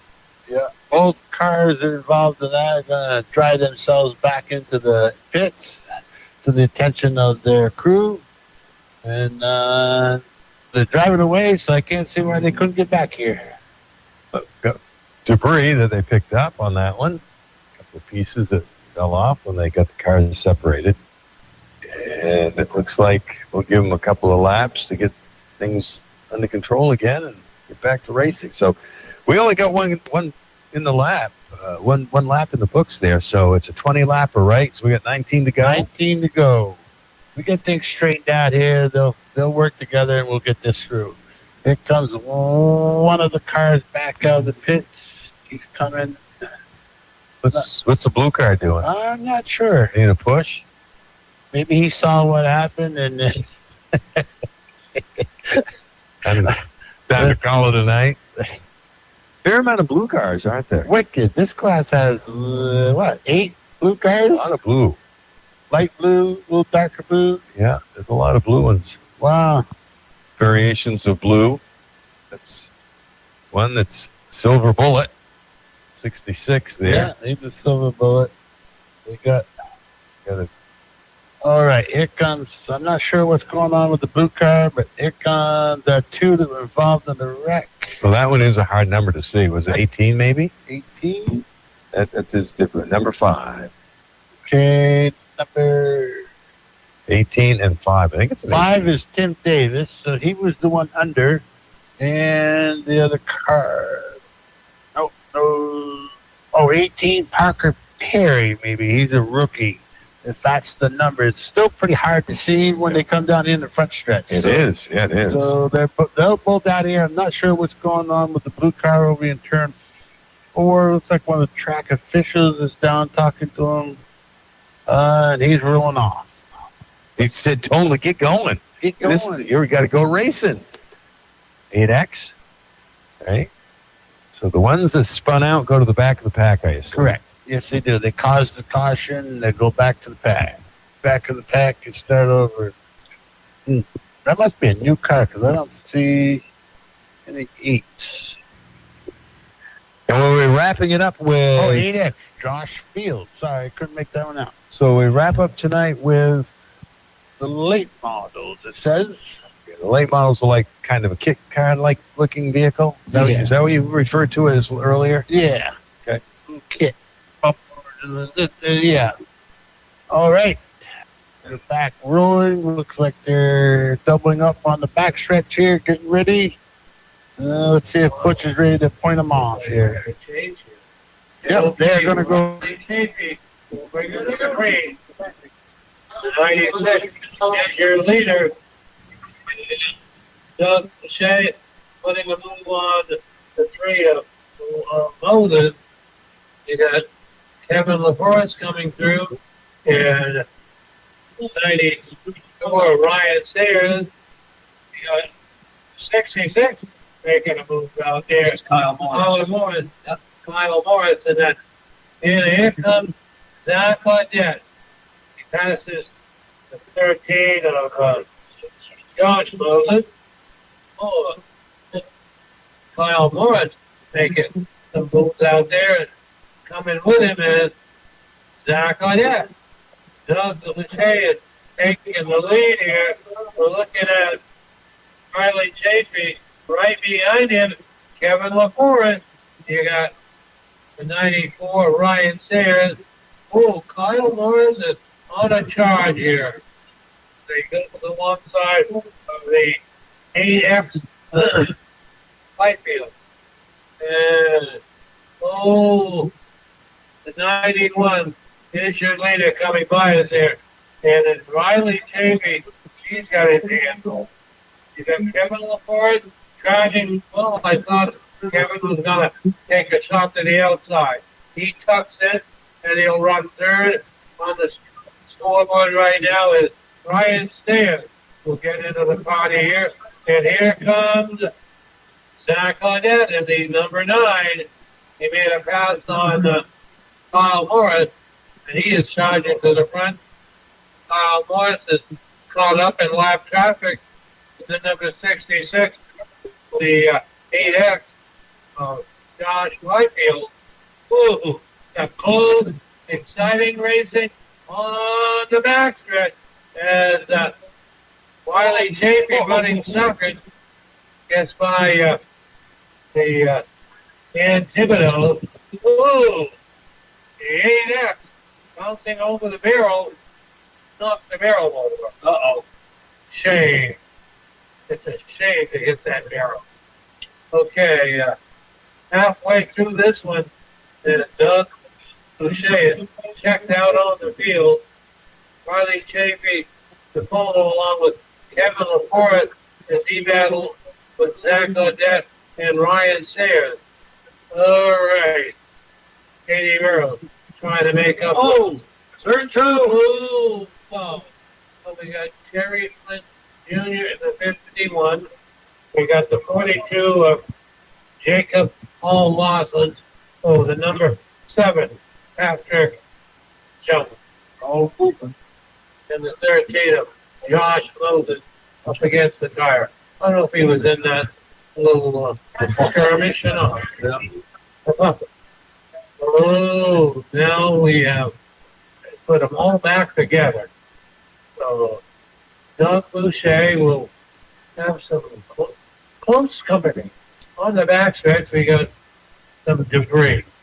Heads up down front. Stones are coming through, fans. Heads up. Natalie taking a win here tonight. An impressive win. He charged through traffic to get that win. And All right, so another yellow flag here in the Ridge Runners. Car over on the backstretch didn't get going. I'm not sure what we got going. The fire department's heading out there to do a check on something. Maybe it's somebody's gas tank over there. I'm not sure. I guess they stop at this car, make sure he's okay. I've got shaken up a little bit. It's 3 other cars piled up in turn 2. This one got the side of it all. Probably a little concerned when the car doesn't move. Yeah. Find out, make sure everything's cool. Yeah, and somebody's going out and getting the debris off the track before somebody hits that. Yep, 10 laps down, 10 to go. 10 to go. We're getting there, folks. We got one more 20-lap featured event after this. It'll be a night in the books. That night it has been. Wow. We keep saying, if you're just tuning in, Bear Ridge Speedway is celebrating 59 years, and each division has had plenty of yellow flags. We had one division that actually had a red flag because the car ended up upside down. Then, let's see, this division, we had a car riding on top of another car. Yeah, we had to put the red out for that. Make sure both drivers are okay, because the front bumper or the front tire may have been in the driver's door opening, and now we they have hooked up to the car on the back stretch and going to assist him into the pits. They're getting the lineup squared away here, shuffling some cars through. 10 laps down, 10 to go. Yeah. And the Ridge Runners, Woodsville Power Equipment Bobcat Ridge Runners here at Bear Ridge tonight. 20-lap feature. As Paul said, we have 10 of them down, 10 to go. Yep, what do they hitch onto when they usually do that? On the frame or something? Onto the roll cage, I mean? What's that? Pick them up? Yeah. Well, a lot of them, the bumpers, or they got a tubing in front of the radiator to protect the radiator. A lot of them have a lifting point there. You have to make sure your vehicle has lifting points. Okay. Some of them you see in the front, they used to have chains you had to have in the front, but now things have changed. And so you see that when they opened the hood, they hooked something under the hood. There's a number of different places, but yeah, you got to have something for them to hook onto. We got caution back out for something here. Thought they were getting ready to go. Maybe they're getting a couple laps for that car that just went into pits. Let's see, maybe they're waiting for something, yeah. Here comes number 7, Jacob Davis, coming back out of the pit. Yeah, waiting for the car to arrive. And he's going to join them. I was checking on that car they towed in out turn 2, but I guess not. I think they're about ready. Butch has got the green flag clenched. The yellow light is out. We are probably going to go back to green here in turn 4. Okay, we are ready to go racing at the ridge. Okay, the green flag is flying, and we are charging in turn number 1 with the Ridge Runners. Boy, Kevin LaForest digging in on the outside of Riley Chafee as they drag race to turn number 3. Chafee and LaForest right behind them, the other heavy hitters. Ryan Sayers is the 94. Don Claudette in the number 9. Kyle Morris in the 66. A strong run for Kyle. Back like his last season. He is a contender. Then we have William Moses in the 3. Boy, Doug Boucher. He has got the traction tonight. He's pulling away from the field for the second time. 91. He doesn't quite.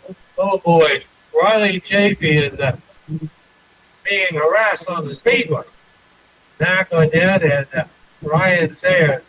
Oh, they bump and run. Oh, Chafee gets spun around up, and here's number 4. He's up against the wall. Caution comes out. Have you been keeping track of how many yellows tonight? No, but next week we're going to. A lot of, no yellows next week. No yellows. We're going to keep track of it. Green to checkers. Green checkers. All right. Green to checkers. We're back at yellow here, Bear Ridge. The number 96 of Riley Chafee got spun around in between turns 3 and 4. Looked like they were trying to drive off, but let's see. The safety crew is headed over. Only 6 more laps. I thought we were going to go it. Gonna get it. But he's got reverse, and he's ready to rip it around there again. All right. Oh, he's ready. Yeah. He might be a little upset for somebody's number A there. little altitude going on. Oh, he's got to backfire. This thing's rough shape. Yeah. Yeah. Looks like he may have to take a pit road here. His back tire on the passenger side looks like it's a little bowed out. Looks like it's riding a little rough, too, because of it. It's hopping a lot there down the backstretch. Got to take it in. Yeah. Headed straight to the pits. Lap 14, 6 to go. Oh, Butch is going to wait for that one. I think he's done waiting. He is going to get repaired and back in the heat of the battle. I know where he wants to be. Might just have a tire change. All right, it's Doug Boucher, the win or lose there, and right behind it, you've got Kevin LaForest and Ryan Sayers. Then right behind them, we have Kyle Morris in the 66 and William Moses in the number 3. This is Moses' 3rd week here, and he is spinning in. I have Doug Boucher. Has always had fast cars, and he is noted here at Bear Ridge in the past, winning several enduro races. Him and LaForest both have fast cars. Kyle Morris is doing real well holding on. All right. So we have Kevin LaForest making a pass on Ryan Sayers here. Boucher is leading, and can they reel him in? 4 laps to go. 4 laps to go here. Boucher, once again, I'm going to check his tires. I am running so tired. He's got the traction. He's also got speed. Yeah, he does. And I don't think it's later. No, I agree. I think the 91 on the forward down. Kevin LaForest holding Ryan Sayers at bay right now. And here comes Kyle Morris. Well, he is on a charge here tonight. And he had a good season last year. And we got Zach Odette back in the hunt with that number 9. And we are going to throw the St. Johnsbury Chrysler Dodge Jeep Ram white flag. And we are going to go for the glory here. And then, Ryan Sayers took the inside route, got by Ann Tatro, and got by Kevin LaForest. So Boucher takes the win, and Sayers will go second. LaForest will be third. So 94 got by the 49 right there at the Right end. at the end. Yeah. It was a good move. One took the low side of a car. They kind of split the 7, I think it was. They kind of split it. One went low, one went high. So we got, let's see. We got the 91 of Doug Boucher, maybe. And 94 of Ryan Sayers finished second. And the 49 of Kevin LaFrost finished third. Did all right. That was a 20 lapper. They got it done. A couple of yellows, a couple of spin outs. Nothing real major. Just little fender bender stuff. Part of racing. Part of racing. All right. We are celebrating 59 years of racing at Bay Ridge Speedway. We're covering a few of the races this year. WYKR Haverhill, Ordway, Stephen John. This is the first of 4 races we'll be covering. Next week, we hope to be here as well. It's Valley Floors Night, Mont Food Bank benefit as well. So looks like another, be the first weekend in June. We're heading into a lot of, baccalaureates, graduation, and that type of stuff's going on this time of the year. So, everybody be safe out there. Yes, definitely. We have a couple of messages from our sponsors here at Your Country, WYKR. We're so fortunate to have a lot of people signing on and being part of our broadcast here in 2026. A couple of messages. We'll return with our final feature at Bay Ridge Speedway. Home cleanouts to large renovation projects, Able Waste Management is here to help keep your project moving. Family owned and operated since 1997, Able Waste Management provides roll-off dumpster rentals statewide across Vermont. Their experienced team helps with spring cleaning, yard debris, and remodeling jobs of all sizes. Get dependable local service from a company Vermonters trust. Call 802-672-3569 or visit ablewastemanagement.com for more information today. That's ABLE Waste Management.com today. Moonlight Auto Repair, formerly of Fairleigh, is now located at 7105 Vermont 25 in East Corinth. Owner Dennis Perry has many years repairing and maintaining both foreign and domestic vehicles. In addition, Moonlight Auto Repair professionally applies fluid film undercoating, a protective spray applied to the underbody of trucks, trailers, and cars to help prevent rust, corrosion, and damage from moisture, salt, and debris. Now's the time to talk with Dennis. He can help to keep your expensive vehicle operating safe for a long time. Moonlight Auto Repair, 7105 Vermont 25 in East Corinth. It's an exciting night at Bay Ridge Speedway. Stephen John and Paul Ordway. We are trackside. Right now, they're doing the announcement of the 3 final finishers of the Bridge Runner Madness that we just experienced. It was a little bit of madness. There was a little something going on. So, yeah, they're finishing up the top 3 finishers, doing their interviews, thanking their sponsors and the family to help them go through all this. And, okay, we got 6 cars. What can happen, Paul? What? 5 cautions. All right. This is a 20-lap feature? Okay, it's a 20-lap feature for the High Country Dispensary late models. So 6 cars. Let's see what happens. Let's just call it out there. It's going to go green to checkers. There you go. Green to checkers it is. All right. We're going green to checkers. We have, usually it's an 11 o'clock curfew. We're going to be close. We're going to be close. That's okay. Boy, this is exciting, and what a great job Bay Ridge has done over the years. I know that we've been here off and on over the years, and you have too. And they built this up so that feel like we're in a skyscraper here. Yeah, we're what, three plate floors up? Yeah. 3 floors. Yeah, it got to be at least. We're up here. April's been up here a few times and getting her exercise in. Getting her steps in. And boy, she's been in the grader a few times. A few steps get into one of those things. Oh, yeah. It's got to climb down out of the flag stand, get over to turn 1, climb up the grader, make some laps, climb down out, get back over here to the flag stand and get things rolling. Yeah, a lot to it. So good temperatures in the mid-40s right now. Nice. So it's going to be kind of a chilly night. I guess they're going to drop off to, I don't know what they're going to drop off to tomorrow morning. Like maybe the low 40s, upper 30s. Yeah. So yeah, around here, some upper 30s will be. There we go. High temps tomorrow, a little bit warmer today, it looks like. Maybe a couple of showers that could pop up here and there, but I think the rain that we received came down last night. Oh, yeah. It sure has. Yeah. This, as we talked about earlier, there's a few ponds here in the infield, so people one car got caught up in it, and gets a little help to get off the grass. And so, yeah.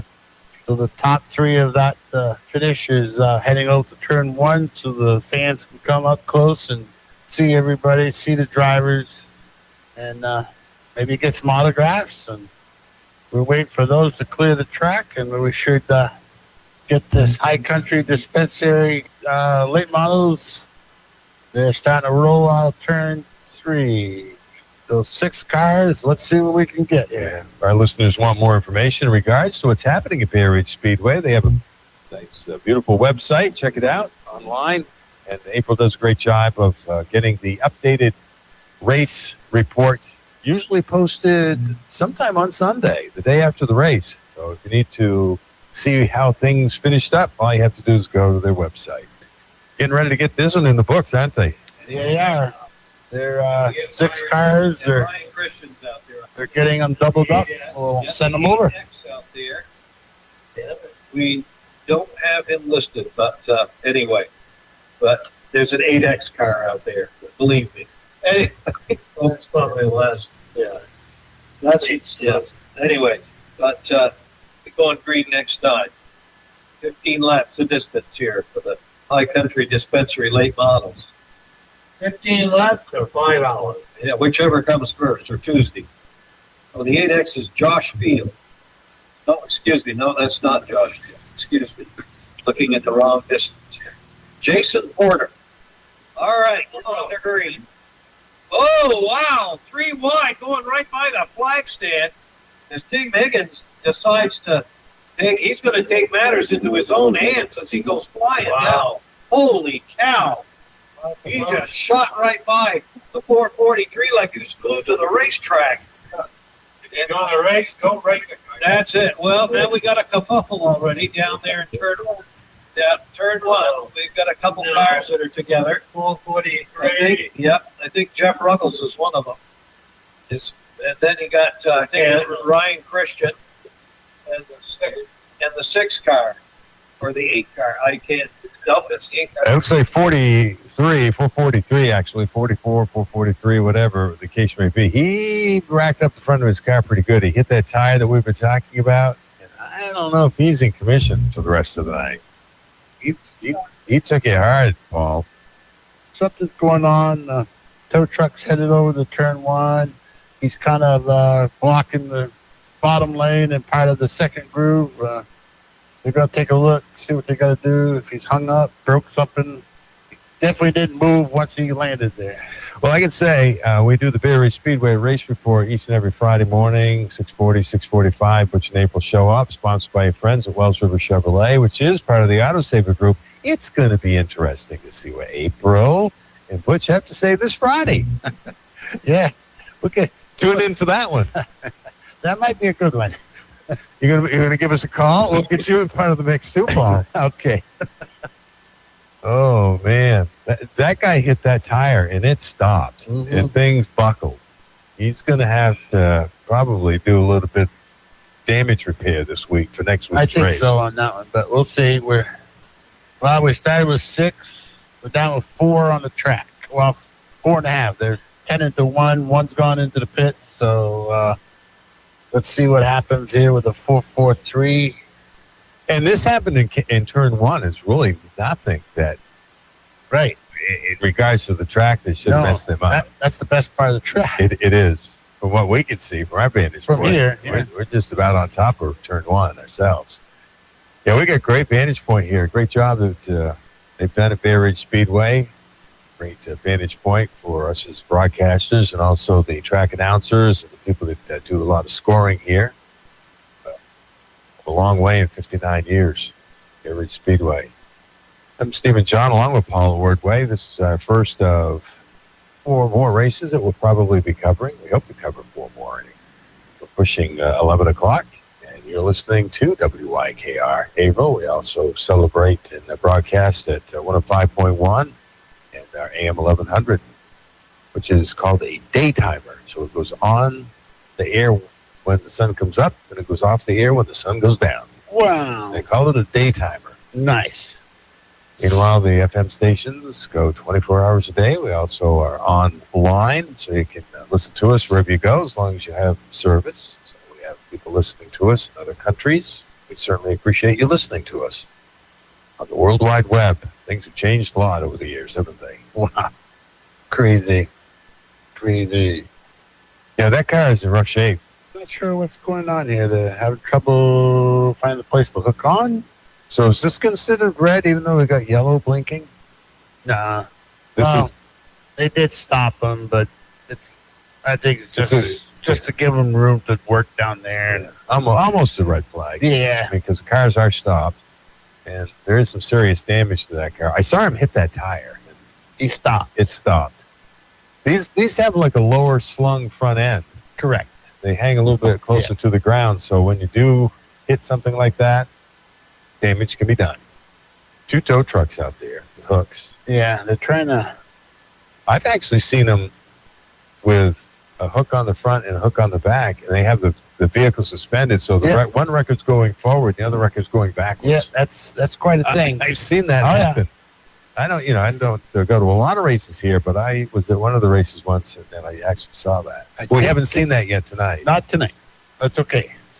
By the way, this wasn't green to checkers. I'm sorry. Lap 1. All right. Out of 20. I think they got in. Yeah, even the back end of it looks like it's messed up. Huh. We had 6 cars that started the race. Now we're down to 5. We've got 1 lap down, and it crushed 1 car. Wow. A lot of sponsors make this a reality. A lot of sponsors here at the track. A lot of sponsors on the race cars. A lot of sponsors that are part of the race broadcast. Bar Harbor Bank and Trust here tonight for Bay Ridge Speedway. And new to the area. Local business, Valley Floors, in business over 40 years, will be our sponsor of the races on the track next week. So the Vermont Food Bank benefit going on. Those cars really rumble the track, don't they? I mean, they're just sitting there. You could feel it. Yeah. They really rumble. I'm not a big fan of these cars, but that's okay. I like the dirt stalkers better. This whole bumper stuff, I'm not a fan of that. They're fun to watch, but sometimes they look a little out of control, even though they aren't out of control. Right. And it's only because of, I think, the front end, the way it's designed. Correct. The front bumper's down low. The bumper bar behind there, tubing, and that one. That took a hit. Yeah, they got that one on the wrecker, and they're heading down out of turn 2. The rest of the cars are going to start rolling off here. Hopefully, we can get back to it. That's the kind of car you don't want to go home with. No. That's kind of a rough week. Yeah. Get that back the way you'd like to have it going again. A lot of tweaking here and there. What do we got? Trouble with the 8X down here? That one's not moving. No. And they were sitting right down in front of us. Boy, you could hear them rumbling. Feel them, hear them. Yeah. Gonna need a push maybe. And can't get a push from one of the other cars because of the noses. Yeah, you can't. They don't push very well with that nose on there like those. Not like the regular modified, that's coupes and stuff. They got that bumpers made out of the round tubing. Yeah. This one is. This was a long yellow, actually. Yeah, it took a while. I don't know what happened there in the front. If they had to tie something else up that broke maybe and then pick the car up. Here comes the push truck over here in the front stretch to give the 8X a little shove. I thought they were all sitting there running, but maybe he shut his down and didn't refire. That sometimes happens with these. When they don't, what's going on? When they don't fire into their own... The battery's getting weak, or, the starter's hot. It takes more amperage out of the battery to get it turned over. The engine's hot, obviously, so it makes it harder to crank over anyways. So, he's off and rolling. So we are down, I would say, 5 cars. So these cars like a semi-automatic, 4 speeds? What's the deal in regards to transmission in these races? I believe 4-speed, regular 4-speed transmission in these, not a Burke or anything like the modified run. And what are they running in the Scone division for transmission? I'm not sure what they are, because they don't really have a clutch either, the Scone. That's why they have to push them to start them and get them going. They don't really, that's why they can't stop. When they stop at a red or something, then you got to come out and push them again. They really can't stop the Scones. They have to continue rolling. Should have asked Justin. Justin, when he was up here, he'd have told us. Oh, yeah. And we are back on the green. Out of turn 2. Well, I guess we got our track announcers. Let's go to them and see what they have. Christian right on his tailpipe. Christian looking for either an inside or an outside move here. Kelly Miller Sr. holding down the third spot. 4 laps completed. Higgins out in front. Ryan Christian holding down the second spot. Kelly Miller in third. Then it's the 60, Kevin Smith, and the 8X of Jason Potter. Kelly Miller, current point leader here in this division. Ryan Christian in second. Top 2 there. Ryan Christian looking for a way around the 61. Both the 8X and Jason Potter headed down pit road. Very good. Very good decision, I guess. Car's not running right, take it right to the pit. Well, look who's on the outside. Flying Ryan Christian as they get the halfway indicator coming to the flag stand this time. Ryan Christian, your new leader in the 10S. As Tim Higgins relegated back to second place. Kelly Miller now in third, and then the 60 car is fourth. When they come by this time, there'll be 5 laps to go. Your leader is Ryan Christian in the 10S. Tim Higgins in the 61 in second place. Then the 04 of Kelly Miller Sr. Bear Ridge Speedway, the only dirt track here in the Northeast that has the lane. And, holy bro. That's that Crown Vic division. Yeah, they still run out? Yeah. Oh, yeah. They've got quite a division there. I guess they're running them at different tracks. 2 laps to go. 2 laps to go for flying Ryan Christian as he goes by the flag stand. Tim Higgins in second. Kelly Miller in third. Ryan Christian comes out of turns 3 and 4. He'll get the white flag sponsored by St. Johnsbury Chrysler, Dodge, Jeep, and Ram. Right on Memorial Drive in St. Johnsbury. Checkered flag will fly this time. Your winner, flying Ryan Christian. Followed by Tim Higgins. Then Kelly Miller. And the 60 car. I think I did. I did tell Terry that Bob Cooley, That Kevin Smith. picture in the That's pretty wild with the final race finishing at basically 11 o'clock. Right there. So they shortened it a little bit. We were told they're doing 20. I guess they may have shortened it down to 15. Get things wrapped up here at Bear Ridge. It's been quite a night for sure. The cautions, 3 red flags. Yeah. So, yeah, we're wrapped up here. The final race is done, and they're headed to the North Haverhill Fair Victory Lane over there. We're going to take one more break. When we come back, we're going to wrap up tonight's activities. 59 years of racing at Bear Ridge Speedway right after these important messages. We'll be right back. Introducing something brand new from Fecteau Homes. Manufactured single and double-wide duplex homes. It's a revolutionary way to bring more flexibility and value to your property.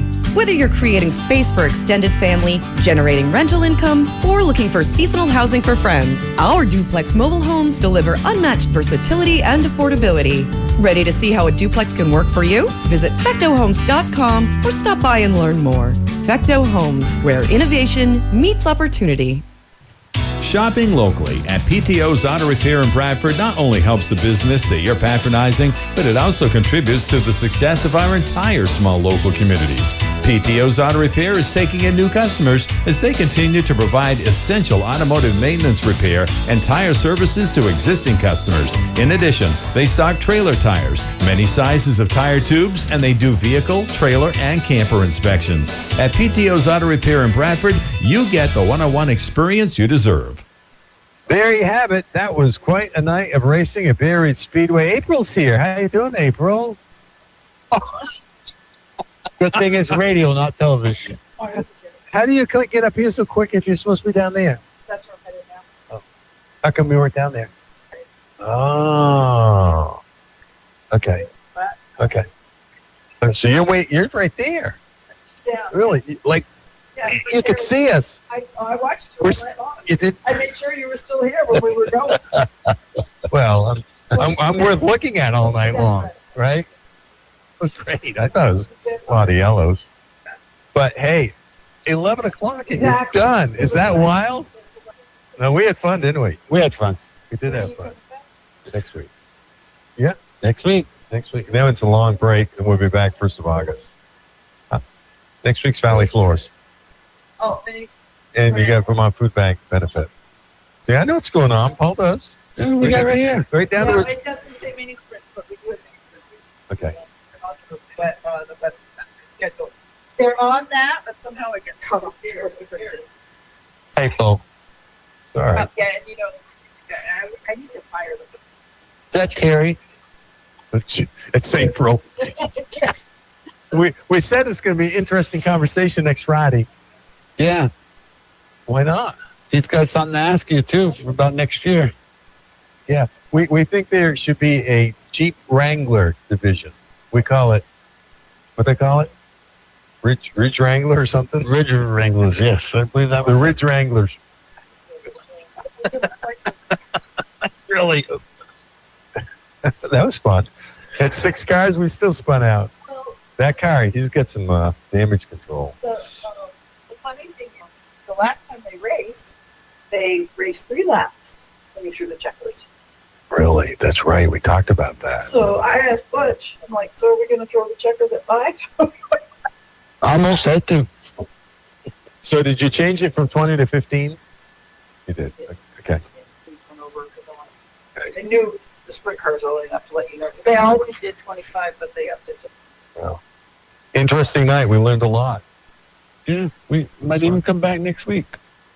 Yes, indeed. That would be so much fun.